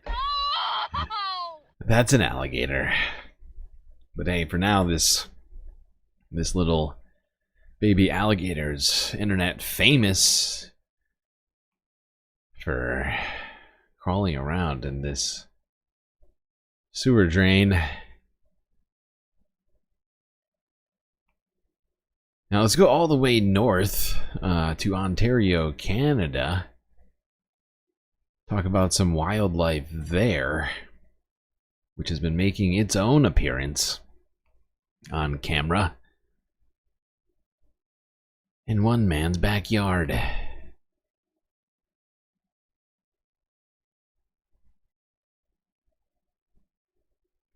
Got a raccoon. What's this raccoon doing? Why do raccoons always look suspicious? Look, hey, what are you looking at? Oh god, that's a little bigger than a raccoon. That thing is huge. Oh my god, buddy, you just get done hibernating? Oh my god. Fat bear. Wolf, got a wolf going through. Wow, a lot of spring wildlife coming out here on this one backyard camera in Ontario, Canada. Raccoon's back for more of whatever's in this barrel.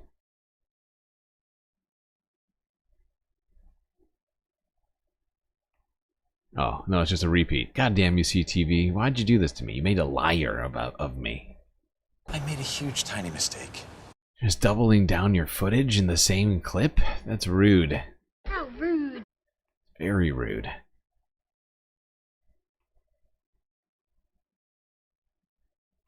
Not a raccoon? What do you call it then? If not a raccoon, what are you calling it?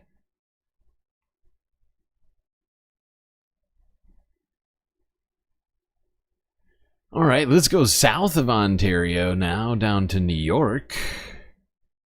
You could enjoy the flowers at Rochester's Lilac Festival, which kicked off the beginning of last week. Here's 13 ABC Well, today News. kicks off the official start to the Lilac Festival here in Rochester, spanning 10 days in Highland Park. Good evening. I'm Karen Edwards. And I'm Lowell Rose. This is the 127th festival, attracting people near and far to the Flower City. And experts are saying peak bloom is right on time. Music returning to Highland Park with lilacs blooming all around. They're starting. They got a little bit more to go, but they look gorgeous. Oh, it's absolutely beautiful. Yeah, we walked all of Highland Park, probably 2.5 miles, and magnolias are beautiful. The Lilac Festival marks the unofficial kickoff this spring in the festival season in Rochester. This festival is a flagship event of our town, and we see close to 500,000 people over the span of 10 days.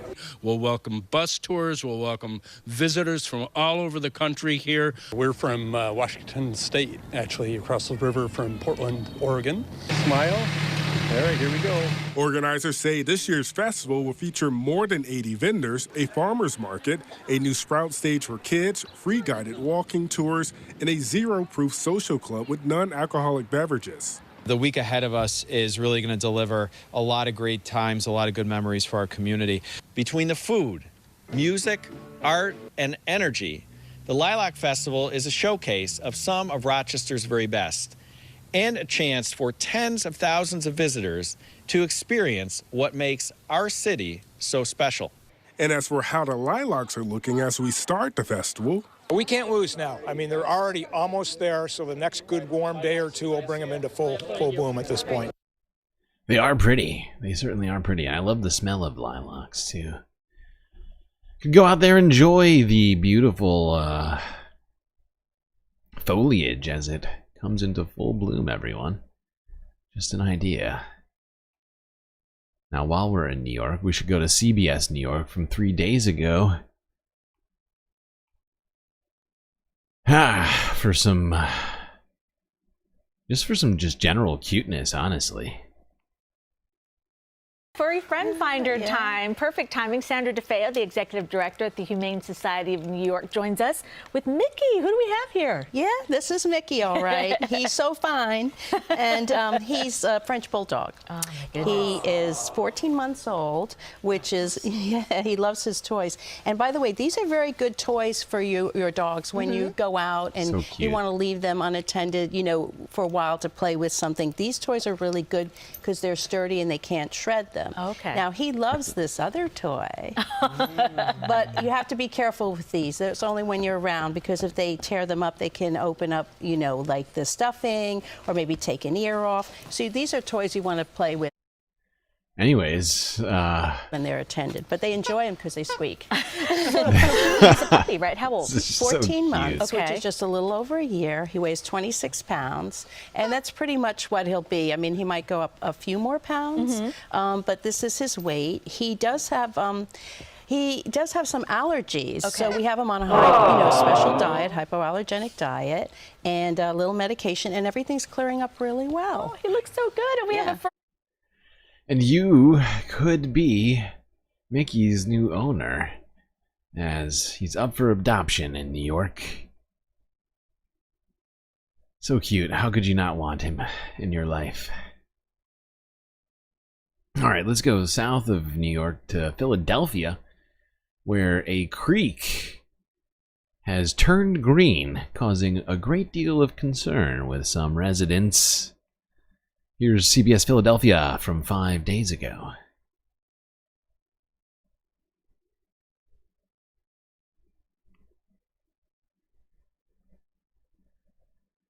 Well, this is highly unusual. Part of the Wissahickon Creek turned... Uh-oh.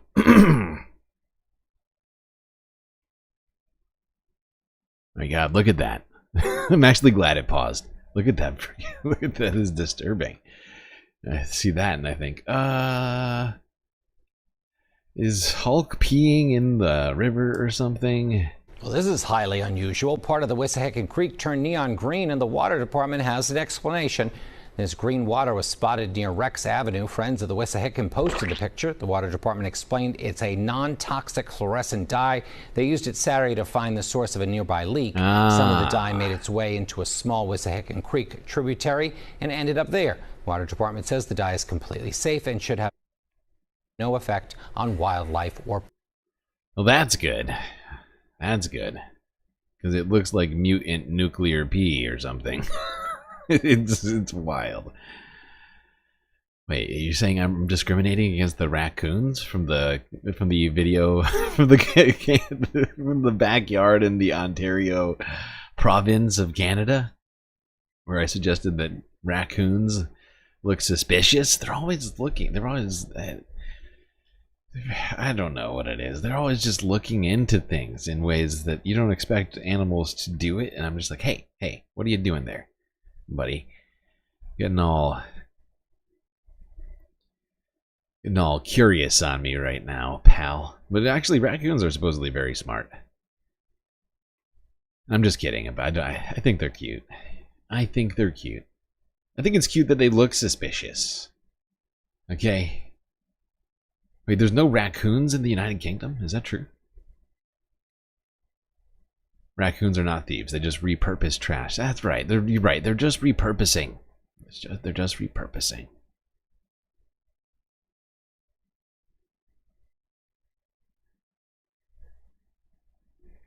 Wow. So much skepticism in chat over this raccoon situation. Should never have started this.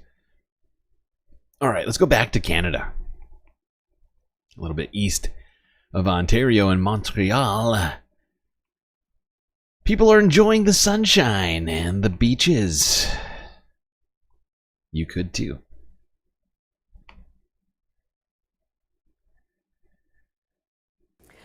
Well, from ice to sun, Montrealers were playing and sunbathing at Verdun Beach this afternoon. May has brought the area near record warmth, with temperatures feeling as high as 30 degrees at times. The summer-like weather has many eager to don their bathing suits already, even before Verdun Beach officially opens on June 15th. Illegal. Yeah, I prefer it that way because the The lifeguards are always telling people what to do, what not to do. So here, I can be in charge. So beautiful here. You see the green, the flowers, the trees, everything is going up. There you go. People enjoying the beach before they're supposed to, so that they can avoid scrutiny from those awful, nasty lifeguards telling them what to do. Or maybe they just want to go out in the beautiful sunshine. Regardless, I don't know. Let's go here. This is where was this again? Oh God, not Labrador. Where was this? I think this was in Martha's Vineyard. If I recall correctly, that was the setting of the movie Jaws, and a marathon swimmer by the name of Lewis Pugh showed up to do some sort of thing. He's going to do 62 miles of swimming to mark the 50th anniversary of the movie Jaws. Here he is. Sweet cap, buddy. So, yeah.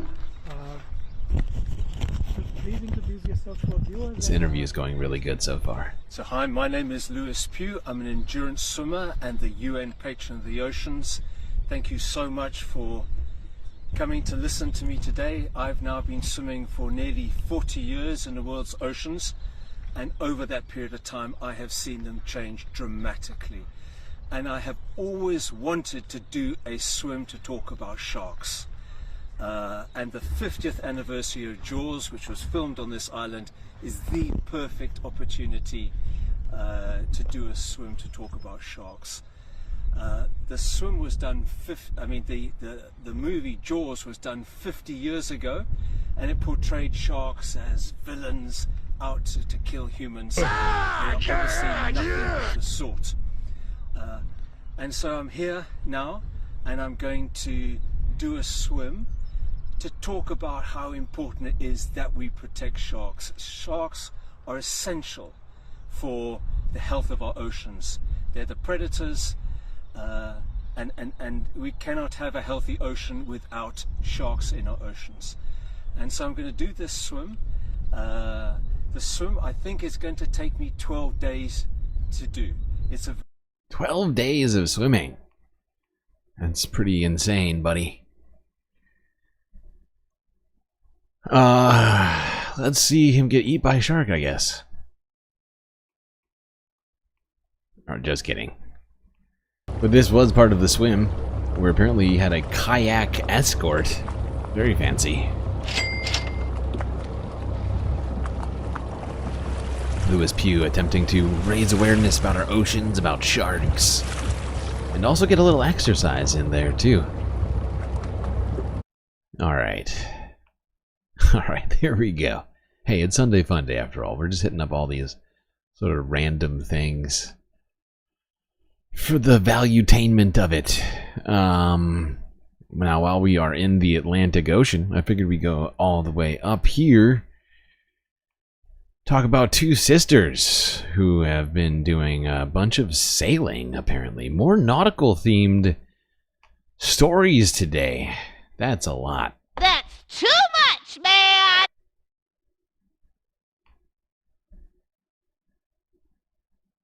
Every time we compete together, it's better and better. Like, we somehow find new ways to improve our relationship. Sisters Antonia and Georgia Lou and LaFrance have been sailing together for 6 years, representing their country for the first time at the 2024 Paris Olympics. Having it be our first games and our first major games, it was just this tsunami of, you know, Canada pride and all this amazing stuff. Being under that amount of pressure to qualify for the Olympics, I think, I mean, it's make or break whether you're going to make it work with your sibling, and thankfully we came out on the winning end of that. Though their sibling relationship wasn't always smooth sailing, the Lou and LaFrance sisters have created a team dynamic on the water that translates on the shore as well. George and I did not get along when we were younger, and I'm the older sibling too, so obviously I just know better in every way. Oh.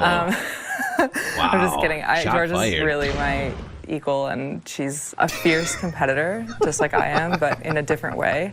And I really admire and respect that. One of the most important things for us is to work on our relationship and make sure that we're operating as teammates when it's time and as sisters when it's time for that. So it's definitely been a process over the last 6 years, but we've definitely built a strong foundation that we can continue to build on as we go for LA. They had degrees.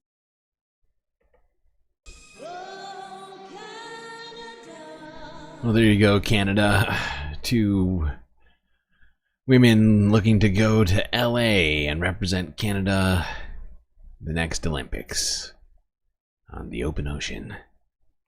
Alright, now let's go to a place that could definitely use some water, as apparently droughts have been plaguing the country of Syria recently. Here's TRT World from 21 hours ago on that story. The scars of war are still etched into Noor's farm in the Idlib countryside. Only a few farmers have come back to work. There are no necessities of life for people to return to their homes. No schools, no healthcare, no electricity, no water. Moreover, there are still mines. Every day we hear about someone killed or having their leg amputated. The other thing is that homes are destroyed by the bombing of the former regime. But war isn't the only thing that has been unkind to Syrian farmers already struggling to make ends meet after 13 years of war. There are supposed to be 500 cherries in this trunk, Noor told me. But latest data show that the drought now hitting Syria's northern part is the worst in half a century. The region, known to be the country's food basket, is just in distress. Due to rain scarcity, there is no pasture. It's a vicious cycle. Feed prices have risen. I had to sell 15 of the 20 sheep I owned. The price of white hay has risen from $50 a ton to $200. Experts say the government has done very little, yet they bet on a larger return of farmers to their lands for the upcoming seasons and the access to new markets. Our agricultural products are not exported. Furthermore, some products are imported at cheaper prices than local products. The real problem today is the increasing water consumption, and the crisis will worsen the coming months. Then people will realize what it means for this year to be a drought. Before the war, agriculture employed 25% of Syria's workforce and contributed 17% of the country's GDP. Well, with this drought, Syria's farming and agriculture is under threat.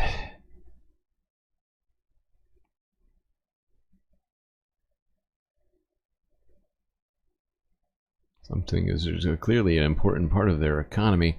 70 likes now? Okay, alright. We'll get another emotional support character. You only see 69 likes. What? I already rolled the dice.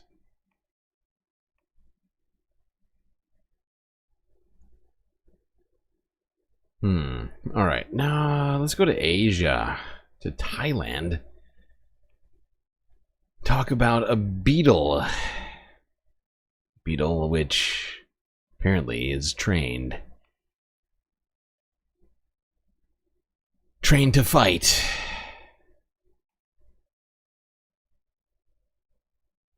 Underground fight clubs in Thailand, featuring a particular beetle. There's a guy named Nui here who hosts beetle fights at his house. And he gets a lot of different people who are really excited and enthusiastic about beetle fights in his backyard. And I've been invited to his house, so I'm really excited to see how this works. ครับวุฒิพงษ์วงศาโรจน์ครับหนุ่ยครับผม Mutapong Wangs, I can't pronounce that. Tonight I invited my friends over for some beetle fighting at my home. อาณาจักรของผมเลย My kingdom. ถ้ำเสือเลย My tiger cave. Jesus Christ. Like the New Zealand giraffe weevil, rhinoceros beetles in the wild size up their opponents before fighting. Here, they're divided into strict weight classes. Locals size them up by eye. But for Umat, it takes a bit more precision. I'm measuring the size of the beetle. We're taking the whole beetle length, including the horn, the head horn. And then we're also taking the width of the beetle, which might give us an indication of the body size itself. In boxing matches, we often see strict size classes where individuals fight based on their size class. And we see a really similar pattern happening in nature. Beetles that are more evenly matched in size are more likely to escalate competition. And so they're kind of recreating what actually happens in nature about this equality in opponent size. The fight brings enthusiasts from throughout the neighborhood, but is what's good for the culture also good for the beetles?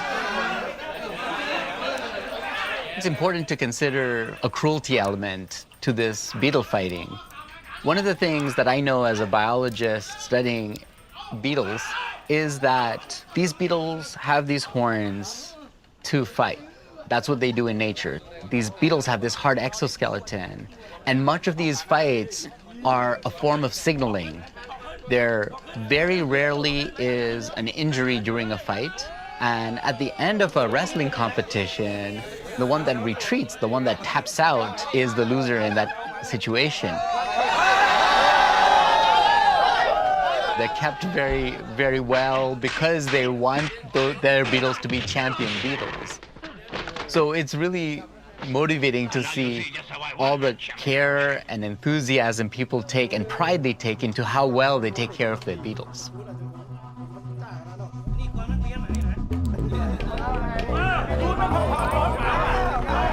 The fighting arena is a hollow, rotating log with a female beetle hidden inside. The scent of her pheromones triggers the male's competitive warrior instinct. I've been studying insects for a long time, and it's actually very challenging to get insects to compete or to watch them compete. I've often put two beetles on a log and they've done nothing for hours. And they're able to entice the beetles to fight in these artificial environments, which I was surprised by. They were able to get beetles to fight almost every time.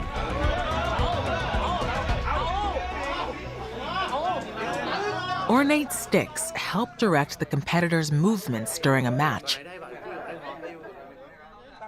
In the wild, beetles use vibration to signal to one another. The wooden stylus may be literally tapping into a form of beetle communication. When people are tapping on the log, beetles are probably using these vibrational cues in nature to tell if there are other beetles around, or perhaps they're telling if they're females that are feeding on the log and creating vibrations. So we're not quite sure how it works, but it certainly works, and the people here have figured that out.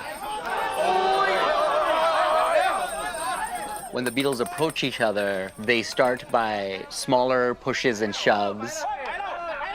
You can see their tarsal claws really gripping the edges of the log. It was really interesting to watch this grappling behavior, just like two wrestlers trying to get the other one into a vulnerable position.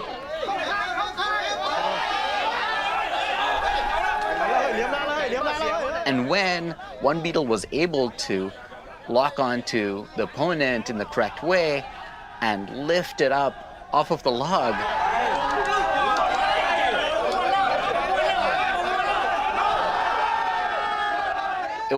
it's like Beetle UFC. It's so clear how that weapon was really well designed for that explicit purpose. They fight in different ways. These very big beetles weren't moving as fast as the smaller ones that were more nimble, turning faster, dodging more, were able to do more of this dramatic behavior. These big ones did these much slower movements. They would grapple for a longer time.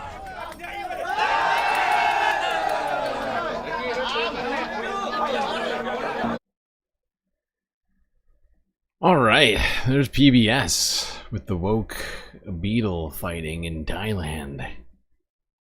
Now, supposedly, they rarely have beetle injuries at these things.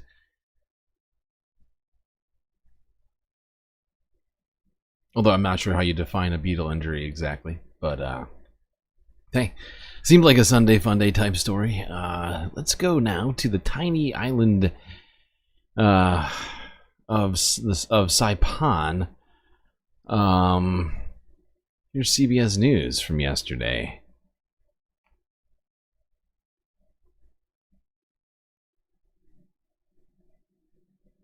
Is it Saipan or Saipan? I always forget. It might be the latter. You might not know this, but in part of the United States, it is already late Saturday night. Ever since 1978, Saipan, part of the Northern Mariana Islands in the western Pacific Ocean, has been a commonwealth of the U.S. The islands have been inhabited by humans for thousands of years. Adam Yamaguchi shows us how new life is now being breathed into one ancient tradition. 1, 2, 3. In the far western corner of America, in Saipan on the Northern Mariana Islands, the native population is rediscovering an ancient tradition. The indigenous islanders, the Chamorro, are taking to the water in their distinctive canoes called sakman. We're an organization committed to reviving our traditional maritime culture.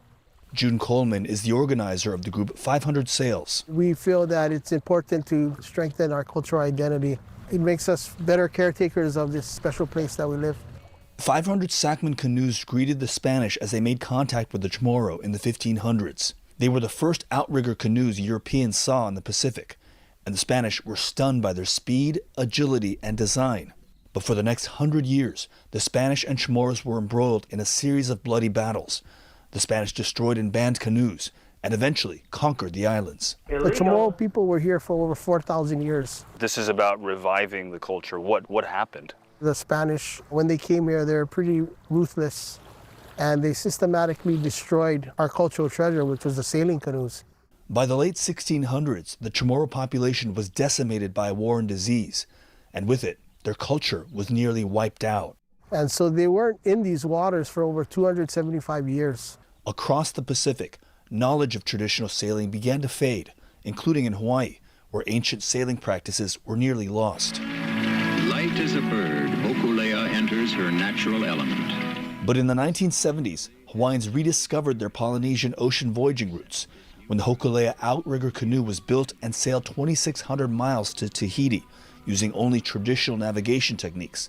No fuel, no GPS, only the wind and the stars. That set in motion a revival of seafaring traditions throughout the Pacific. The canoe is a living cultural treasure in the sense that we use them to travel between islands. That's how they first arrived to the islands. These traditional canoes began the settlement of some of the most remote islands on planet Earth. So here, hold with your right hand here, because you actually want to be looking at where the wind's coming from. Every Saturday, Coleman hosts sailing lessons, focusing on traditional Chamorro seafaring practices. She's helping to steer us, basically. We joined Coleman and Liana Lynn Muna, who helped navigate our way through the bay. You gotta be real in tune, and she's doing great. It's taking my entire body. Coleman says this revival is encouraging participants to become more physically active. All we need is the wind to help us. What I always say, the wind is the gas and the sail is the engine. Huh. That really puts you in tune with the elements. While 500 Sails is growing in popularity, it has only reached a fraction of the population of the Northern Mariana Islands. Residents here experience some of the highest rates of obesity and the poorest cardiovascular health in the U.S. We need to use canoe sailing and our culture to re-establish healthier lifestyle. So the canoe is helping bring everything back in balance. Coleman says the Sakman revival is in its infancy, but has hoped young people like Liana Lynn Muna and others will take the lead and eventually recruit enough people to build 500 sailing canoes once again. Here we go. Seemingly all sorts of places where the revival in indigenous water travel, bringing people together, You know, I think it might be the first nautical themed episode of this spacecast ever. I'm having fun. I'm having fun. While we're doing all this nautical stuff, I figured we'd watch this. I watched this like a number of months ago. This is from the Storied YouTube channel, a PBS affiliate or whatever you call it, production. It's from, yeah, let's talk about why English is a wash. Haha. In sailor's jargon.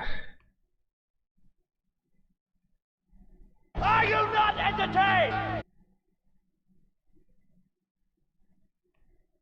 You might be able to guess that the phrase batten down the hatches came from the world of sailing.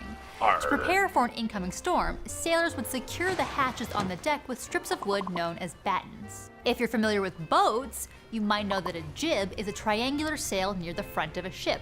Hence, liking the cut of one's jib alludes to a captain gathering information about a distant ship by the shape of its sails. Nice jib, Perhaps buddy. you even know that keeling over or being on an even keel refer to the long spine on the underside of a boat, or that trying a different tack refers to the tacking maneuver that boats use to sail into the wind, or that berth, in giving a wide berth, is a slot for a ship at dock. But this is only scratching the surface of words and sayings in English that come from sailors' jargon. There are so many, it's almost overwhelming. Ah, there's another one. We won't make any headway if I can't get my bearings. 2 more. She's got so many Please of them. Don't cut and run.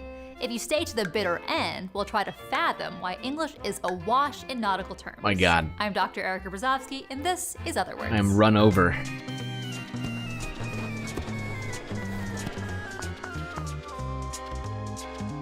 Other words. A jargon is a specialized vocabulary used within a specific community or profession. From Scientology to the service industry, jargon serve 2 purposes: to streamline communication and to foster a sense of community and bonding. These would both have been very important on perilous sea journeys, where your lives are in your crewmates' hands, and poor communication. Arg, hand me the thingy. Sailors live and work for long stretches of time in isolation and close quarters. There's another one. So it makes sense that their jargon would be as broad and deep as the ocean. Presumably, once their seafaring days were over, they took this jargon ashore and started using it in everyday landlubber situations. Eventually, certain words and phrases became so commonplace that most English speakers have no inkling of their nautical origins. We have so many to cover that I should go ahead and get underway. There's 2 already. Wow. Ahead originally meant towards the front or head of a ship, the opposite of astern. Underway comes from the Dutch sailing term onderweg, which meant on the way. If you're taken aback by this, you might be emulating the sails that get flattened against the masts by a sudden wind. Or maybe it doesn't impress you much because you're so aloof, which comes from the Dutch loof, which meant the windward side, probably referencing a ship that was keeping its distance. Smug ship thinks it's so cool. Come on. Fathom is a unit of distance, about 6 feet, that originated from the Old English fathom, which could mean to embrace or outstretched arms, hence 6 feet. It was primarily used by sailors to measure the depth of water, by casting a weighted rope into the water and counting the 6-foot markings once it hit the bottom. Today, we use fathom as a figurative verb, meaning to understand or get to the bottom of something. There's so many sailing terms in our language I hadn't even thought of until I watched this video. Pretty crazy. Now, does anybody know what the hell diversity is?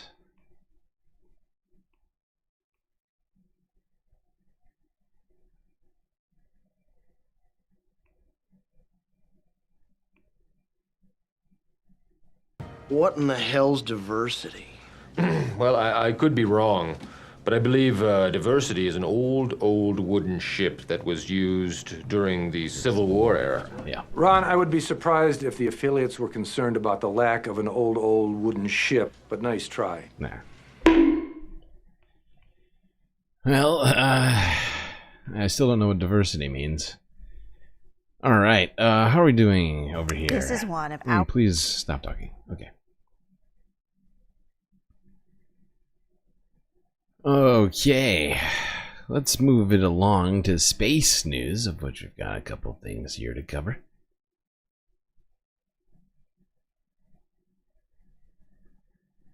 Alright, let's go to KTLA 5. With all of the magnetic solar activity that's been going on,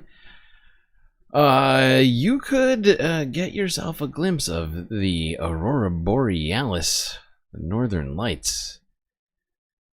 And KTLA 5 has a way for you to do it. This is one of our biggest giveaways yet. A trip to Norway to take a cruise to find the best northern lights. Not only that, you'll be finding the best celestial spectacles with the world's first and only chief aurora chaser, astronomer Tom Kirsch. He joins us now live. Thank you so much for being with us. Oh, it's a pleasure. I love being here. It's a far cry from Norway, but I know. Sorry. But I like it. We do have a photo booth here, though. Yes. We do. No celestial spectacles. Just the stars that you'll see around here walking around.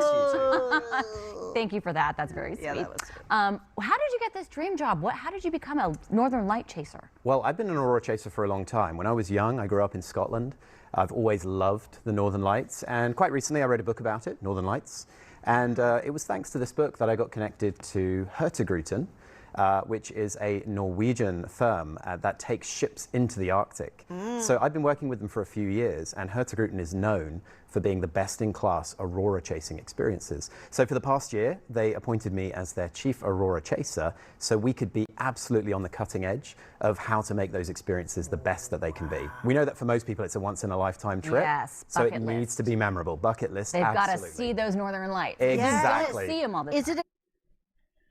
Well, you could take the Hurtigruten, the apparently the cruise ship solely dedicated to chasing the Northern Lights. Have this guy, this joker back here, use fancy technology to track down the best places for that cruise ship to go. I can't remember. I don't think I've ever seen the Northern Lights. I'm trying to think. Like in full?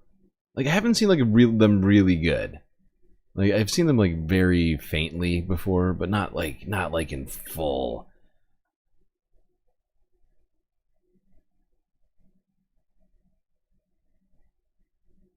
I would like to see it. At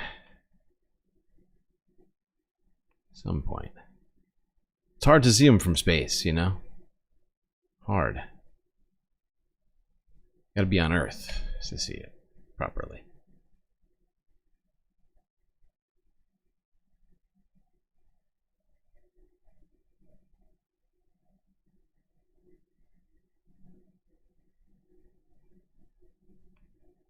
All right.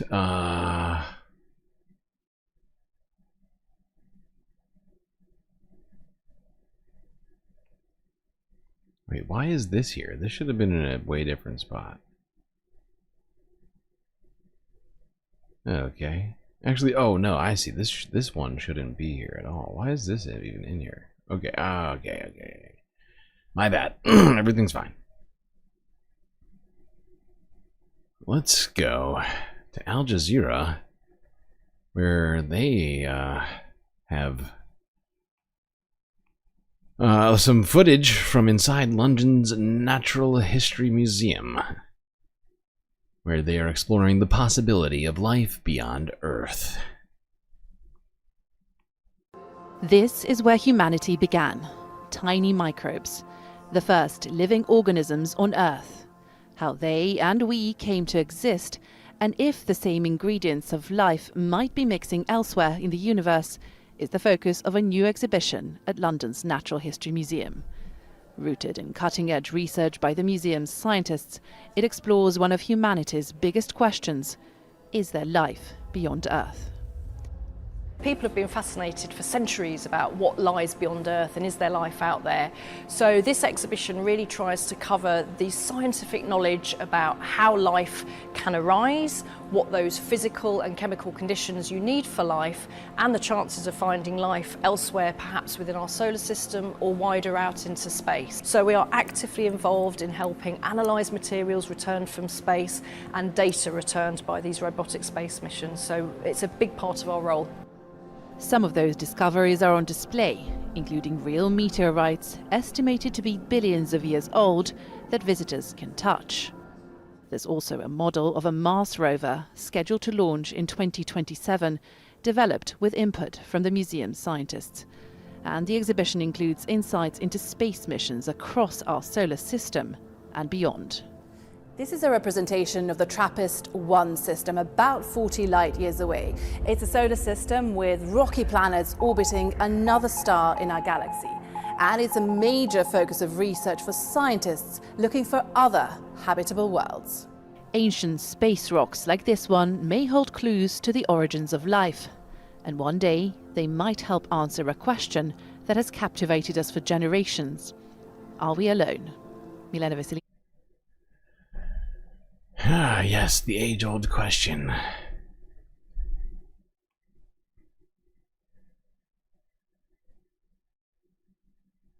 think we can say pretty definitively, yes, there is life other places, but how close is it? Probably really far away. At least as we think of life. Very far away.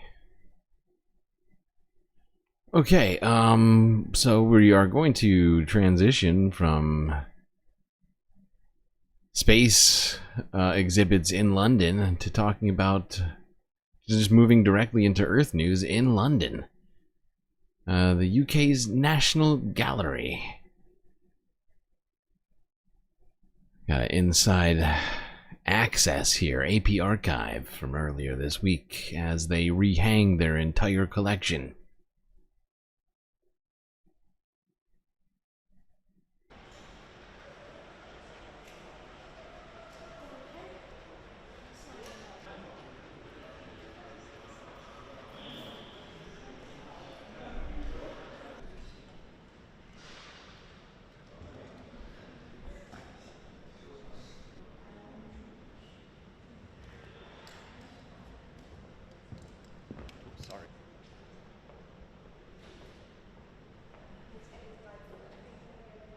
A lot of Jesus paintings in here, huh?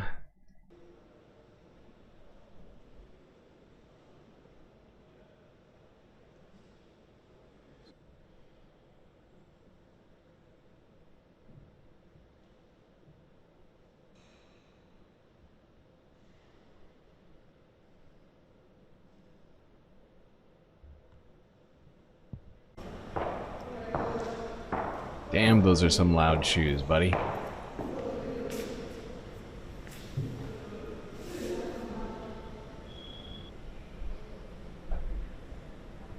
Lots of white Jesus. Yes, that's right. There's a shit ton of it. All over the place. What are you looking at? What's happening? Why are we looking at him looking at art? On the occasion of the gallery's bicentenary, we're 200 years old in 2024-25, it's an opportunity to rethink what the gallery is about. It's an opportunity to rededicate the gallery to the people of the UK and art lovers everywhere. And with the reopening of the Sainsbury Ring, it really became a much bigger rehang than perhaps we'd initially thought. And it was an opportunity to rethink how the National Gallery presents its collection, the stories it tells, the juxtapositions, the pairings, the room displays. All very exciting. Wow. Look at all this art.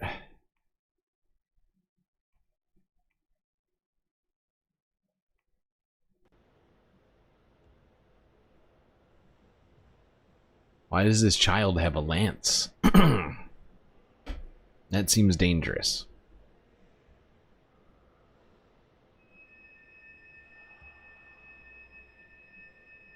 These are some of the most beautiful works of art ever made by human hands.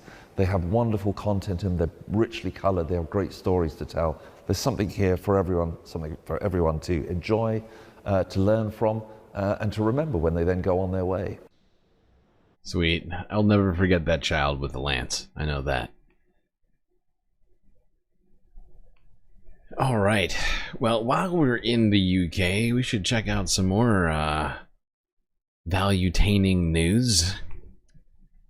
The BAFTAs happened last week. We didn't We haven't gotten to take a look at any of this because we only reserve this sort of entertainment news for Sunday Fun Days. Let's go here. Greg Davies and little Alex Horn at the BAFTAs.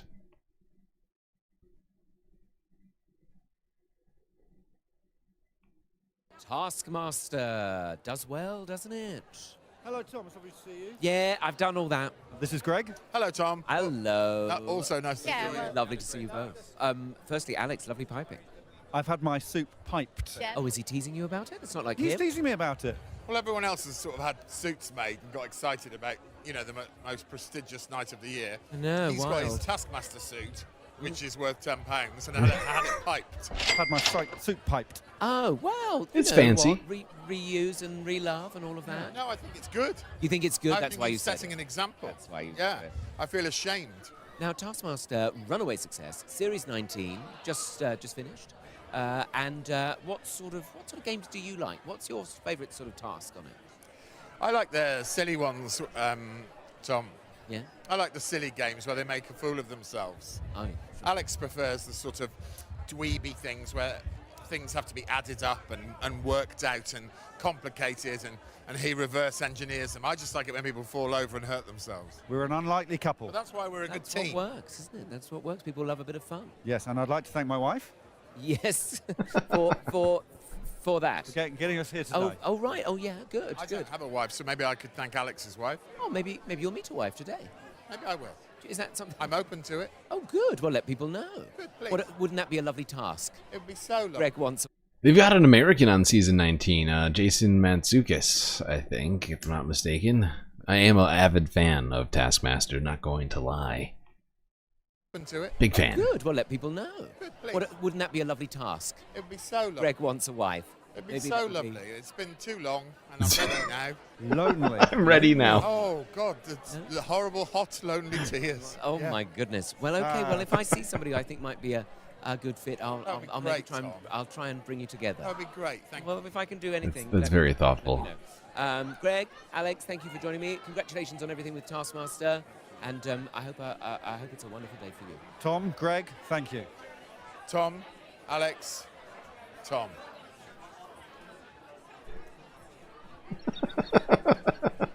I think how they all said.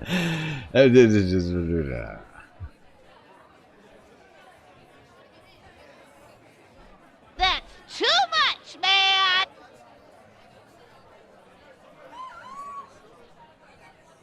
So weird. So weird. What a bunch of weirdos. All right, let's see who won at least one of the BAFTAs. The BAFTA TV award here. One of the for entertainment program. Who won the entertainment program BAFTA?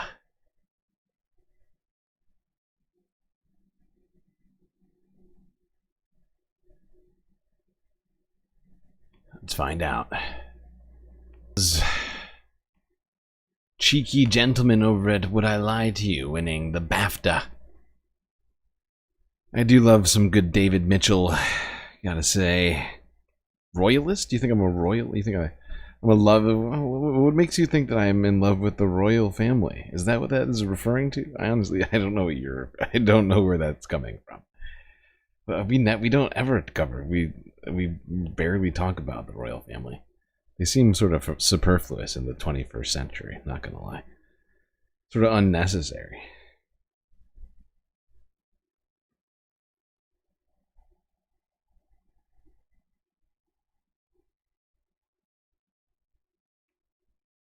All right, let's go down to France,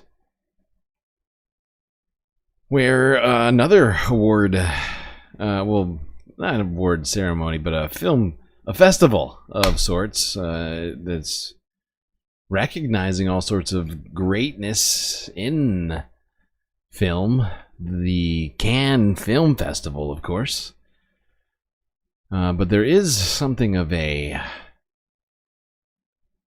What do you call it? I don't know if scandal is the right word, but Halle Berry wore a change. black and white A change which has come to the festival, causing all sorts of hubbub That being a new dress code. Help! Help! I'm being repressed! Start here with Reuters from 5 days ago. Halle Berry wore a black and white striped dress on the red carpet at the Cannes opening ceremony on Tuesday, though it was not her first choice, she told reporters earlier in the day. The Oscar-winning actor and festival jury member was caught off guard by the film festival's updated dress code. But I had an amazing dress by Gupta to wear tonight, and I cannot wear because the train is too big, so of course I'm going to follow the rules. So I had to make a pivot. The new rules prohibit nudity as well as voluminous outfits, Voluminous? which include long trains that may block the way for other guests and complicate theater like seating. that. In addition, the code now explicitly allows for elegant shoes without a heel on the red carpet. BBC Illegal. film reporter Tom Brooke called the rules something for people to talk about. Well, that seems to happen, you know, every time with Cannes. I remember a few years ago there was a ban on selfies. There was also a ban on women wearing flat heels at Cannes, and there was an uproar about that. I think it was called Heelgate or whatever. And now we hear that no nudity will be allowed on the red carpet. In my mind, it's not terrifically important. Are you kidding me? What else is important at Cannes Film Festival than fashion? Oh, the films. The films are important. But that's right. Cannes cracking down on flats and voluminous dresses. And nudity.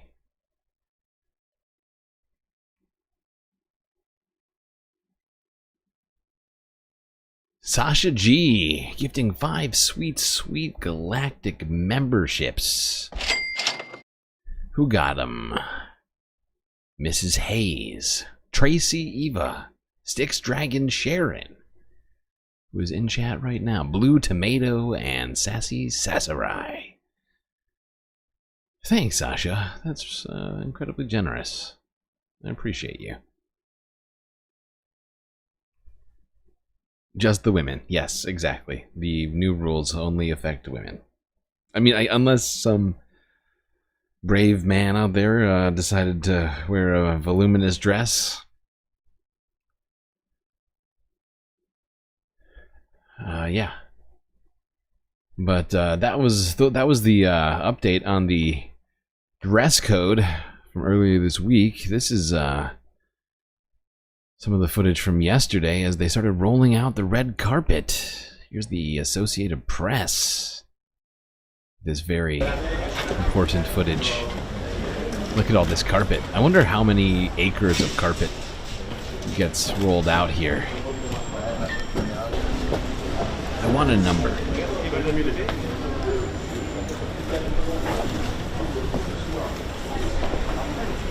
Wow. A lot of effort going into this. I love about this.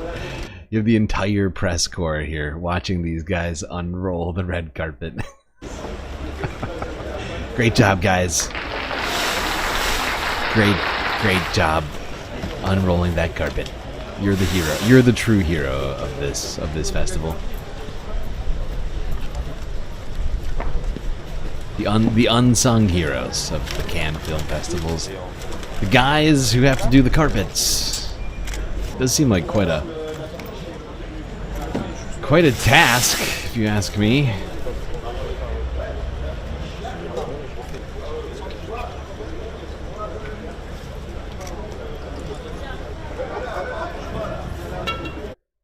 Okay, I think that's probably all we need of that. Even though it is, I mean, I was on the edge of my seat. I think we probably know what happened. They finished rolling the carpet out, and the stairs were covered by the carpet, and then the stars walked on it. Because of course, the stars can't walk on anything but red carpet. If they were to walk on, say, blue carpet, they would light on fire. That's hot. It's true. All right. Let's go to France 24. Or as some call it, France 24. Yeah, France 24 English from yesterday with some of the highlights from the festival. Are you not value-tamed yet? I mean, come on. What haven't we done yet so far? Seriously, people. Everything. I can't think of a single thing we didn't do that wasn't value-taining. Just like to recap some of this incredible stream. Since we're at least halfway through, I'm just going to point out all the great stuff we've done. We covered the Mexican naval ship which crashed into the goddamn Brooklyn Bridge. The alleged terrorist attack on a fertility clinic in California that was extremely Reddit-pilled. The announcement of Joe Biden's aggressive prostate cancer. Hit up a little bit of the birthright citizenship talk in the Supreme Court, then got right to talking about water parks and the world's, not the world's, but the United States' biggest bounce house.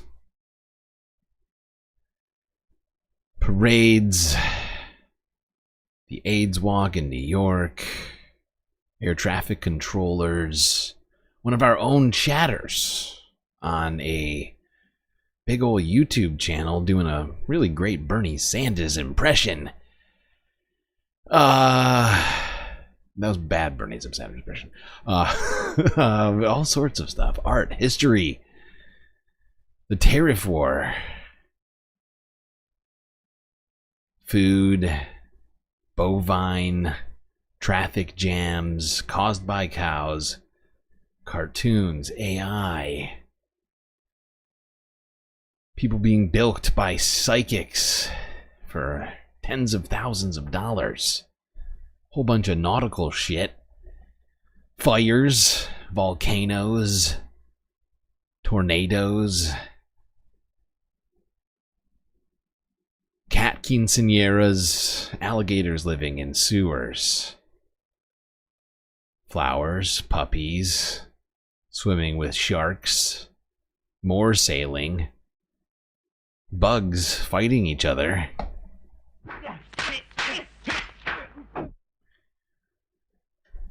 Oh my god, space news, the BAFTAs, I mean, museums, what else can we possibly cover on one Sunday Funday, I ask you?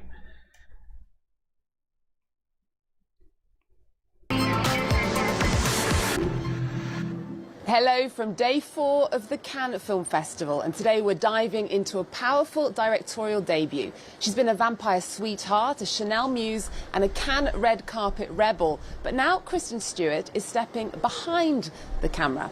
She walked the red carpet in an edgy, custom-made Chanel look that got the internet buzzing. It's for her first feature called The Chronology of Water. It's a project she's been dreaming of since she was 9 years old. Adapted from Lydia Yuknovich's memoir, the film follows the story of a young Olympic hopeful charting her battles with trauma, identity and survival. After her prize for Best Actress in 2017, Diane Kruger is back in Cannes with the premiere of Amrum, a haunting film set just after the fall of the Nazi regime. It's a quiet, island-set story about the emotional aftermath of war. Directed by Fatih Akin, it captures a nation reeling from the collapse of a long-held belief system. I sat down with Kruger and the director to discuss the film's origins and its powerful themes. Hello, hi, nice to meet you.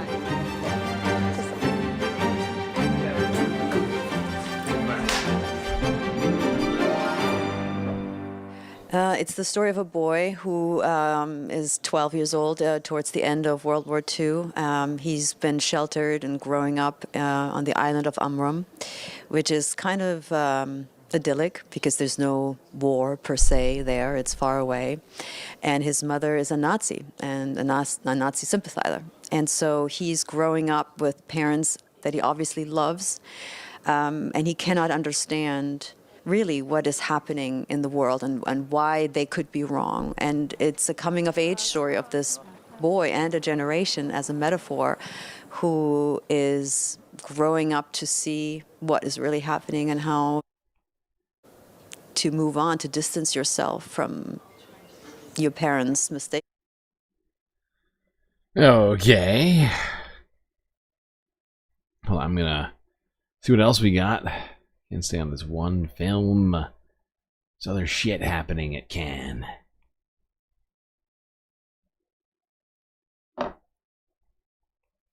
Her new film, Amroom. Next then, to the perfect Cannes film, Richard Linklater's Nouvelle Vague is a playful, stylish tribute to Godard's 1960s Breathless. The film is in the very spirit and style of the new wave classic. Let's take a look at the trailer. Une belle américaine et une belle américaine. Rossellini. Oh bah merci pour la balade, Jean-Luc. Melville. This looks really good. Bogart. Truffaut. Bon, je voulais voir si tout se passait bien. It almost looks like it was shot a long time ago. Une cascade. Des policiers. Un flipper. Un café. New York Herald Tribune. Du pur génie. Un tournage. Je marche dans la rue, ce type me filme avec une caméra dans un triporteur de la poste. Et je dis tout ce qui me passe par la tête parce que tous les dialogues seront doublés plus tard. Well, you saw Zoe Dutch there in the role of Jean Seberg, who starred in Godard's Breathless. René Lefort tells us more about this rising Hollywood star.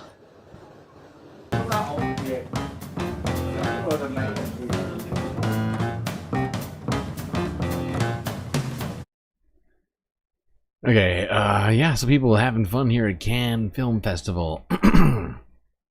Checking out all sorts of great films. Hanging out with the stars.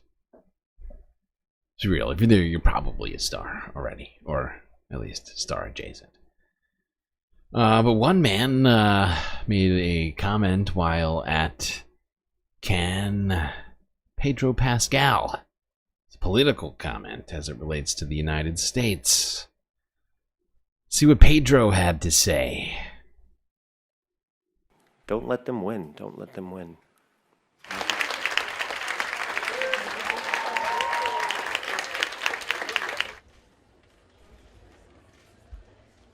And so keep telling the stories and keep expressing yourself and keep fighting to be who you are. And I don't know, fuck the people that try to make you scared, you know, and fight back. I mean, it's obviously very scary for an actor who participated in a movie to sort of speak to issues like this. I want people to be safe and to be protected, and I want very much to live on the right side of history. And I'm an immigrant. My parents are refugees from Chile. I myself was a refugee. We fled a dictatorship, and I was privileged enough to grow up in the U.S. And after asylum in Denmark, and if it weren't for that, I don't know what would have happened to us. And so I stand by those protections. There we go. Pedro Pascal talking about his experience as the son of immigrants in the United States while at Cannes. Suggesting that Americans need to fight back, which I agree. I agree a great deal of. Now we're gonna mute this next video and just go here. So this is the scene from outside of Eurovision Song Contest, which we're basically not going to talk about at all. The only thing we're going to say is that Eurovision continues to allow Israel to participate in this contest while they disallow Russia from participating. A hypocrisy I'm incapable of what's the word? Rectifying in my brain or out loud. So we're just going to move right on from that one. So sorry. Could have been valutaining. Could have enjoyed it. It's just too much. That's too much, man! Alright. Now, let's go down to Rome, where Pope Leo XIV, the new pope, delivered his first homily as pontiff. Here's ABC News from 18 hours ago.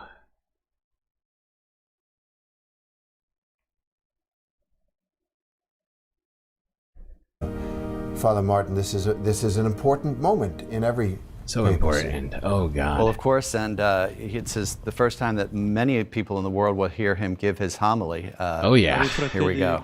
Here it comes. There he is, the Pope, Pope Leo XIV, sitting in his chair, saying words in Italian. Dear brother sweet. cardinals, brother bishops and priests. Pretty lit. There you go, Pope. Although Pope did draw massive crowds. Massive crowds. Let's go here to Reuters really quick. The really quick clip. See some of these crowds that he drove through on his way to all of this. Catholics cheered for Pope Leo XIV as he greeted them from the Pope Mobile ahead of his inaugural address. Mass. Whatever it is. Inaugural mass dress. Whatever it is.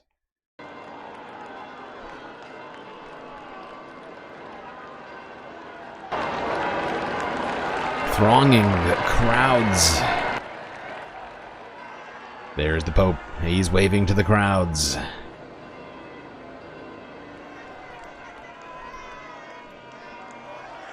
Hundreds and hundreds of thousands of people.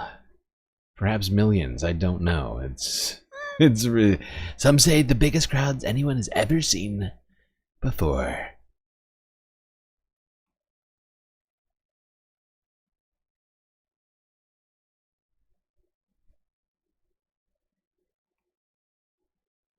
All right.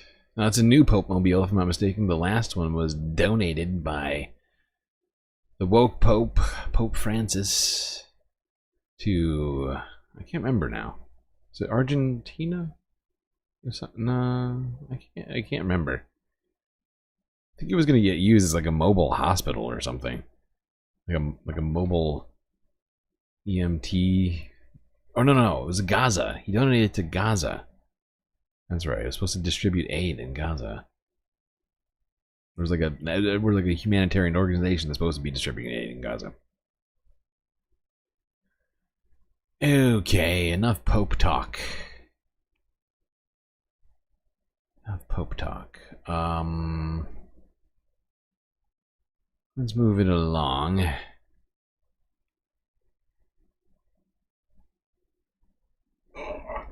Stretch. I need food right now. I'm so stressed out over making sure I get the bills paid for June. I'm not buying a lot of food right now. I'm like living off of potatoes. Potatoes and rice. Times is tough on the space station right now and on Earth. All right. Let's go to Poland. There was an election happening over the last couple of days. France 24 English from 18 hours ago. Poland votes in tight election. In 3, 2, 1. The role of the artist in times of crisis, a powerful new work of fiction rooted in real events, explores that question, resonating with the challenges of our own time. Senior arts correspondent Jeffrey Brown has the story for our Arts and Culture series, Canvas. The 1925 film The Joyless Street, starring Greta Garbo. 1929's Pandora's Box with Louise Brooks. Two landmark films directed by G.W. Pabst, considered one of the world's great filmmakers of the silent era, an innovator in visual storytelling. Wait. Oh, shit. The Austrian native first made his mark in... What happened? What is this? Oh, shit. I just looked past this one. That's my bad. That's my bad. I need to go back. I was not paying attention. I remember this now. Sorry. Let's talk literature real quick on this Sunday Funday with PBS NewsHour. Jesus Christ. Artist in times of crisis, a powerful new work of fiction rooted in real events, explores that question, resonating with the challenges of our own time. Senior arts correspondent Jeffrey Brown has the story for our Arts and Culture series, Canvas. The Son of a 1925 bitch. film The Joyless Street, starring Greta Garbo. There we go. 1929's Pandora's Box with Louise Brooks. Two landmark films directed by G.W. Pabst, considered one of the world's great filmmakers of the silent era, an innovator in visual storytelling. The Austrian native first made his mark in Europe, left for Hollywood as the Nazis came to power in the 1930s, but found little success there. And then, as World War II was beginning, returned home, where he made films for and under the Nazi regime. It's like the normal, regular story of the refugee fleeing the Nazis, fleeing persecution, turned on its head. And I thought, this is an amazing story. I have to look into that, and I have to turn that into a novel. The result by German-Austrian novelist Daniel Kelman, The Director, a fictionalized account based on the life of an actual artist and his choices in the worst of times. It's a novel about complicity. It's because if you survive at all in a dictatorship, then you have to become complicit. And in the case of Pabst, because the Nazis wanted him to make films, and he did that, he feels like, I have a lot of artistic freedom here. I can do this. I can make good films. And that's, of course, when the pact with the devil becomes very real. Kelman, now 50 and living in New York, burst on the world literary scene 20 years ago with his novel Measuring the World, which also featured historical characters in the 18th and 19th centuries. He's written 6 other novels, including 2020's Till, a reimagining of actual events in the 30 Years' War of the 17th century. It was a finalist for the International Booker Prize. Novel writing is the art of the possible. It's what could have happened. And you have a certain license in a novel to do what journalists, for example, or historians cannot do. Right. They cannot just say this happened, because you need very, very reliable sources. And as a novelist, this is exactly what you're allowed to do. You can follow the You've got the framing of the facts here, Yes, but yes. then you can play. Yes, exactly. In The Director, he shows us the everyday changes, the flags, children in uniform, the rules of who doesn't belong, that can swiftly transform a society, even as most people adjust and life goes on. People could tell themselves that this is still okay. What we're doing here is still morally acceptable. And then when you go down that road, there's always a next step which still feels acceptable, and another step which still feels acceptable. And that's what happens to my main character. And I thought also what happens while you are reading it. Part of this story you knew from growing up, from your own father. Yes, and there are many people in the book, characters I have to say, whom my parents knew, especially... There is a very personal aspect to this novel. Kelman's father was from a Jewish family in Vienna, entirely assimilated, or so they thought, until he was expelled from school, arrested, and put in a concentration camp for 3 months before the end of the war. Later, in fact, he became a film director. It's quite unusual in my generation of writers to still have had a parent who was a victim and a witness to the Nazi era. And I felt at some point I had to write about that. So at some point... Okay, there we go. An interesting novel examining complicity under fascism and the role which artists play. This is a good story for our times and for, a little bit of literary discussion on this Sunday Funday. This writer's from Austria, I believe, originally.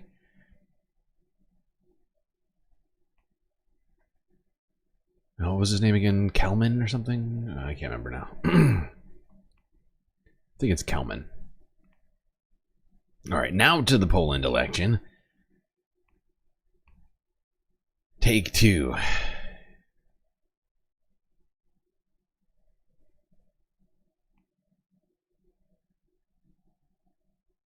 Well, Europe is also keeping a close eye on the presidential election in Poland this Sunday. Polls have opened there as well. For the past year and a half, the centrist ruling coalition of Donald Tusk has had to share power with Poland's outgoing conservative nationalist president, Andrzej Duda, who has blocked key government initiatives.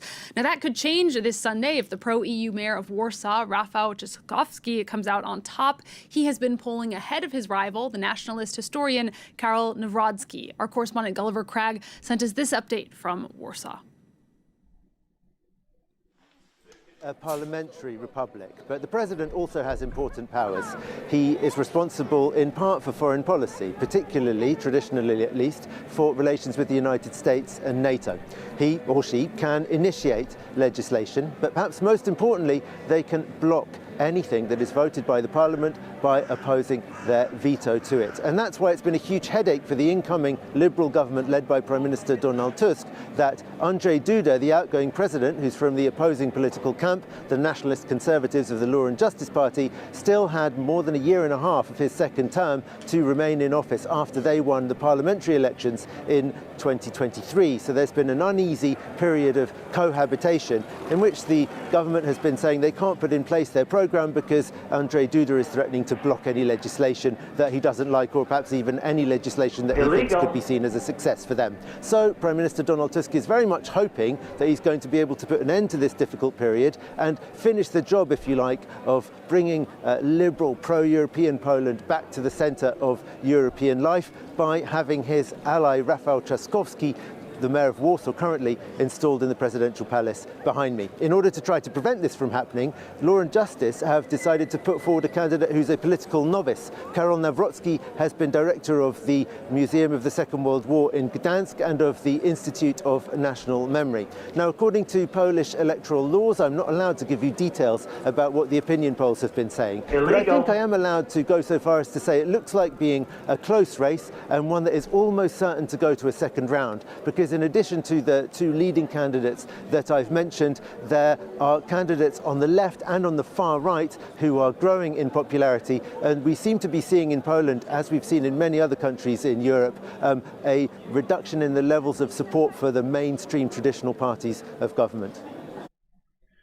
As of now, I'm just checking the news on this.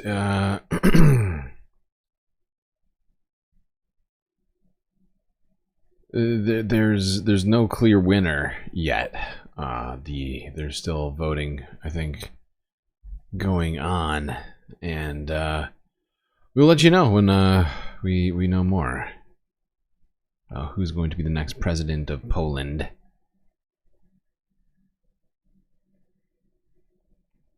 But there's more elections happening in Eastern Europe. Let's go to Romania. Real quick, France 24 once again with the tense presidential runoff happening in that country. Now, we talked about Romania and the election which was then the Romanian government basically with electoral campaign. There originally was already an election, a vote that happened at the beginning of this year. That was declared invalid by the government. They then decided to have a runoff. Here in this now entering its final stretches. There actually, I think there's already a winner actually. We'll get to that at the end of all this, but let's just go through some of this before we talk about who wound up winning. With electoral campaigning officially over, it's the final stretch for Romania's two presidential candidates. Pro-EU centrist and incumbent mayor of Bucharest, Nicolae Dan, held a video call with French President Macron ahead of Sunday's runoff, discussing a solid partnership in the future. Europe's main concern is undoubtedly security. I am very pleased that there is this NATO command in Romania led by French soldiers. This is the first thing we must develop if I win the presidential elections. At a press conference on the same day, far-right AUR party leader and nationalist George Simeon did not appear discouraged, speaking confidently of an approaching victory and warning EU countries, especially France, not to meddle with the electoral process. Sunday, I will be the next president of Romania, and we respect your culture, your history, but we do not respect Emmanuel Macron, who is trying to meddle with our elections. Throughout his campaign, Simeon opposed military aid to Ukraine and criticized the EU's leadership, aligning his stance with that of US President Donald Trump. Simeon had topped the first round with 40% of the votes, but latest polls show the two candidates now at a tie. The country has been knee-deep in political chaos since its first presidential election was annulled last November, following allegations of electoral violations and Russian interference. Oh my god, Sasha G gifting out more sweet Galactic memberships. Who got them?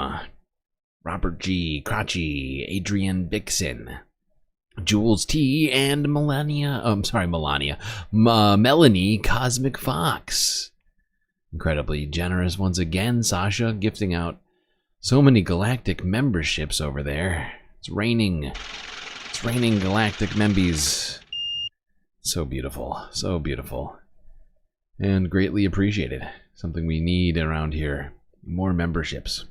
And unfortunately, we have been waning in our membership numbers, struggling to get to 19 emotes still. Although I feel like 18's a lot. I don't know how many emotes most channels have, but I feel like we have a decent number of emotes. We could have more. I would love more, but I feel like we're doing pretty good for a channel with only less than 1,000 subs. Shouldn't get ahead of myself in that 1,000. We're still struggling to get to 1,000 right now.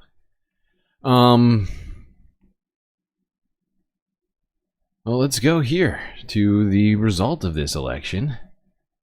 This was 7 hours before the stream started.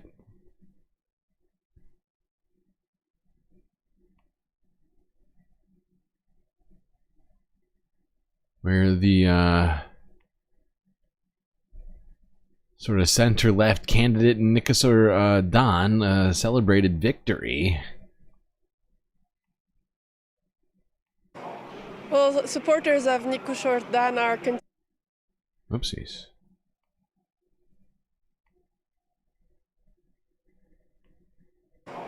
Well, supporters of Nikosor Dan are continuing to celebrate here in the center of Bucharest, in front of the town hall. They are chanting, they are saying that they're relieved, that they are happy that their country is going to continue on its pro-European path. Nikosor Dan has also spoken on a stage a few meters to my right. He has recalled the promises that he'd made to Romania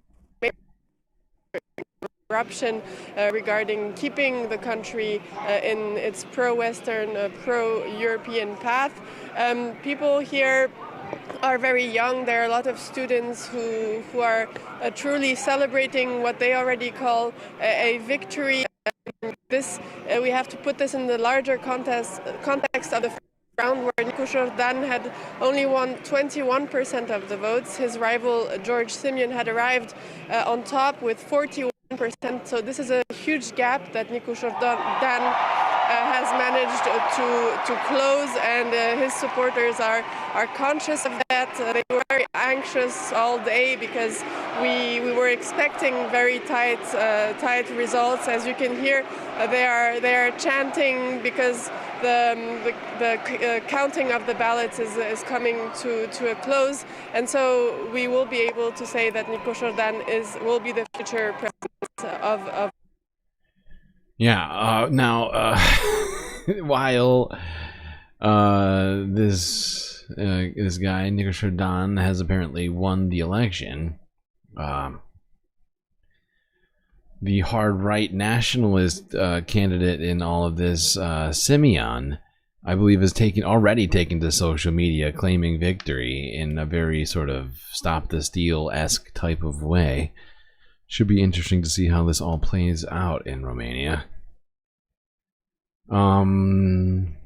All right, let's go to some fun, some more fun stuff here in Bulgaria.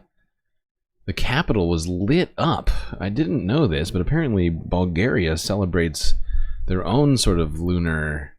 They have their own lunar festival here, which lights up the entire capital with artwork and other interesting light displays.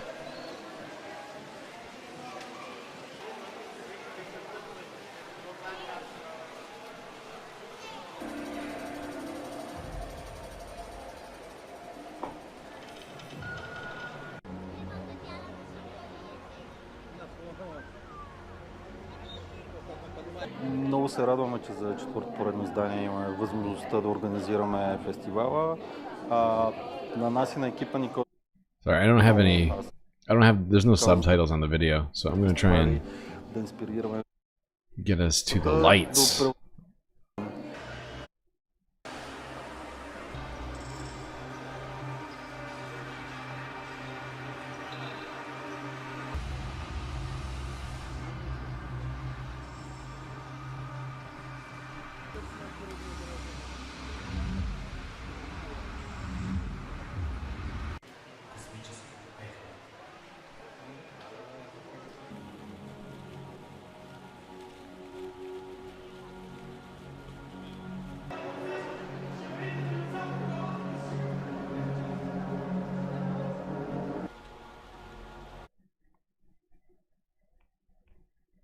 There we go. Quite the light show going on here in Bulgaria. We got a lot of news in Eastern Europe today. Let's go on now from Bulgaria to Slovenia, where the disappearance of a statue. Oh wait, I forgot. I do have one. This one has the subtitles. Hold on. It's a much quicker clip. Let's go here. We are happy to have the opportunity to organize the Lunar Festival for the 4th consecutive year. The event requires a great deal of time and effort from our entire team, but we are deeply committed to the cause. Our goal is to put Bulgaria at the forefront of international light festivals, to inspire more people across the country to engage in this form of art, and to attract international artists whose work will help people around the world rediscover Sofia and Bulgaria, fostering cultural exchange. I gotta say, this one right here is freaking sweet. It is really cool. I assume this is a projector, but like a freaking super powerful one.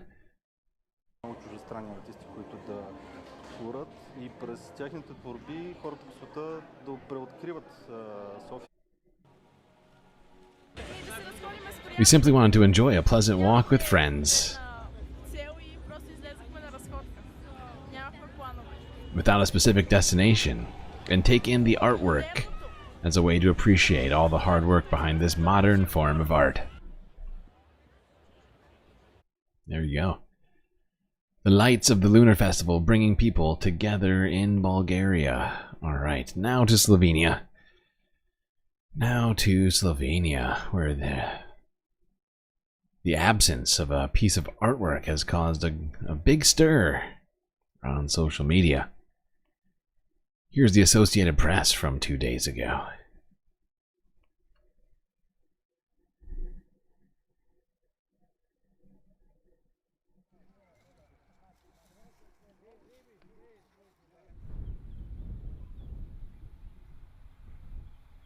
We was on the way to the beach, like to Koper, to have some holidays, like in the weekend, and then we thought we will pass by the Melania Trump statue. And yeah, now it's disappeared. I mean, we just found out when we was on the way to the statue that it disappeared, so we're a bit sad, but then we thought like we will anyway come and see it because it was already planned, so yeah. Now unfortunately it's gone, but we can still see the feet, right? So that's good. That's probably good enough. You don't need to be able to actually see it. It was a pretty bad statue to begin with.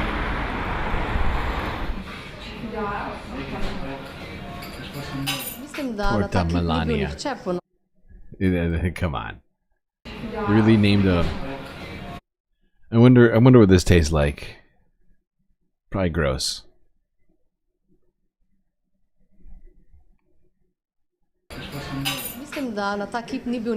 think no one was really proud of the statue. Not even the First Lady of the US. So I think it's okay that it was removed. Yeah, it truly was not it wasn't a beautiful statue to begin with. I mean, like, let's be real. There wasn't a great deal of artistry that went into this. Although it's approximately as fetching as the First Lady, I suppose. But I'm sure that any minute now, Melania Trump will be coming out to do this again. A new version of this. Remember this? I don't even remember this.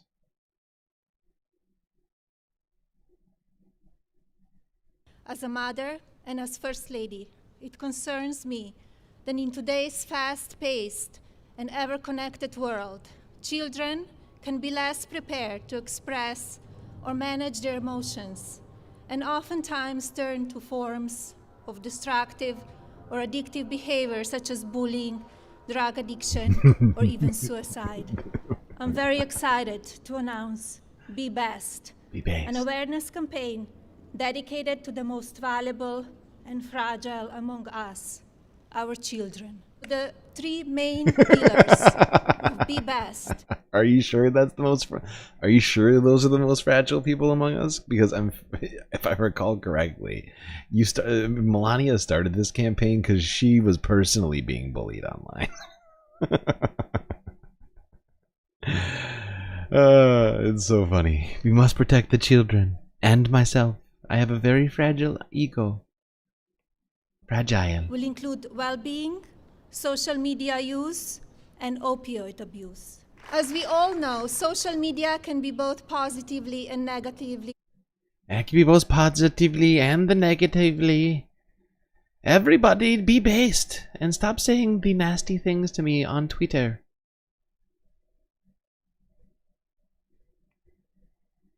Eighth emotional support character is ready, according to Jerry. Okay. Oh, I just noticed that we are approaching 6 hours. I think it's probably a good time for us to take a break here. Yeah. Actually, we'll do one more story. We'll do one more story before the break. Oh God. Okay. Well, I generally object to bullfighting, but I don't object to what happened here in Bosnia. Not too far from Slovenia, Bosnia was holding a bunch of bullfighting, whatever you call them. And, well, the bulls decided they were tired of fighting and took to the streets.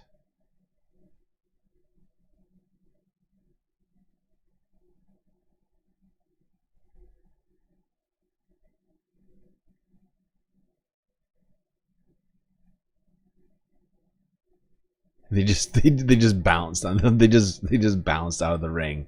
And they're like, wait a second, where are we? Oh shit. Okay. Freedom.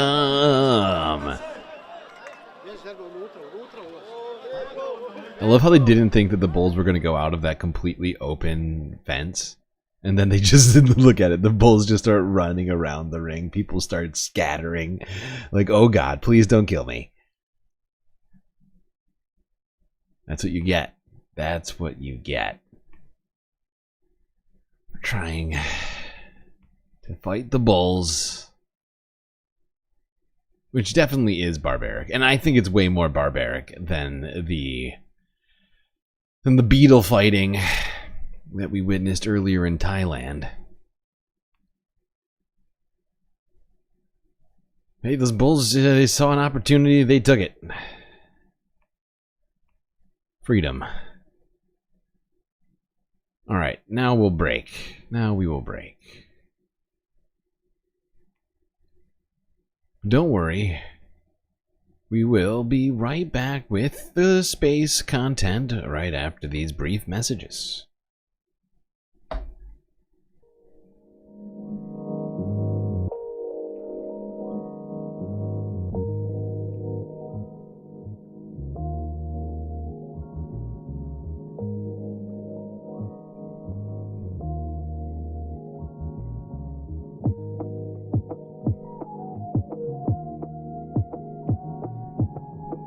Well, I do hope everybody's been enjoying the show so far. If you haven't already, hit the like button and don't forget to subscribe. While you're at it, do also consider contributing to the Galactic News Network, as we are completely funded by viewers such as yourself. Of course, we have a plethora of great ways for you to show your support for the spacecast, which you're currently watching right now. YouTube, Twitch, but right now I've been suggesting people consider contributing on Cash App, PayPal, or Patreon, as we get that money immediately, if not sooner, rather than me waiting over a month, which is when I would see funds on YouTube or Twitch. But of course, the best way to get the most space benefits for your Earth dollars, while also ensuring that you're helping us with our current financial problems, is to go onto Patreon and become a Galactic patron. Only a few bucks a month get you access to avatars, shoutouts, and much, much more. But yes, unfortunately, last month we did not stream as much as we would have liked to due to some health problems, me being sick, and the technical difficulties which we saw for over a week, which drove me mad and made us almost no money. And so we are very short for the bills right now, so do consider helping. Anyway, that's enough messages from me. Blatant capitalist begging over here. Yeah, enjoy the short space break.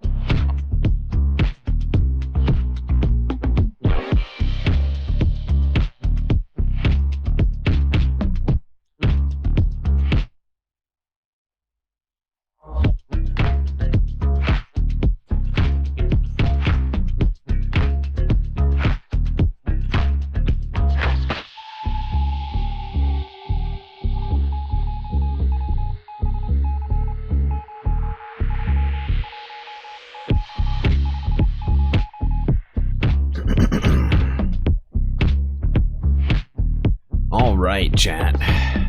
It's time. Time for us to get back to the stream with the fourth half, probably final half, I think. I'm doing the math right. We can get this done in one half, and I have the energy. I have time. I have the stamina to get through all of it. Should be good. We left off in Bosnia. We're now going to go down to Africa. Down to Africa, let's see. Starting in, I think, where is it? Benin? Yes. There's a Funday story. The youth in Benin are taking to a particular activity, which is helping empower impoverished youth in the country. That activity, well, it's martial arts.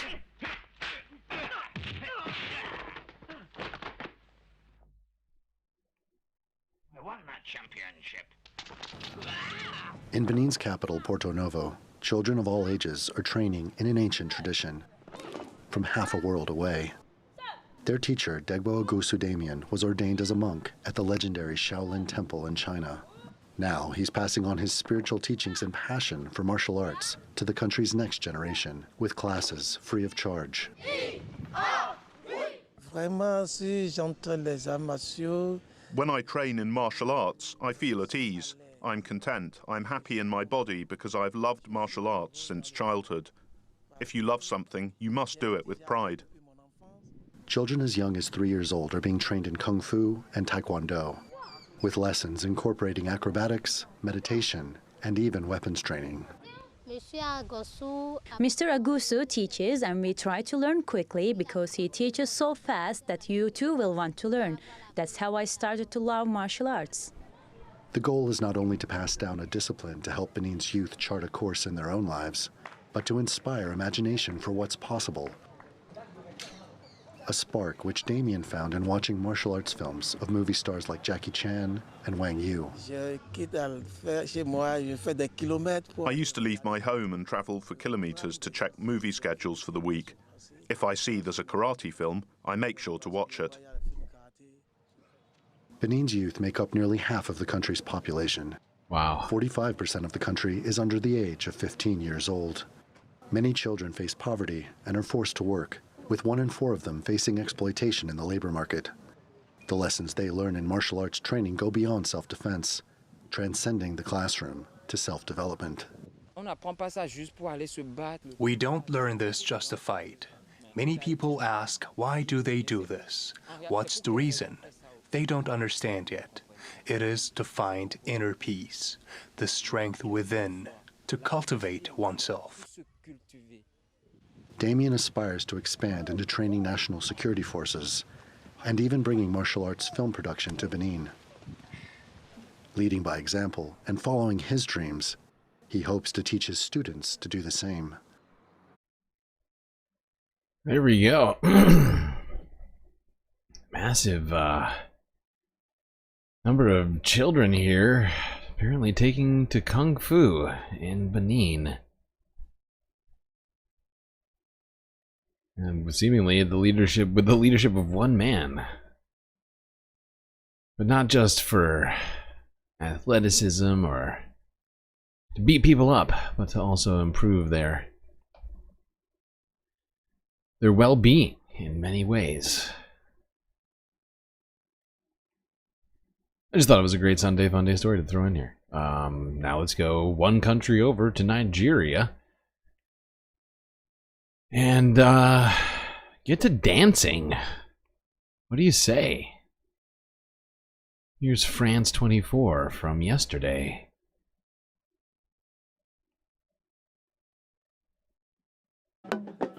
To the rhythm of drums, these Egungun festival goers are celebrating their ancestors. Taking center stage in this Yoruba parade, masked figures dance in intricate costumes, an elaborate ceremony to honor the dead. I learned from doing my research that Egungun is more than just about masquerade, it's more than an honoring of ancestors. It's also about entertainment. Pure dance, there's nothing like it. In church, we sing music. With Egungun, it's a lot of dance. Hundreds of participants from across East Africa gathered in Ibadan, Nigeria for the World Egungun Festival. The audience itself was a kaleidoscope of colour as attendees wore their distinctive Asoebi attire to represent their region. Like I saw the people from Ogun State with their own attires and different color, the people from Lagos State with their own Osun State, even though the Benin Republic, the Beninois, came from the different parts of Benin Republic with different attires. The festival hopes to encourage the continuity of this practice, which had been slowly disappearing in the region. The Egungun tradition continues to influence many facets of East African culture, even though its cultural significance is often underappreciated. There are lots of styles that are being emulated from Egungun itself, but people refuse to give them the acknowledgement. They refuse to give them the accolades that they deserve. They refuse to attribute their creativity to Egungun. Why not? After a successful second edition, look at this little kid. Plan to make it an annual event, preserving this unique cultural heritage for future generations. Oh my God! There we go. Hopefully that, hopefully that one lifted your spirits, got your feet feeling like they want to dance. An ancient coastal city that. Excuse me, ma'am. I need you to shut up. Many secrets. I was celebrating the dance just now, and you're just interrupting me rudely. How rude! Those little kids looked like they were having fun. Couldn't tell though. I mean, it wasn't entirely clear because you couldn't see their faces. But boy, what a festival happening there in Nigeria, the Egungun Festival. Happening over the weekend. That's not Sunday Funday. I don't know what to tell you. I don't think you're capable of having fun.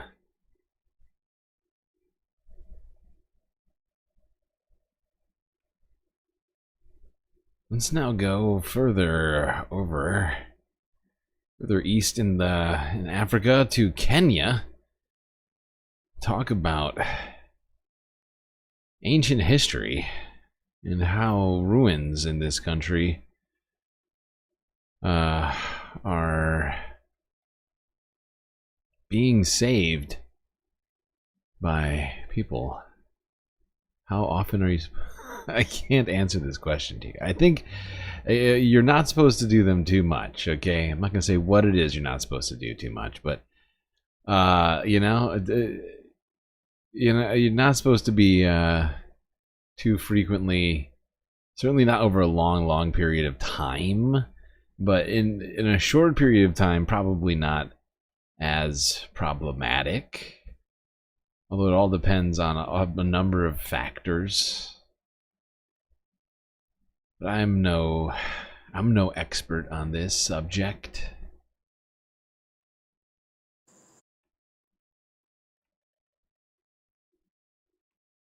An ancient coastal city that holds many secrets. Historians say it was built in around the 11th century, long before the transatlantic slave trade, before there was a country called Kenya. It was a thriving trading town, and it's one of 8 World Heritage Sites in the country. But when it comes... The director of Getty Monument, Hussein Aden, traces its history to Persians who came to East Africa to trade. After some 200, 300 years, it was assumed that the first settlers, the first inhabitants left the town. It was assumed that maybe the local people. The second is being assumed now is Arabs and Africans. Researchers say the last of the residents packed up and left at the turn of the 17th century. It's not clear why. This is the palace. The city itself was extremely wealthy. It had mosques, houses, and well-constructed tombs. Now, historians say that the architecture is a marvel, but not much is known about what happened here.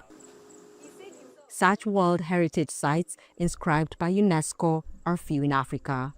Some are under threat from, among other things, climate change, neglect, and war. Cultural heritage is being destroyed by during armed conflict, and we are seeing it. We're seeing it in Ukraine. Now we're seeing it. We've seen it in Syria. We've seen it in Iraq. We've seen it in Mali, in Africa, and I think even in Uganda, where fire has destroyed a World Heritage Site.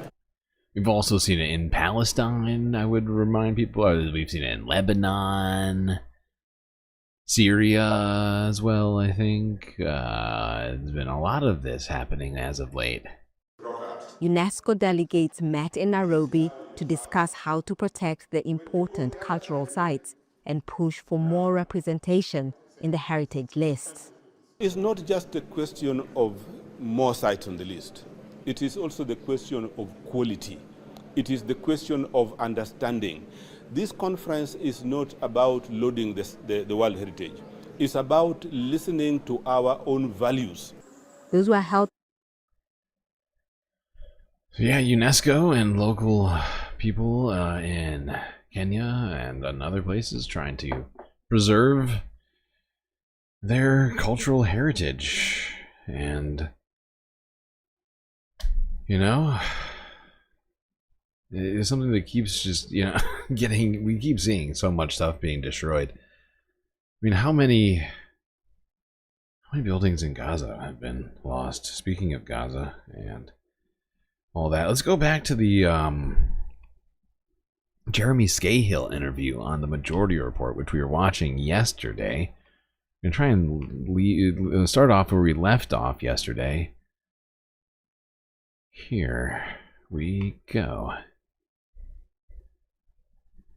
Not to mention seizing computer hard drives, papers, and other intelligence from these Israeli bases and bring them back into Gaza with them. It was the most stunning and successful attack that that any Palestinian resistance forces have ever launched against the state of Israel. And it was all planned in total secrecy, using weapons that were overwhelmingly manufactured in the tunnels underneath Gaza. I want to move forward to this sort of where we've been this year, particularly under the Trump administration.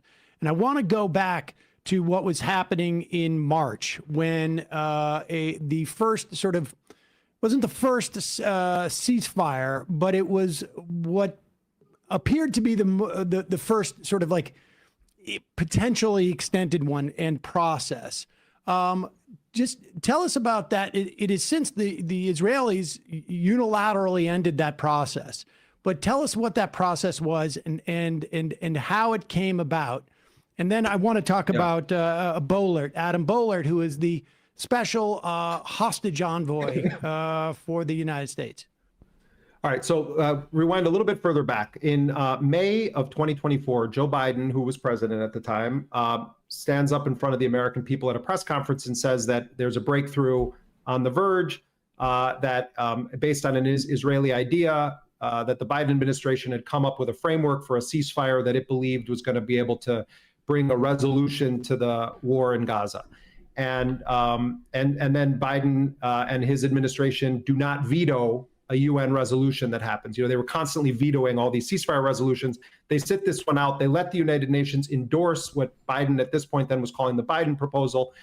They go back to Hamas and Israel. There's a little bit of back and forth. July 2nd, 2024, Hamas formally signs with the mediators a commitment to enter into a 3-phase ceasefire deal with Israel that was based on what Joe Biden called the Biden plan. Israel then proceeds to blow that deal up and totally humiliate Biden. And instead of putting any consequences on Netanyahu, Biden continues the flow of weapons, and then nothing ever happens again. Trump, again, emerges as, he quite likely is going to win. He starts saying on the campaign trail that, within hours of getting into office, he's going to end the war. Then once he becomes the president-elect, he starts threatening and says, mostly he was saying to Hamas, but it was clear it meant both sides, that if there isn't a deal before I'm sworn in and hostages don't start coming home, there's going to be all hell to pay. That actually meant something. So you then had Steve Witkoff, a golf billionaire buddy of Donald Trump's, get signed on during the transition to be Trump's envoy. He starts attending these negotiations with the regional mediators from Qatar and Egypt alongside the outgoing Biden administration team. And there's a famous story where Witkoff basically says he's going to fly into Israel even though it's Shabbat. And Netanyahu's people are saying, well, he can't meet you on this day. And Witkoff is saying, no, you are going to meet me on that day. By all accounts, it's quite clear from Hamas's side and Israel's side, had Trump not been elected, that ceasefire wouldn't have happened. But what's interesting is that the terms of the ceasefire signed on January 17th of this year, 3 days before Trump gets sworn in, was almost to the letter identical to the May proposal that Joe Biden had put forward. So there was nothing that changed except for the political pressure that was placed on Netanyahu by someone who wasn't even the president yet, in Donald Trump. Netanyahu, though, Sam, starts saying, yeah, we signed this 3-phase deal, but actually we're only going to respect the first phase of it. And actually, we're not going to fully respect the first phase of it because we're going to still keep bombing them during the ceasefire, but we're going to go through the motions to try to get as many Israeli captives out as we can. So for a month, that's what happened. You had these exchanges where the Palestinian side was giving over Israelis. The Israelis would then release a large number of, at the beginning, it was Palestinian children and women. There are 10,000 Palestinians that Palestinians consider to be hostages that Israel is holding. 2,000 Palestinians have been taken from Gaza just for the purpose of exchanging them in these deals. So as it's moving along, a couple of weeks into that first 42-day phase, Israel is supposed to send technical negotiators who are going to work out the deal, the details of the second 42-day phase. That second 42-day phase stipulated all Israeli forces are out of Gaza, all remaining Israeli captives are freed. Netanyahu had said, I'm not going to do this. He told Trump he's not going to do it. He told Biden he's not going to do it. Biden and Trump both gave him what are called side letters saying if Israel decides it's not in its best interest, it can continue the war. March 1st comes, end of phase 1. Israel makes clear it's not moving toward a phase 2. March 2nd, they impose a full blockade. Not an ounce of water, not a grain of wheat, no pill of medicine, nothing will enter Gaza. By the way, it's still that. Still going on. This has been over 2 months now. Right. Yeah. So then Witkoff and Boehlert start kicking into gear because they start to get concerned that if Netanyahu just continues to go full scorched earth, that Trump's other agenda in the Middle East is going to be messed with. Like, none of this is actually about the Palestinian people. It's about two things: getting the Israeli and the U.S. citizen captives out of Gaza, whether living or dead, and bringing this to some resolution so Trump can go out about the business of the Trump family business and a little bit for the United States in the Middle East. That, let's just be really clear, that's what's going on. But Witkoff and Boehlert then start saying, we should talk directly to Hamas. We have our own citizens there. Netanyahu's plan seems to be that it's okay if, captives keep dying. So they open a direct channel. Adam Bowler, by the way, is one of Jared Kushner's college roommates and a very close friend of Jared Kushner, the son-in-law. By the way, when I spoke to Hamas officials about... Yeah, and also the Lebanese ambassador is another Trump golf buddy. It's all just Trump's friends and family that are now running the government. And people who've given him incredible amounts of money. So they open a direct channel. Adam Bowler, by the way, is one of Jared Kushner's college roommates and a very close friend of Jared Kushner, the son-in-law. By the way, when I spoke to Hamas officials about it, they were saying to me, oh, did you see how Adam Bowler got smeared, but then he was brought back into Trump? Why do you think that is? They were asking me. And I'm like, you guys don't know? Like, you don't have an intelligence wing? This is a friend of Jared Kushner's. Like, he's a personal friend of the Trump family. You guys are following me here. That's what they said. They send like Jared Kushner's frat buddy to be the guy directly meeting with Hamas. So, you've got his golf buddy, Witkoff, and his kid, his son-in-law's college roommate are the lead negotiators now with Hamas. Yeah. And the irony is there's probably like somewhere a finder's fee for whatever deal ends up coming in. Yeah. If they could, there's total speculation, but we just saw Qatari, the Qataris offering a $400 million plane. Who knows what deal down the road they think is going to come out of this? But I want to take this moment. So Bowler goes and has a conversation with Hamas, and it creates a huge conversations. And he goes around the Israelis. And this is how he is met. This is on March 9th. Let's just start with Jake Tapper's introduction of Bowler. This is I found this fascinating because I had seen it contemporaneously, but after listening to your interview, I went back. If the Trump administration openly, publicly contravenes or criticizes the state of Israel, is that anti-Semitism? Or as we call it, anti-Semitigen? I am just trying to figure it out right now. I'm just waiting for the day where the Trump administration comes out and criticizes the state of Israel. I just need it to happen. And it's fascinating to see how Tapper introduces this guy. Joining me now is the man who sat across the proverbial table from Hamas, U.S. hostage envoy Adam Bowler. Adam, thanks so much for joining us. Let's start on these direct negotiations with Hamas. First of all, obviously controversial to directly negotiate with terrorists. How much sign-off did you get from President Trump beforehand? And this is just my personal curiosity. As a Jewish American, did you have to steel yourself before sitting down to deal with people who are definitionally anti-Semitic murderers? Well, I'll say meeting with... Okay, all right. So I just wanted to Jesus Christ. They are not definitionally anti-Semitic murderers. I mean, just speak to... I want to get to the rest of the Bowler, but speak, because I know that you asked Hamdan about, what is the basis of this resistance movement? Do you hate, I don't know if you asked specifically, do you hate Jews? But he addressed this. I don't ask that because I'm not a child. I'm a student of history. And, look, since 2017, the Hamas charter has stated quite explicitly that the official position of Hamas is that it will accept a two-state arrangement with Israel along the pre-June 4th, 1967 borders with East Jerusalem as its capital. That's been the position since 2017. What people like Jake Tapper and others who make these claims rely on is a combination of having swallowed far too much Israeli propaganda and statements that have been made over the years about Jewish people by various people affiliated with Hamas that Hamas itself doesn't deny. And if you actually pay attention to what they say, there have been several Hamas officials, including Abu Marzouk, one of the most senior officials in Hamas, in a recent court filing in Britain, acknowledging that there were things said that don't reflect the views of the organization. You can take that or leave it, but Tapper is engaged in reckless, irresponsible, erroneous journalism when he poses a question like that to Adam Bowler. It's amazing that's also the first question too. No, but this is typical. I mean, Jake Tapper has been, unfortunately, I used to have respect for Jake Tapper during Obama when it was drone war stuff. Jake Tapper would ask good questions. Jake Tapper totally checked his principles at the door on October 7th when it came to covering this. He's been a rabid partisan. He's been part of a media operation that has normalized and facilitated this genocide. These people are not journalists. They've been propagandists in a very dark way for a U.S. facilitated genocide. I think we just have to say that very, very clearly. They have had people on that have said demonstrably false things about events that took place on October 7th, and they have never, ever retracted it, nor has the New York Times. And Jake Tapper was part of that lie machine that was meant to dehumanize Palestinians. But on the issue of Adam Boehler, they then have Adam Boehler sitting there.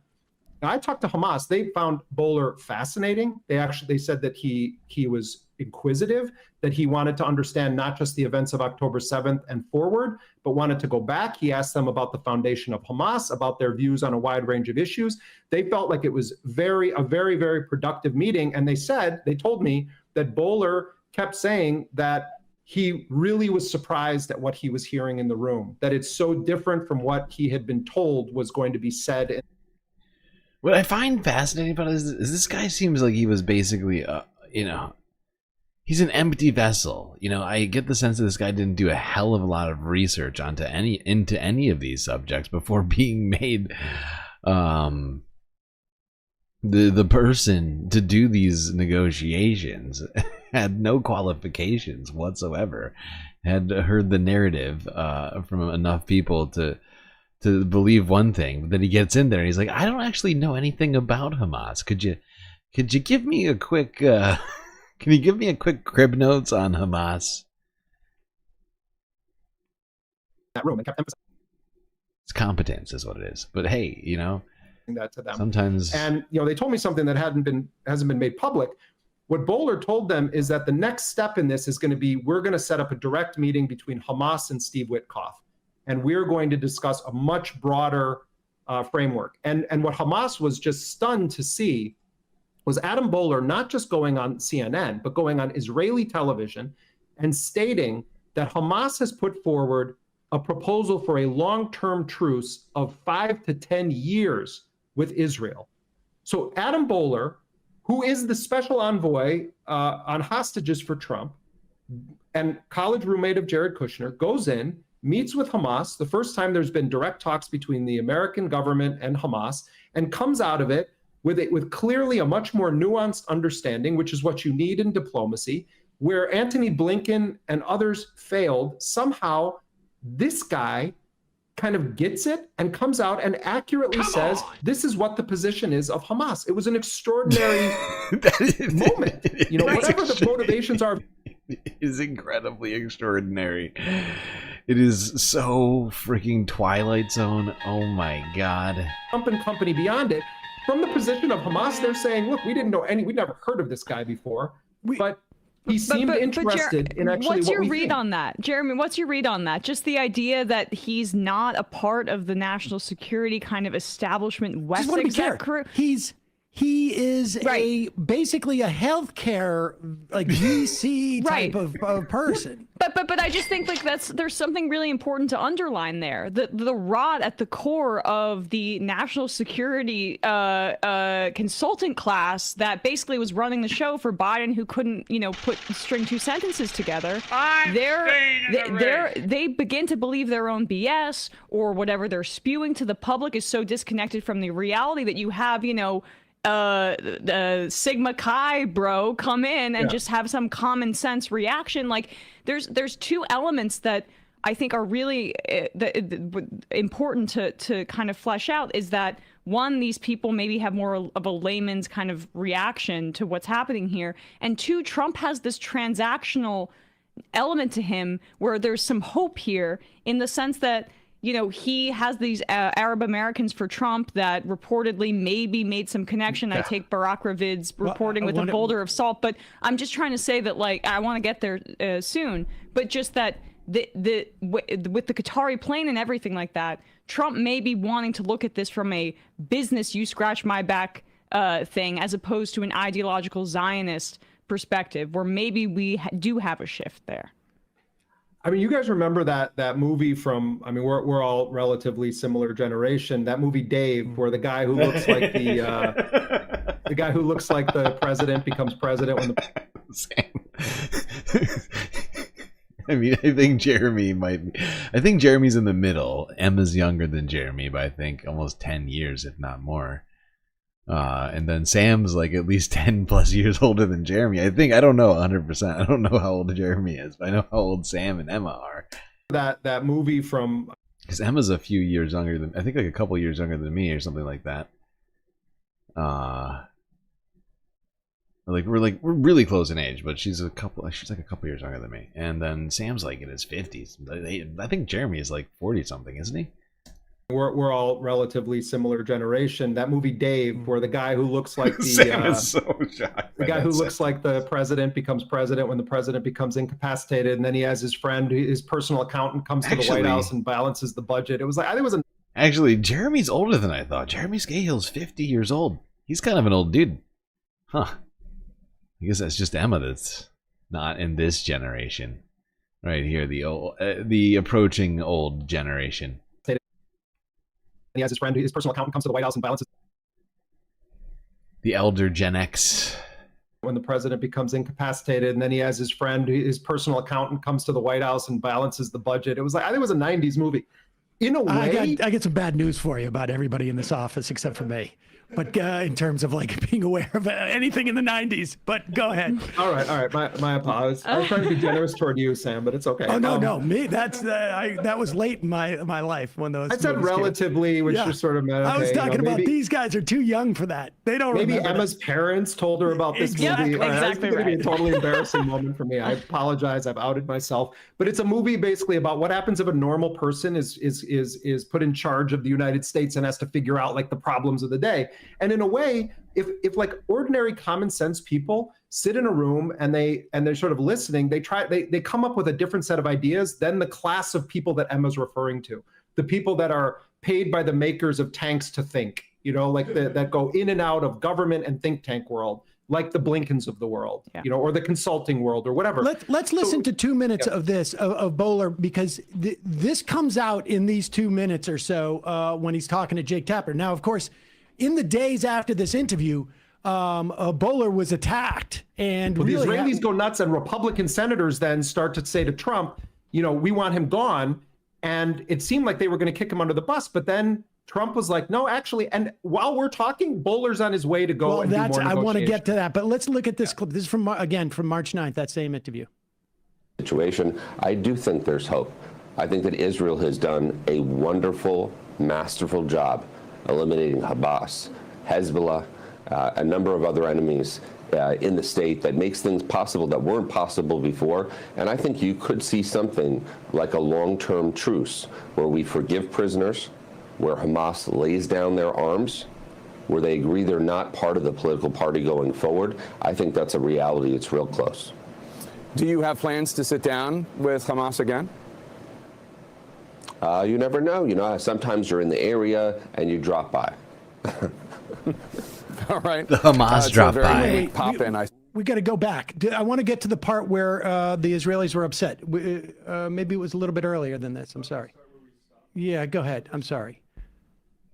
I don't know where to help other Americans. And so it comes part and parcel of the job. I knew that I was going to meet Hamas as a result of it, and we discussed it.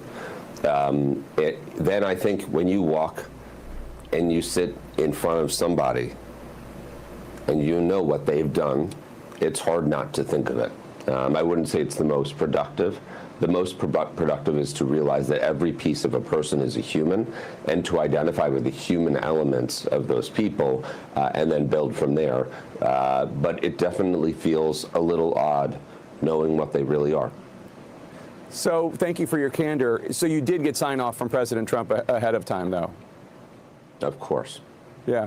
What was the result of the meeting? How close are you to a deal to get the American hostages, living and dead, murdered? Okay, I guess I jump forward again. I'm sorry. I just jumped forward to 250. Looking for the Ron Dermer part. Yeah, exactly. Yeah. That's a very unique pop-in, I suppose. So you talked about the job Israel has done in trying to negotiate the release of the hostages, living and dead. Axios' reporter Barak Ravid is reporting the top Israeli official, Ron Dermer, strongly discouraged you from talking directly with Hamas. He said it was a tense phone call. Tell us about that. Do you understand why Netanyahu, Dermer, others might be upset? I do understand. I spoke with Ron, and I'm sympathetic. He has someone that he doesn't know well, making direct contact with Hamas. Maybe I would see them and say, look, they don't have horns growing out of their head. They're actually guys like us. They're pretty nice guys. So he doesn't know me, and there are big stakes. He lives in a country where if it sets certain precedents, then it will hurt or help a lot of other people. So I understand the consternation and the concern, and that is one of my favorite clips ever. The U.S. envoy,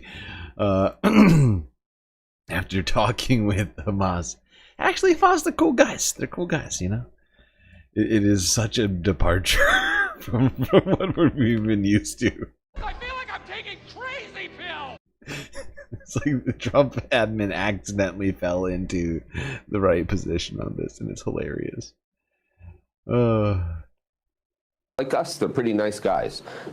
So he doesn't know me, and there are big stakes. He lives in a country where if it sets certain precedents, then it will hurt or help a lot of other people. So I understand the consternation and the concern, and I wasn't upset. At the same time, we're the United States. Yes. We're not an agent of Israel. We have specific interests at play. And we did communicate back and forth. We had very specific parameters by which we fell. And the reality is what I wanted to do is jumpstart some negotiations that were in a very fragile place.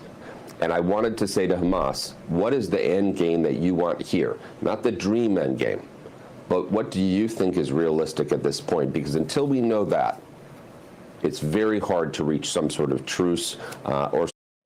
What do you think? What do you think happened when Elise Stefanik saw this? I'm just trying to think to myself. What do you think about? Oh God, I just got so many people that I want to get their take on this right here. Until we know I that, have a long list of people. It's very hard to reach some sort of truce or some sort of end to hostility. So in the end, I think it was a very helpful meeting. It was very helpful to hear some back and forth. But I think Israel knows walking out of that, you know, it's not like Hamas got the world because I thought they were a bunch of nice guys. Right. All right. I mean, that's Wait, is this actually what he said? Did he actually say this? Oh my God, I missed that part. I did not quite catch that phrasing. Every piece of a person is a human. Don't be creepy. It does sound a little weird. It's not quite the right way to say that. Fascinating, because first of all, you never heard an American official talk like that, and he is obviously very, he's being very diplomatic, but what he's saying is they don't have horns. I could have conversations with these guys. They have an agenda. They have an end game as well. What is so subsequent to that? I mean that moment I found fascinating, and the Israelis really, sort of tipped their hand here. Like, you can't go and talk to them because we have a narrative that we're trying to control, and you're usurping that narrative. But this is the thing. Like, I am totally clear on who Donald Trump is. And I think Hamas is very clear on what Donald Trump is regarding Israel. They understand that this administration is just completely filled with Zionists. They understand that the appointment of Mike Huckabee, a fanatical Christian supremacist lunatic, is now the U.S. ambassador to Israel. They know that Trump may well tell Netanyahu will support full annexation of the West Bank. They're clear on all of that. But where they see opportunity is in the form of Trump's unorthodox nature, the fact that there is really open corruption in this administration, that Trump wants to make a bunch of deals with Arab nations that actually want this war to end, that it's in play in a way it never would have been when you have a ghoulish 50-year radical Zionist like Joe Biden in the White House, who spent his entire career supporting Israel at its most violent and most extreme. From their perspective, it's like, these guys are kind of normal people. Like, they said the same thing about Adam Boehler, that he's that he's saying about them, that we actually find them reasonable to deal with. They don't believe they're going to get the farm from Donald Trump. They want what they feel is a fair shot, and they think they have a better chance of getting it with Bowler and Witkoff. I mean, we are now in a situation, it's so pathetic and also amusing at the same time, that the best hope we have maybe for some end to this genocide is that Donald Trump's unorthodox way of approaching things, the people that he's put in charge of these negotiations not being professional politicians from the consultancy class, and Trump's corruption and prioritization beyond just supporting Zionism could end up ending this thing. This is so crazy that that's true. Oh my God. I feel like I'm taking crazy pills. It really does. It really does feel like I'm taking crazy pills right now. That's where we're at. We're a combination of corruption and, you know, what many people would call perhaps, you know, ineptitude, right? Like this guy just having zero understanding of everything comes into a almost completely blank slate and comes out with somehow that might add up. I mean, granted, Donald Trump's been talking about fucking ethnically cleansing Gaza one day, posting AI, you know, like posting AI of Trump hotel in Trump Gaza, whatever, and like all this other crap. So who the fuck knows exactly what's going to happen one day to the next?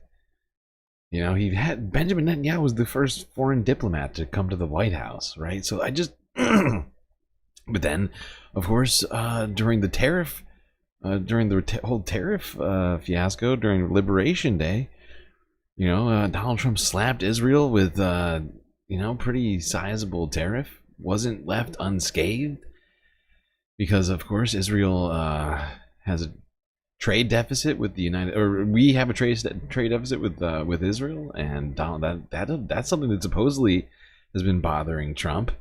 That Benjamin Netanyahu hasn't done more to solve that, which I find hilarious. I mean, for so many reasons, but you know, probably the number one reason being the fact that that we're just we're just, you know, it doesn't count as trade when we just give them bombs. Maybe they should just start paying for the bombs.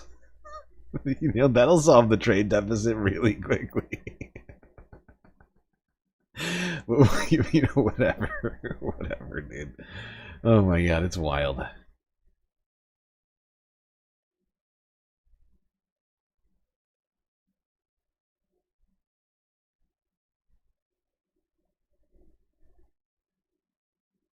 All right, now we got some stuff to cover, some fucking horrifying stuff to cover. I mean, every single day over the last week,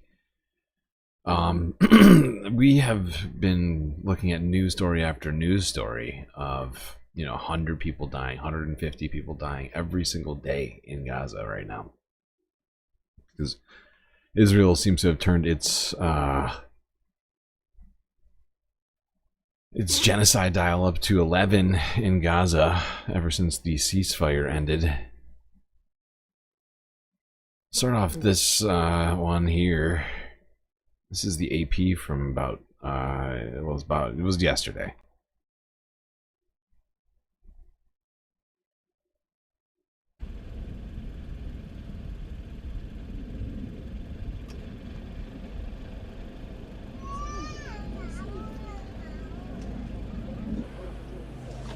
As you can see, this is over the... This is the 13th time we have been struck at the Aqsa tented camp. Where should we go if Aqsa is not safe? We left our bombed out houses and came here to the tented camp looking for safety. But we have been bombed here 13 times already. Why is that? We are not... So yeah, this is footage from over the wall. You can see there's another strike overnight that killed over 100 people on a refugee camp.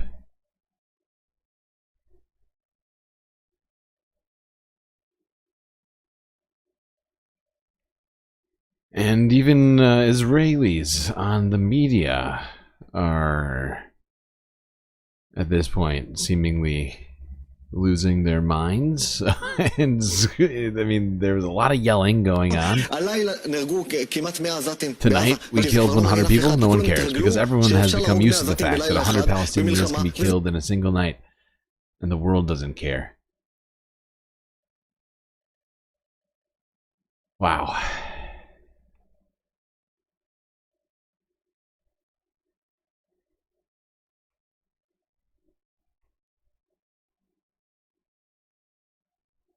It's true, though. Everyone has seemingly gotten used to this horrifying state of affairs every single night. It's not talked about almost at all in like the Western media. You know, sure, we get some Associated Press footage, but it's not like CNN is running a death counter, you know? And they have plenty of time for all sorts of stories over there. But no, we don't have, you know, every single night a CNN story about an update in Gaza, whether people are getting food, whether Israel is killing more civilians. Even Israeli soldiers are getting fed up. Now, this is not even, it's not really even. We talked about this story, actually. And it's just a continuation of that story. Finally, a mainstream Western media picked it up, NBC News. This happened... Actually, I'll let them start it off, and then I'll explain more. I'm sure plenty of people remember this.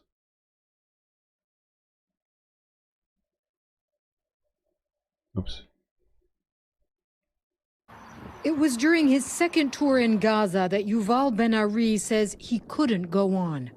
I refuse to be part of it. I refuse to commit war crime myself personally. And this is time for somebody to say out loud that it's time to stop. We speak to him just a few hundred yards from the Gaza Strip, the sound of airstrikes echoing behind us. When there is no fighting and Israel just destroying things, I see it as a war crime. Do they do that? Does the IDF do that inside of Gaza? Destroy buildings just to be able to eliminate the infrastructure and residential housing for Palestinians? Unfortunately, yes. Ben-Ari is part of a small minority of IDF reservists who are speaking out publicly against Israel's actions in the Gaza war and refusing to go back. And he tells me there is a growing number of others across all branches of the Israeli military who are having major doubts in private about a war their government is waging in their name. So we're driving outside of Tel Aviv now. We are going to meet somebody who doesn't want his name used and doesn't want to be shown on camera. He's not part of the ground forces. He's a member of the Air Force in this country. He too believes that this war is taking Israel down the wrong path. Now, he doesn't want to be identified because he's concerned that there will be retribution, that he'll be called a traitor in this country, or that he'll lose his job. We meet at his home, where he tells me Netanyahu's government is out of control in Gaza. He asked us to conceal his voice, so a producer reread his answers. With the new moves of the government, they're also speaking freely about hunger, about putting all the Gazans, bringing them to the south and clearing the area. This is not a normal way for conducting a war, for a government, for a normal moral government. And I think they're losing it. He is one of almost 1,000 Air Force personnel who signed a letter of protest. Some of the signatories gathered at a recent rally in Tel Aviv, calling the Israeli government's resumption of the war in March a political exercise with no strategic aim.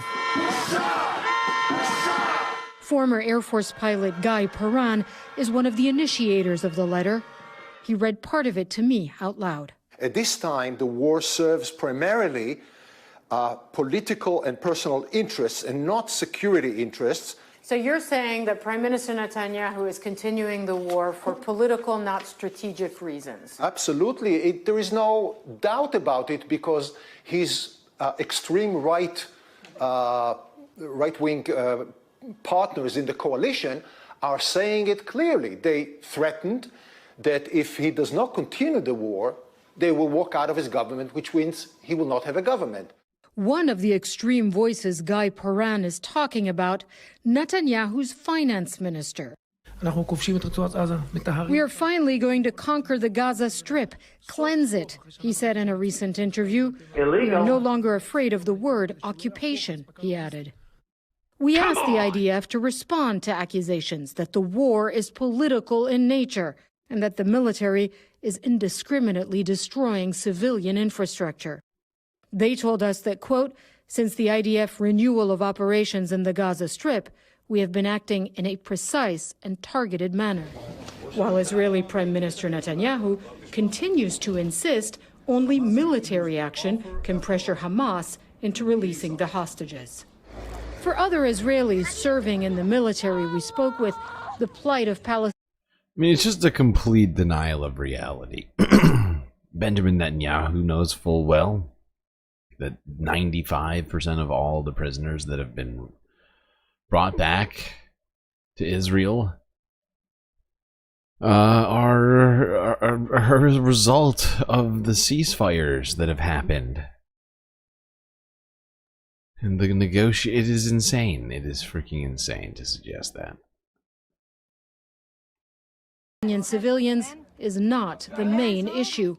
They say Israeli Prime Minister Netanyahu is sabotaging ceasefire deals, sacrificing hostages in the process. One reservist who has served more than 300 days in the Air Force since October 7, 2023, agreed to talk to us, but also wanted to remain anonymous, so we concealed his face and replaced his voice. He faced a deal which by then was called the Netanyahu deal. Hamas agreed, and we prevented it. And again, here, the recent deal, where Stage 1 was completed in full, and we didn't send the teams for Stage 2. We didn't send the negotiation team. Whatever their reasons for opposing the war, all the service members we spoke with agreed on one thing, that with President Trump in the region this week, without a visit to Israel or announced progress on negotiations, it's time for the United States to step in. It's time for him to interfere the same way he interfered when he forced Benjamin Netanyahu to sign a deal with Hamas and return the hostages. But if there's no deal, Israel's security cabinet has promised an expanded offensive in Gaza. Now, we talked about this movement that had been happening. When we first heard about this, before the ceasefire was ever announced, it was during the weeks leading up to it, where there were hundreds of IDF and Israeli Air Force soldiers who were signing this petition, saying that they did not want to be doing the war crimes anymore, since it wasn't getting any of the hostages back. Talking about it months ago now, like 4 months ago.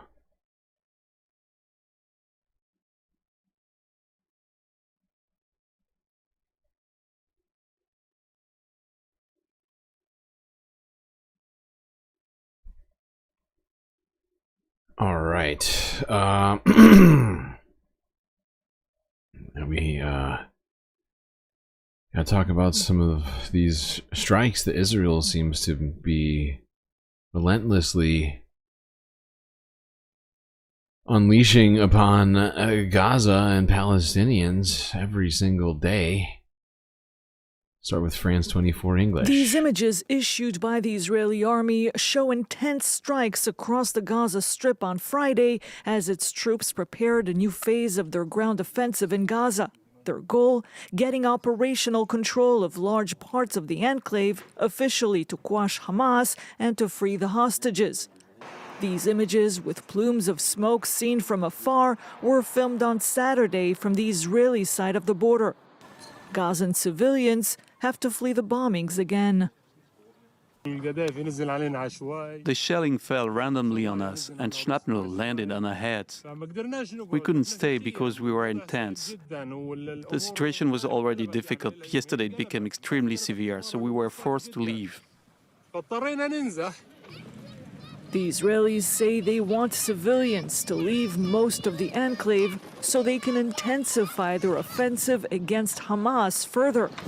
Witnesses say that some ground troops have entered the enclave, specifically to the west of Beit Lahia. The same type of incursion was seen to the east of Khan Yunis and Deir el-Balah. The humanitarian situation was already catastrophic before the renewed fighting. Now there is even less food and water, and Gazans, who already live in one of the world's most densely populated areas, are pushed to flee to an even smaller area in the south of Gaza. It is disgusting. It is fucking disgusting. If Gaza wasn't an open-air prison, which of course Israelis were always objecting to, there is zero way to, you know, justify yourself or try and defend this. It is insane. It is. Oh God, it needs to stop immediately. We have seen this happening now for 17 months. Too many months, over and over again. We keep asking for this to stop. Not just we, but just much of the world is asking. In fact, this is the United States still could do something. Congress could stop the weapons from going. President Trump. Any number of people could do something to stop this right now, especially the United States, though.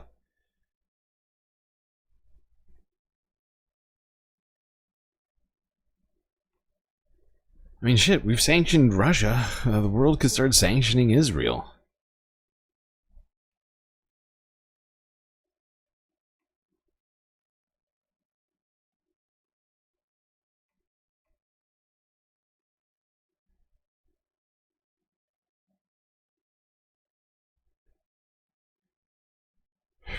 Every single one of these videos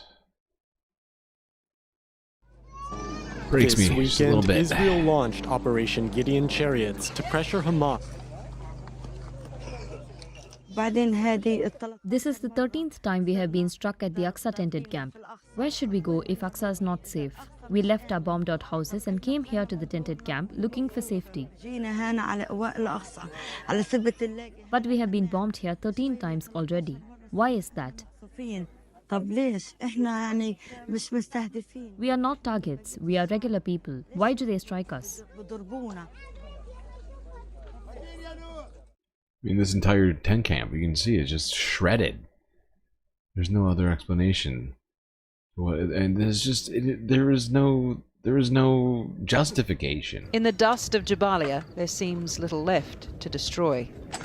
And yet, fresh strikes, more panic, and another desperate search for survivors. My message to the world is it is enough. Come to our aid. We cannot walk anymore, nor eat, nor speak.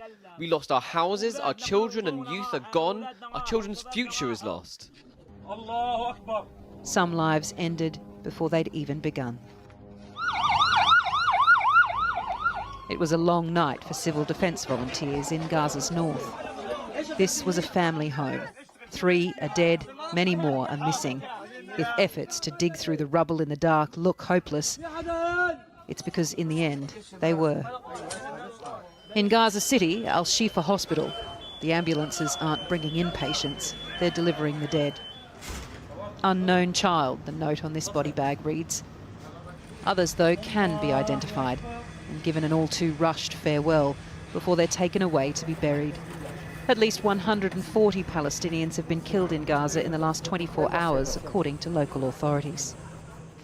The IDF stepped up its strikes, launching Operation Gideon's Chariots, a major new offensive to, quote, achieve the goals in this war, the release of the remaining October 7 hostages and the defeat of Hamas. To Israel, the escalation may mean the end game. To Gaza, it means more casualties, more horror and loss. To the rest of the world, it's a... I'm getting so sick of the goddamn Bible references. Of just how unsuccessful recent international pressure on resolving this conflict has been. My proudest legacy will be that of a peacemaker and unifier. That's what I want to be, a peacemaker and a unifier. The energy of Donald Trump's inauguration promises seem to have been sapped by reality. He cut a weary figure returning from the White House from his Middle East trip, with investment deals and a renewed bond with Syria under his belt, but no grand bargain in the form of a Gaza breakthrough to boast of. Even the fist bump was at best half-hearted. Look, the fist bump takes a lot of energy out of this guy, okay? Do you know how hard it is to bring your fist up above your elbow? It's very difficult. Alright, sorry this isn't all very Sunday fun day right now. This is, some of this stuff is, I should have mentioned this before this half, but some of this stuff is, stuff that we were going to do yesterday, but it got super late and I got super tired. People were sort of exiting the chat. We were getting kind of quiet in here. And so I just want to get this stuff done because we have to at least keep ourselves up to date on this. I'm sorry for making you all sad, but it is all happening. We can't pretend it's not.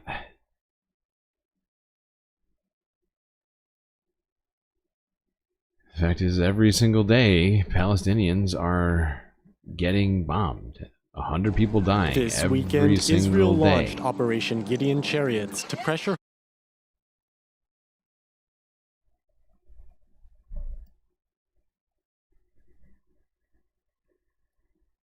Honestly, we're all just lucky not to be dying every day from bombs or starvation.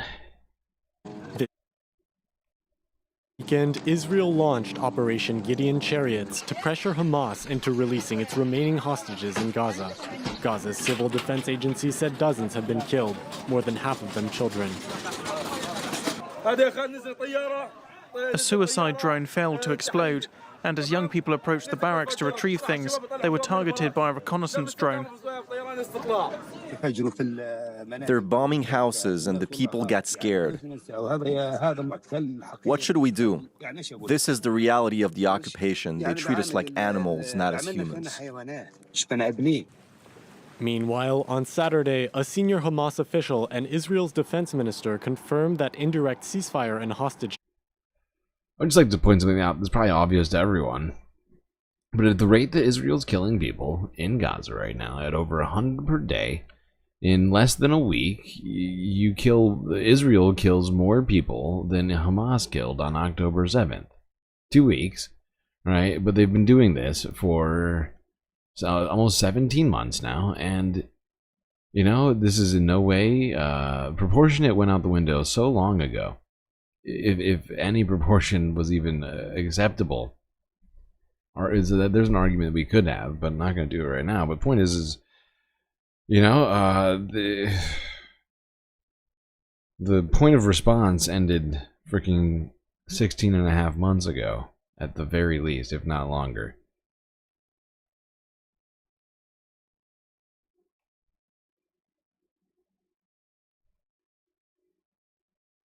Alright, let's quickly look at this. Donald Trump had a phone call with Idan Alexander, the American-Israeli IDF soldier who was released. You got video of that phone call. President Trump spoke with freed American-Israeli hostage Idan Alexander in a phone call. The call was posted on the White House social media account today. Alexander praised President Trump, saying he saved his life. This was the first time the Tenafly, New Jersey native spoke with the president since his release from Hamas captivity. Now, of course, a couple weeks before this, a video was released by Hamas of Idan Alexander screaming at Donald Trump and Israel. And I'm fairly certain that was one of the reasons why I think that may have something to do with why this has shifted slightly, as well as why negotiations directly with Hamas happened. Because I think since this guy has American citizenship, I think that Donald Trump had some sort of,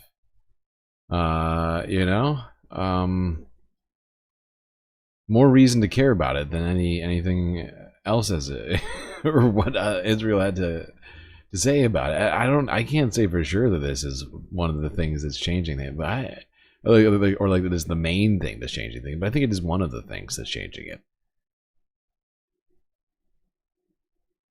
Like, am I wrong? Like, I do think that video. I mean, I don't know if people remember that video. I don't have it ready for it or anything, but we watched it on this stream, and that video, I mean, it was pretty.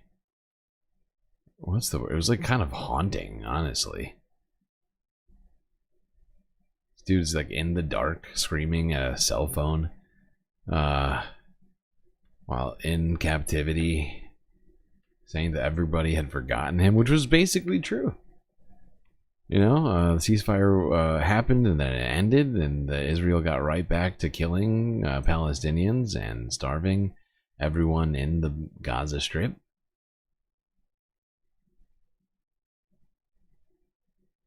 And the fact is, I mean, if anything, Donald is a PR guy, right? Like, if there's anything Donald Trump knows, it's the media and it's PR. And it didn't look good to have this U.S.-Israeli soldier sitting in captivity while he was claiming that he was, solving everything.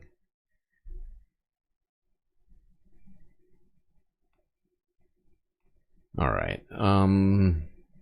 Let's quickly talk Miss Rachel. A little bit of Miss Rachel, as she's been getting targeted by people for having concerns about Palestinians, for caring about them. Specifically, Palestinian children, having empathy for them is apparently anti-Semitogen. Francesca Fiorentini did a little video on all this. Miss Rachel, child YouTube star for children. Child YouTube star is very different. Miss Rachel, who single-handedly prevented my daughter from being afraid of the doctor. Just watched the doctor episode over and over again, loved it, and then just waltzed into her 2-year appointment like it was nothing, stepped on the scale, loved it, was chill, loves a stethoscope, can say the word stethoscope, can say the word ophthalmoscope.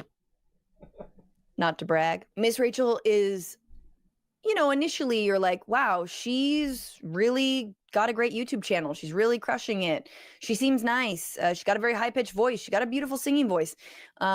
She's good with kids. Then you watch a little bit more about who this woman is, Rachel Accurso. You see how she has been posting about the starvation in Gaza, about the amputees in Gaza, the children who are being maimed. And then you listen to her on outlets like Zeteo and you realize, oh, no, I actually think Miss Rachel might be an angel. And I say that as someone who's not religious. I am not religious. I really don't like when people do the God bless you or blessings and angels are among us and you're no. Like, I'm like, I don't know about all that. I suspend all of that anti-angel talk to talk about Miss Rachel, because after watching this interview, I am fully convinced she is an angel walking this earth. I'm giving you, this is a little bit of an insight into Zeteo because I am a member, but everyone should become a member so you can get access to this full interview.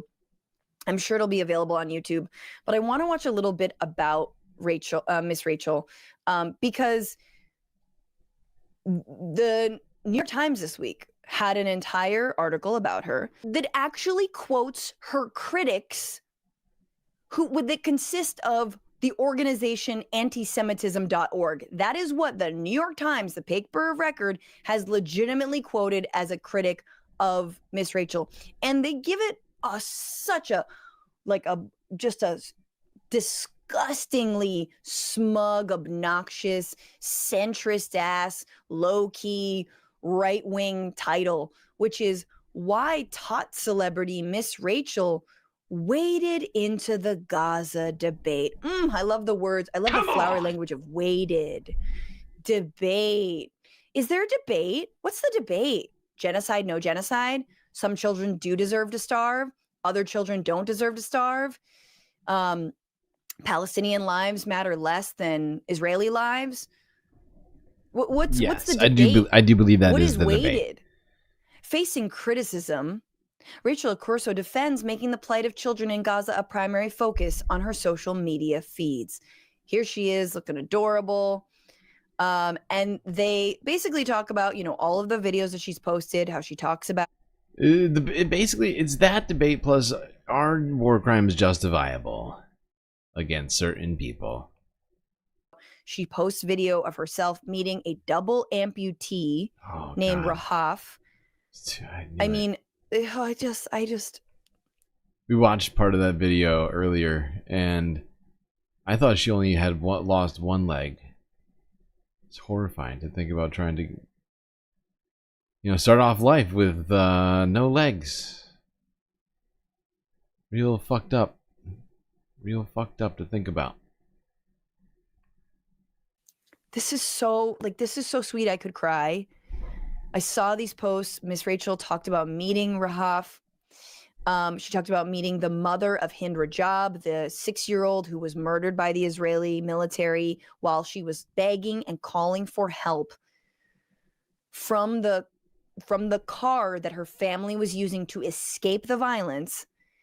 The car came under fire. She was calling the paramedics. The paramedics that were sent to rescue her came under fire as well. They were killed. She was killed. 6 years old. And the New York Times has the fucking audacity to say, last month, but Accurso's advocacy on behalf of Gazan children has led some supporters of Israel to accuse her of treating Palestinian children with more sympathy than Israeli ones. Oh my goodness. Why would someone treat Palestinian children with a disproportionate amount of sympathy than Israeli ones? And it might have something to do with like numbers or amount of bombs or 14,000 children being killed in 18 months. I don't know. In Israel, is there a term for a child who survives with no surviving family? Illegal. Minor with no surviving relatives? Is there a term for that? Because there's an acronym for that in Gaza. Is there No? Okay. Well, then that might give you a little bit of an insight into why there is different treatment of the amount of children that have been maimed, disabled, and killed from this genocide than, in Israel. The advocacy group Stop Anti-Semitism labeled Accurso the, quote, anti-Semite of the week, and the New York Post reported sent a letter urging Attorney General Pam Bondi to investigate whether Accurso is receiving funding to further Hamas's agenda. Wow. Okay, can you push back on that? Wow. Can you push back on that? Wow. Then they... Wow. Investigate her? Wow. Pam Bondi is going to go after Miss Rachel. I think an entire... I think an entire army of parents would show up at the DOJ.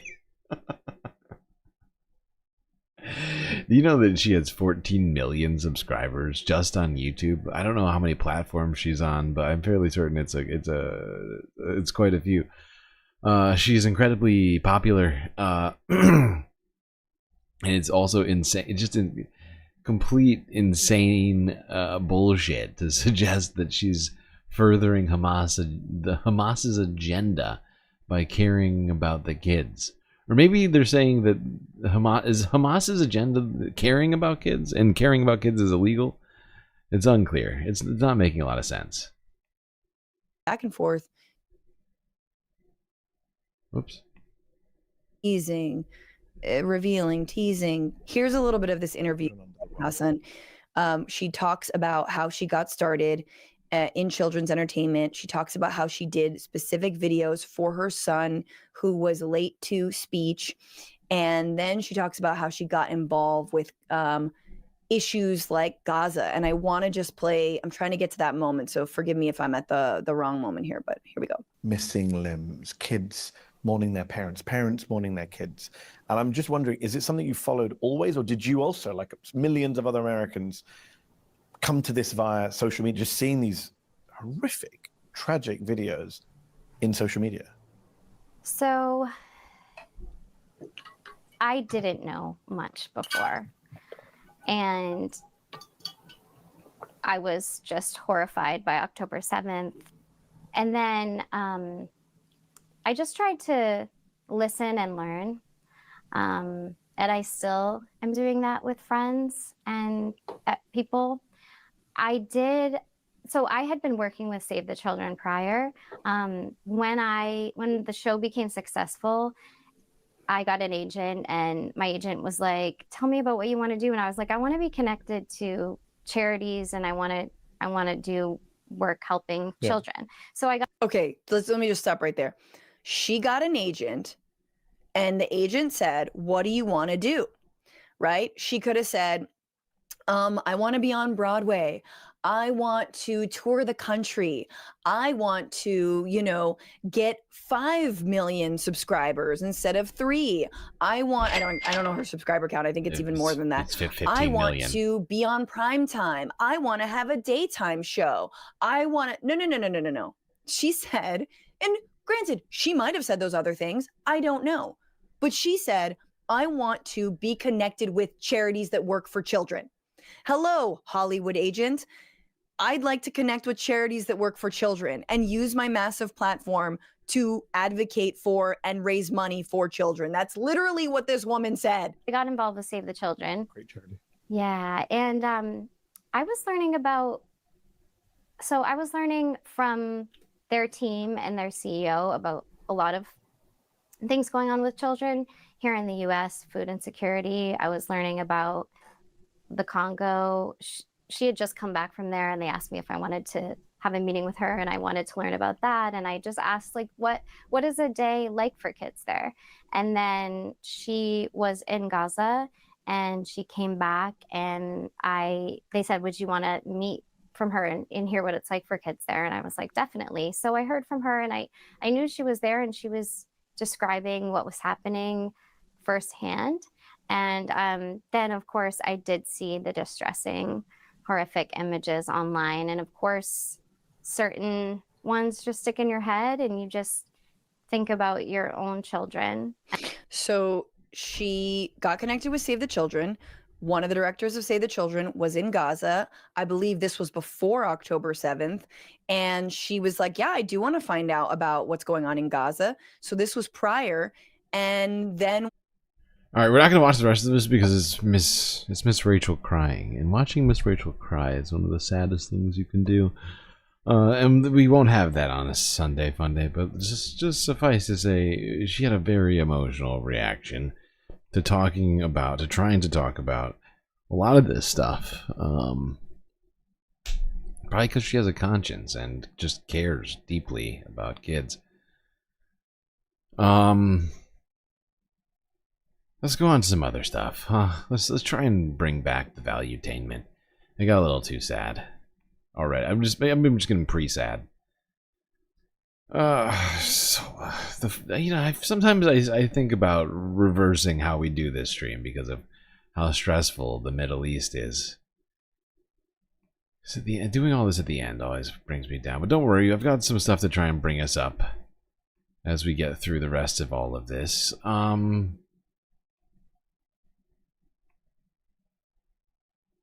Let's try and heal through art. Whoa, what just happened to my... What the fuck?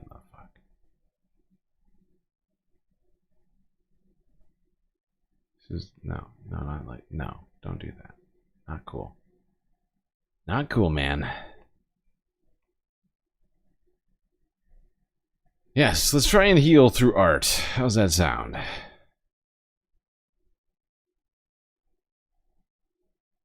TRT World from 5 days ago.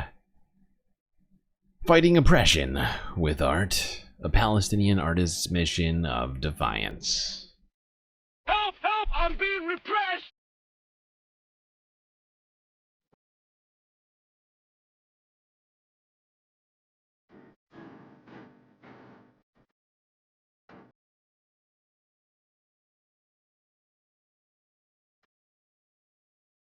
Hi, I'm Lina Abousharader. I'm a Palestinian artist, poet, and activist.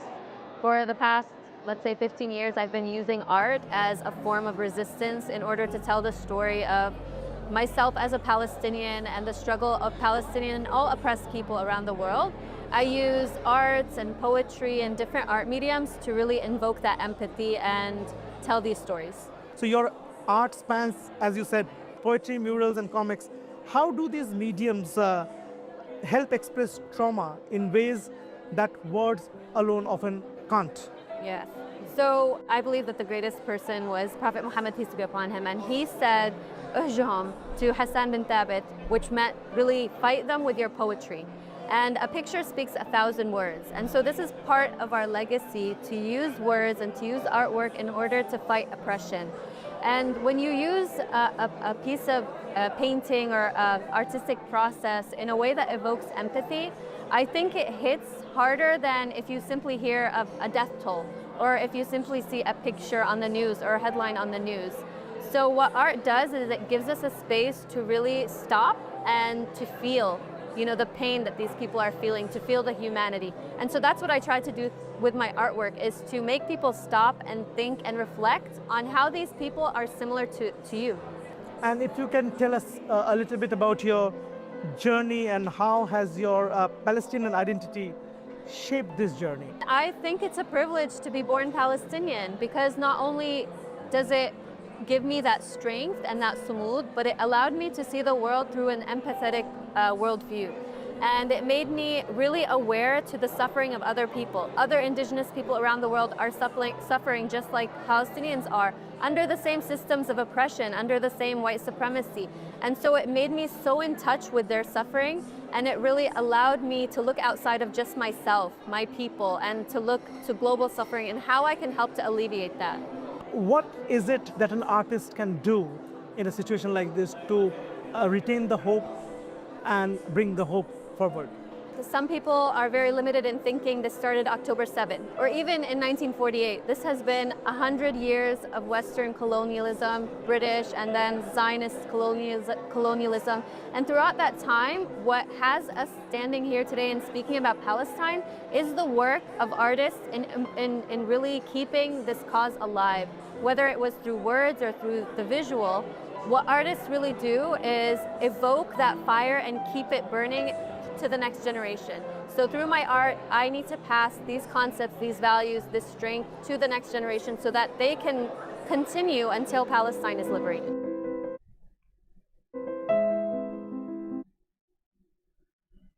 Well, there you go, people. A powerful message from a Palestinian woman who's using her art to speak truth to power and to fight back, to help express the suffering that is happening in Palestine. Seemed like a good story for a Sunday Funday. Hard to find anything positive, or, not just utterly horrifying when it comes to this. And, perhaps she's right. Perhaps the old adage is right that a picture's worth 1,000 words. Let's quickly talk Saudi Arabia. Donald Trump, of course, did his little Middle East tour here over this week, and Saudi Arabia rolled out the golden arches rather than the red carpet.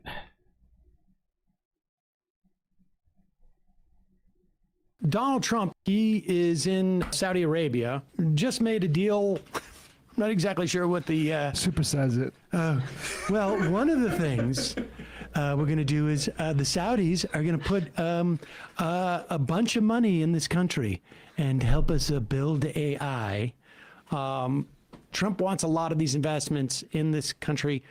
No reporting as of yet how much stake Trump family has in all these things that Saudi Arabia is investing in. But I will bet a lot of, I'll bet my kids' college fund. Wow. Well, he's got time. He's got time for that to grow. Let's put it this way. So we're not quite there yet, but that some of these industries, there is a Trump ally. This is so rife with opportunity for kickbacks. Oh my gosh. It's impossible to imagine. Meanwhile, he's getting a lot of heat about the $400 million jet from Qatar.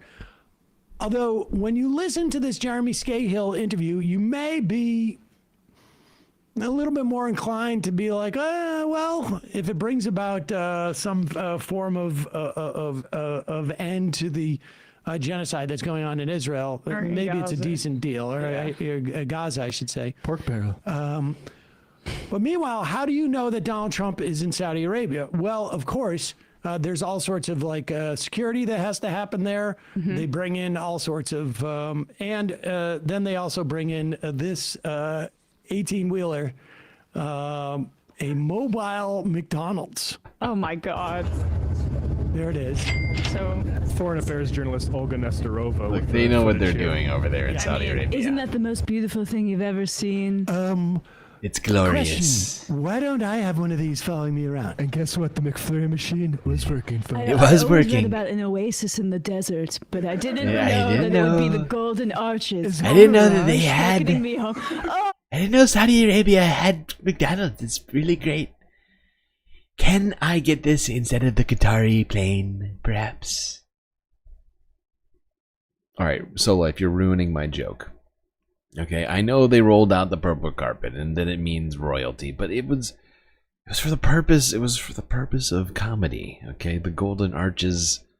They rolled out the Golden Arches instead of the. Come on. Come on. You're being unfair. All right. I mean, it's not like he's going in it. It's literally like they just have it on there so that at any moment they can bring him McDonald's. Oh, I mean, come on. He needs that energy if he's going to be making deals. They also struck a deal with NVIDIA. Saudi Arabia did, I think, for like tens of thousands of dollars of their chips. They're trying to keep China out of that market. Good luck cooling AI chips in Saudi Arabia, but okay. Well, it's going to be very energy intensive. I think they should send this truck to the outskirts of Gaza, or to have Palestinian negotiators greet him with this kind of thing. Because one democratic state. If they're going to be transactional, I want some transactions on our side. Hey, folks, don't forget to. I do love that plan. That might get Donald Trump to the border, at least. And if they could just get it inside Gaza, I think Donald Trump might actually go to Al Nasser or something. He'll have Donald Trump in Gaza City amongst the rubble eating Big Macs. Hey, and I get it, he's a transactional president. We gotta somehow lure him with money or things that he likes that make him happy. Really love that Big Mac. People don't get how great McDonald's is. It's a great American business. All right, now let's go to Asia. Talk a little China. A little China talk. A little bit of China talk. China! Starting off here, the AP Archive. The Bun Festival happened in Hong Kong last week. Crowds flocked to celebrate it. Centuries-old Bun Festival.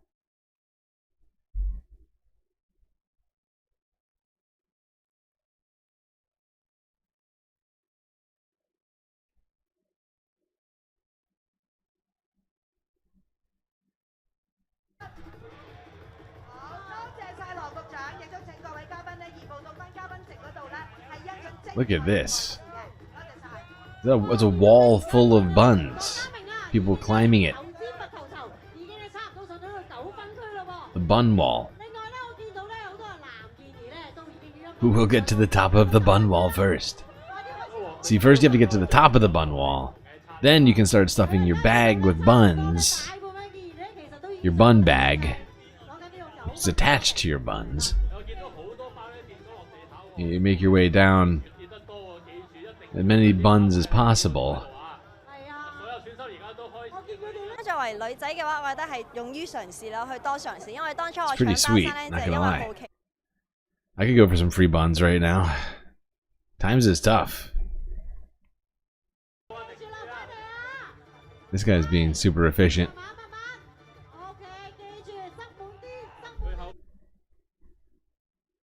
Efficiency is key when climbing a wall made of buns.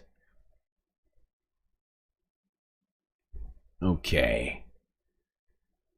Now, let's talk trade a little bit. Treasury Secretary Bessent, of course, made an appearance on NBC earlier. We talked about what he had in remark was with Walmart. Let's see what he had to say about the U.S. and China and the trade war that's still ongoing.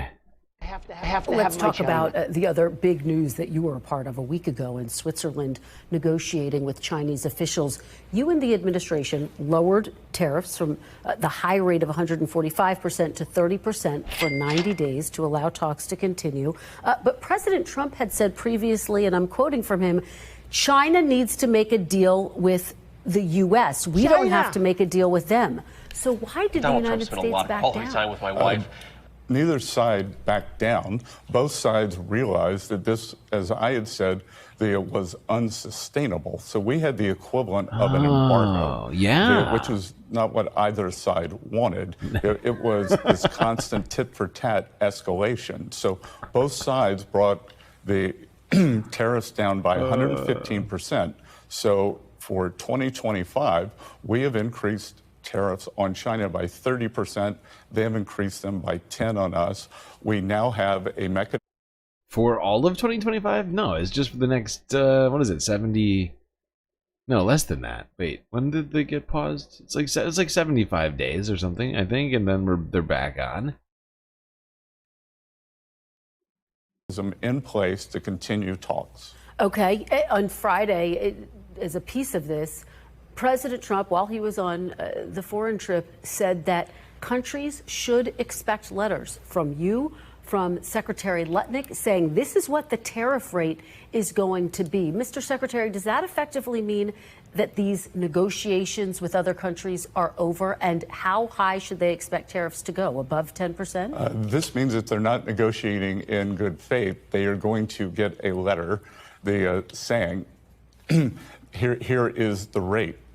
So I would expect that everyone would come and negotiate in good faith. You expect that rate, though, that you would slap on any country that you think is not negotiating in good faith to be above 10%? Well, I think that it would be the April 2nd level. Some countries were at 10%, some were substantially higher. And the negotiating leverage that President Trump is talking about here is if you don't want to negotiate, then it will spring back to the April 2nd level. Thanks for. Wow, so if you don't negotiate in good faith, I don't know how they determine what good faith is in this particular scenario. I find it a fascinating concept, considering all of this was done in bad faith initially by Donald Trump. But okay.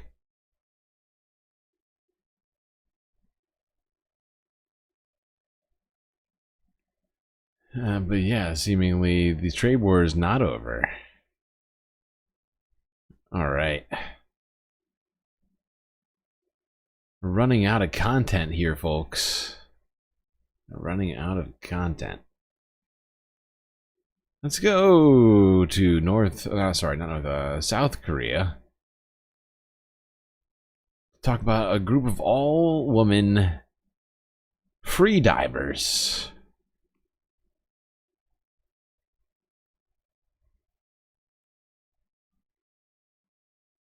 Yeah, apparently it's just the ladies who dive I don't know why. Donald Trump will impose What is tariffs this? at the rate he threatened last month if nations don't negotiate in good faith. Oh, right. Yeah, okay, we just went over that. We don't need to do this. This is not necessary. We get it. Some whatever good faith means, if you don't do it, Trump's just gonna go right back to those insane tariffs that he had. In South Korea, a group of female free divers on Jeju Island fish in the frigid ocean nearly every day. They're called the Henyos. NPR's Ari Daniel reports researchers looked into the adaptations that make this possible. When the Henyos were asked to dunk their faces in cold water, their heart rates dropped more than non-divers due to a lifetime of training. When it came to the genetics, everyone on the island, Henyos and non-Henyos, basically had the same genes, including two that stood out. One related to cold tolerance and one related to blood pressure that may offer protection from preeclampsia and other conditions like stroke. Wouldn't it be amazing if we can translate these findings to develop a therapeutic that protects people from stroke around the world? Melissa Alardo is an evolutionary geneticist at the University of Utah. She says the extreme diving of the Henyos has changed not just their bodies, but those of everyone else on the island who are descendants of divers. Pretty sweet. Pretty cool. It's almost like a superpower.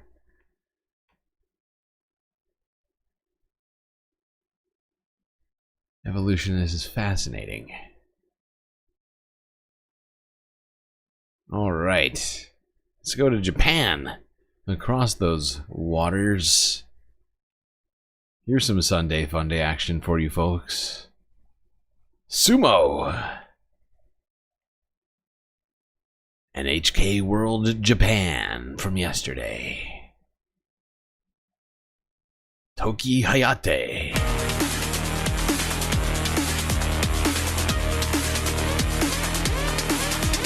I love the music. The music is so good. A skilled grappler. First fought as a professional in March 2019. At the March 2025 tournament, he went on hard in the initial charge to grab a belt hold, getting up close and personal to take his opponents down.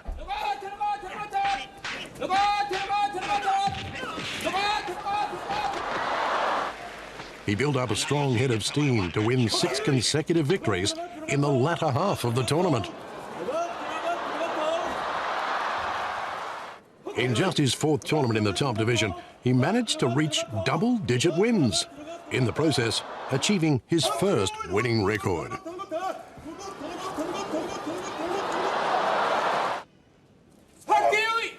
Now he's on a roll. Toki Hayate hopes to become a permanent fixture inside that top division.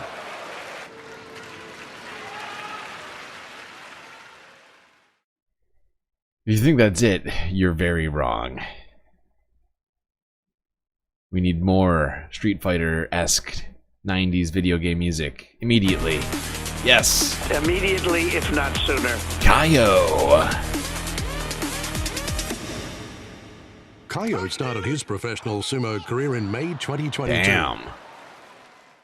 He belonged to the same university sumo club as Ono Sato, who's 1 year younger. Kaio's only 1.71 meters tall, but he weighs nearly 170 kilograms. It's a big boy. Kaio, who always wears a bright red belt, makes up for his lack of height with his dynamism and agility. His quick reactions and strong movements allow him to avoid his opponent's attacks.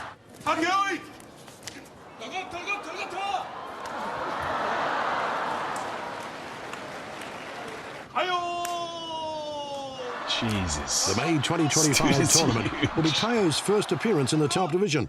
Sumo fans are watching to see how he'll fare against sumo's elite. All right, this is our last sumo one. I just found these today, and I was like, Jesus Christ, these are amazing.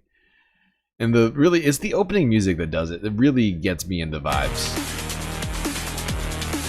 Takayasu. Former Ozeki Takayasu, a fierce and aggressive wrestler, always meets his opponents head-on. In March 2025, when fighting Yokozuna Hoshoryu, he held his own in the initial charge before pushing the Yokozuna from the ring with one hand. Against Ozeki Onosato, he got a strong belt hold and went on the attack, forcing his rival out. Many insiders have long thought Takayasu capable of one day winning the Emperor's Cup.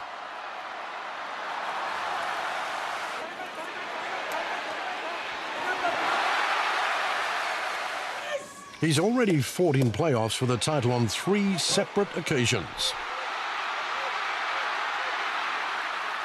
However, he's come up short each time, leaving him still wanting for the chance to win sumo's ultimate crown. There we go. There's your sumo fix for this Sunday Funday. Hope you enjoyed the art of big dudes pushing each other around in a tiny circle. Thank you, Japan. All right. Oh, God, I just realized we are on our final story of the night. My God. Great job, everyone, for getting this far. Now let's go down over to New Zealand. Talk about the unofficial national fruit of the country. And it's not what you think.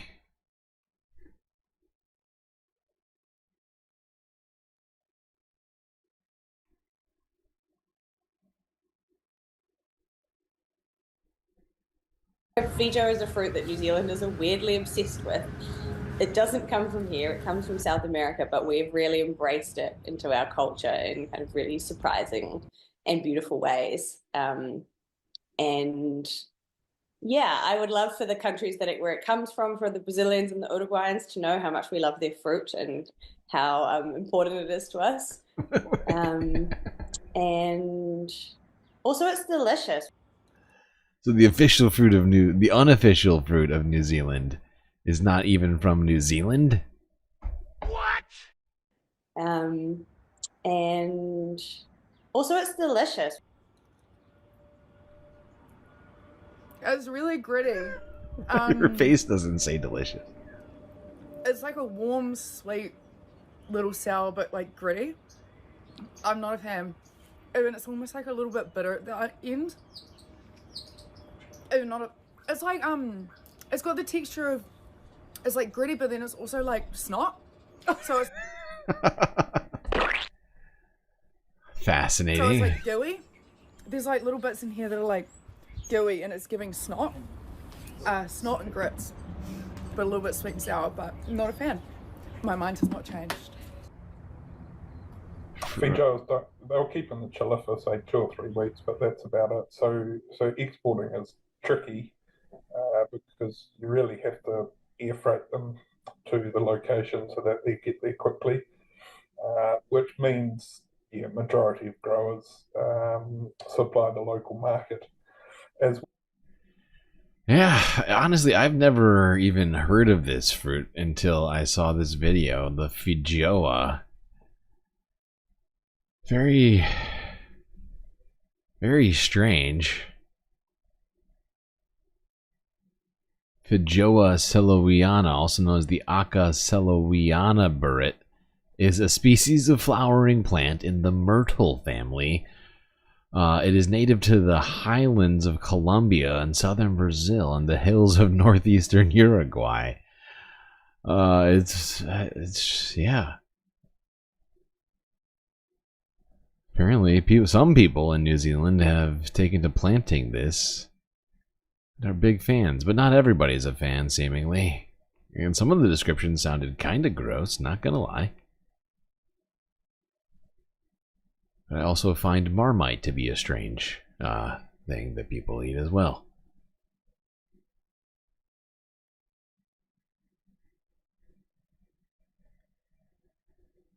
All right. Well, I mean, we talked about just about everything here today.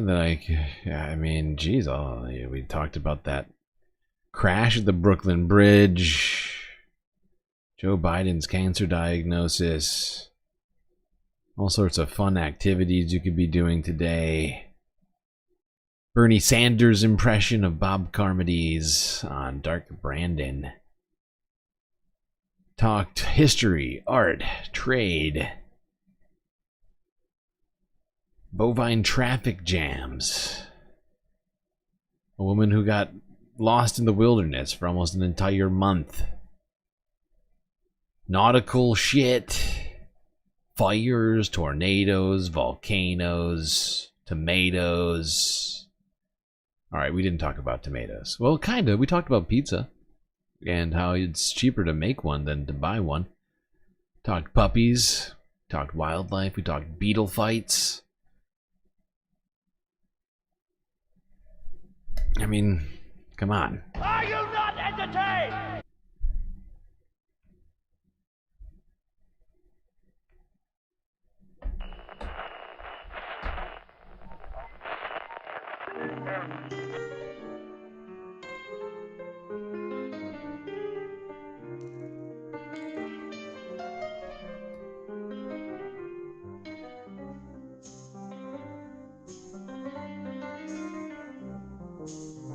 Well, I hope everybody's been enjoying, I hope everybody enjoyed the stream.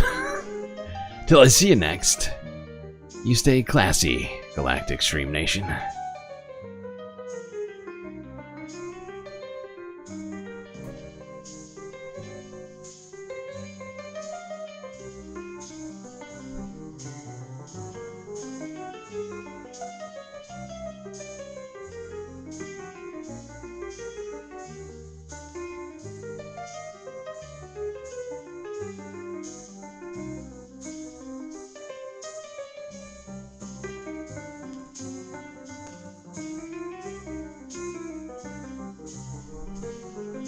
Can't forget this. These are your galactic patrons.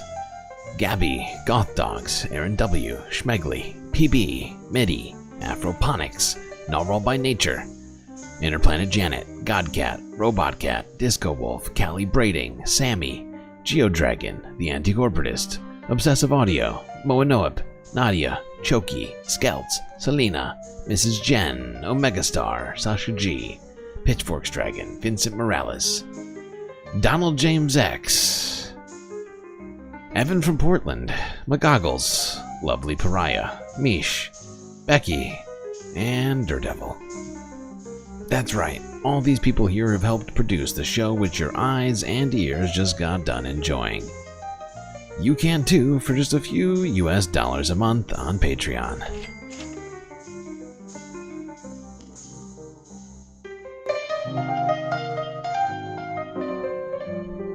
Are you not entertained?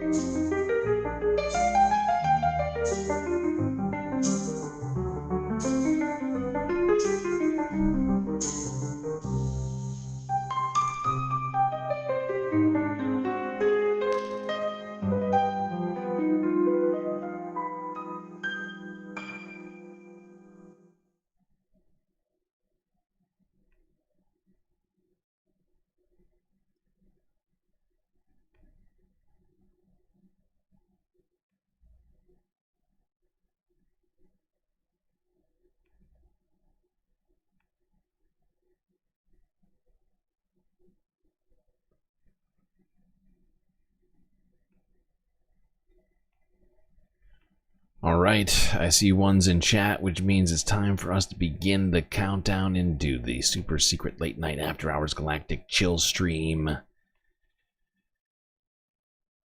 Chill stream beginning in 3, 2, 1. As I think everyone knows, the President of the United States, President Obama, and the Republican leadership have reached an agreement on a very significant tax bill. In my view, the agreement that they reached is a bad deal for the American people. I think we can do better.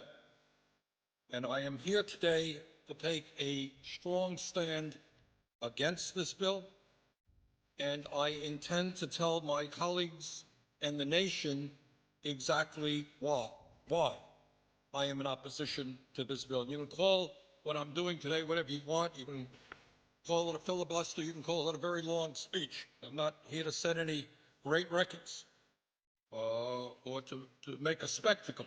I am simply here today to take as long as I can to explain to the American people the fact that we have got to do a lot better than this agreement provides. Now, let me just enumerate some of the reasons that I am opposed to this agreement. First, as everybody knows, this nation has a record-breaking $13.8 trillion national debt at the same time as the middle class is collapsing and poverty is increasing. And Mr. President, I think it's important that we say a word, because I'm not sure that a lot of Americans necessarily know this, about how we got to where we are today in terms of the national debt. I know there are some people who think that this all began the day that President Obama took office. Well, it's not quite the case. When President Clinton left office, this country was running, in fact, a very significant surplus, and the projections were that we were going to continue to run a surplus. During the 8 years of President Bush, for a number of reasons, including the war in Iraq, the war in Afghanistan, including huge tax breaks for the wealthiest people in this country, including a Medicare Part D prescription drug program, and including the Wall Street bailout, among other things, all of which were not paid for. Those are the primary reasons that we saw an almost doubling of the national debt during the Bush administration. And since President Obama has been in office, we have passed a stimulus package, also adding to the deficit in national debt. But here we are today with a $13.8 trillion national debt, $1.4 trillion deficit, and almost all Americans are in agreement that this is a very serious issue. So the first point that I would make is that it seems to me to be unconscionable for my conservative friends and for everybody else in this country to be driving up this already too high national debt by giving tax breaks to millionaires and billionaires who don't need it, and in a number of cases, Mr. President, don't even want it. Here's one of the interesting ironies. There are lists of many, many very wealthy people who come forward and say, sure, I want a tax break. Everybody wants a tax break. But you know what? There are other priorities in this country. I don't need it. And two of the wealthiest people in the world, Bill Gates of Microsoft, Warren Buffett, Berkshire, these are billionaires, and they said it's absurd. We don't need a tax break. All over the country, you're hearing a lot of folks who have a lot of money saying, don't drive up the deficit and force our kids to pay higher taxes to pay off the national debt in order to give tax breaks to the richest people in this country. Now, Mr. President, we have been told really not to worry too much because the extension of these tax breaks for the wealthy will only last 2 years. Not to worry. Well, maybe that's the case.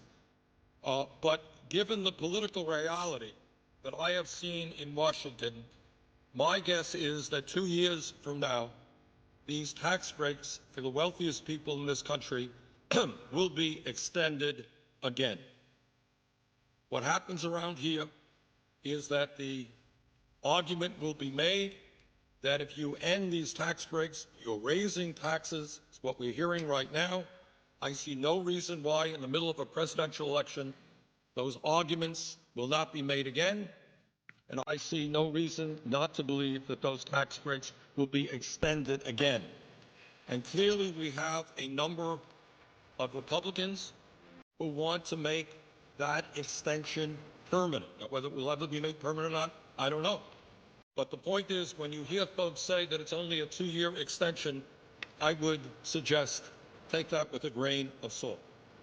And let me just say that if, in fact, we do what the Republicans have wanted to do right now, as we enter this debate, they wanted a 10-year extension. That would add $700 billion to our national debt, $700 billion. Now, I've got 4 kids, and I've got 6 grandchildren. And I think it is grossly unfair. None of them have a whole lot of money. I think it is grossly unfair to ask my kids and grandchildren and children all over this country to be paying higher taxes in order to provide tax breaks for billionaires because we've driven up the national debt. That is just plain wrong. And Mr. President, I think the vast majority of the American people, whether they're progressives like myself or whether they're conservatives, I think they perceive that that concept, that giving tax breaks to billionaires when we have such a high national debt, makes no sense at all. Furthermore, Mr. President, it is important to point out that extending income tax breaks to the top 2% is not the only unfair tax proposal in this agreement. This agreement between the President and the Republican leadership also calls for a continuation of the Bush-era 15% tax rate on capital gains and dividends, meaning that those people who make their living off their investments will continue to pay a substantially lower tax rate than firemen, teachers, nurses, carpenters, and virtually all the other working people of this country. And I just don't think that that's fair. That's wrong. And we are continuing, if this agreement were to be passed, that unfair arrangement. Mr. President, on top of all of that, this agreement includes a horrendous proposal regarding the estate tax. And that is a Teddy Roosevelt initiative. Teddy Roosevelt was talking about this in the early years of the 20th century. It was enacted in 1916. And it was enacted for a couple of reasons. Teddy Roosevelt and the people of that era thought it was wrong that a handful of people could have a huge concentration of wealth and then just give that wealth, transmit that wealth to their children. He didn't think that that was right. Furthermore, it was a source, a progressive and fair source of revenue. Under the agreement struck between the Republican leadership and the President, the estate tax rate, which was 55% under President Clinton, and let's all remember, we had problems with the economy under President Clinton, but very few will deny that during those years we were creating a heck of a lot more jobs than we did under President Bush. That's the fact. Over 20 million jobs under President Clinton. We lost 600,000 private sector jobs under President Bush. During the Clinton era, the tax rate on the estate tax was 55%. What this arrangement would do is lower that tax rate to 35% with an exemption on the first $5 million of an individual's estate, $10 million for couples. Now, here's the important point, Mr. President, that I think many people don't know, because I have to confess, my Republican friends and their pollsters and their language people have done a very good job. This is the so-called death tax. And I think all over America, people say, oh, this is terrible. I have $50,000 in the bank and I want to leave that to my kids. And the government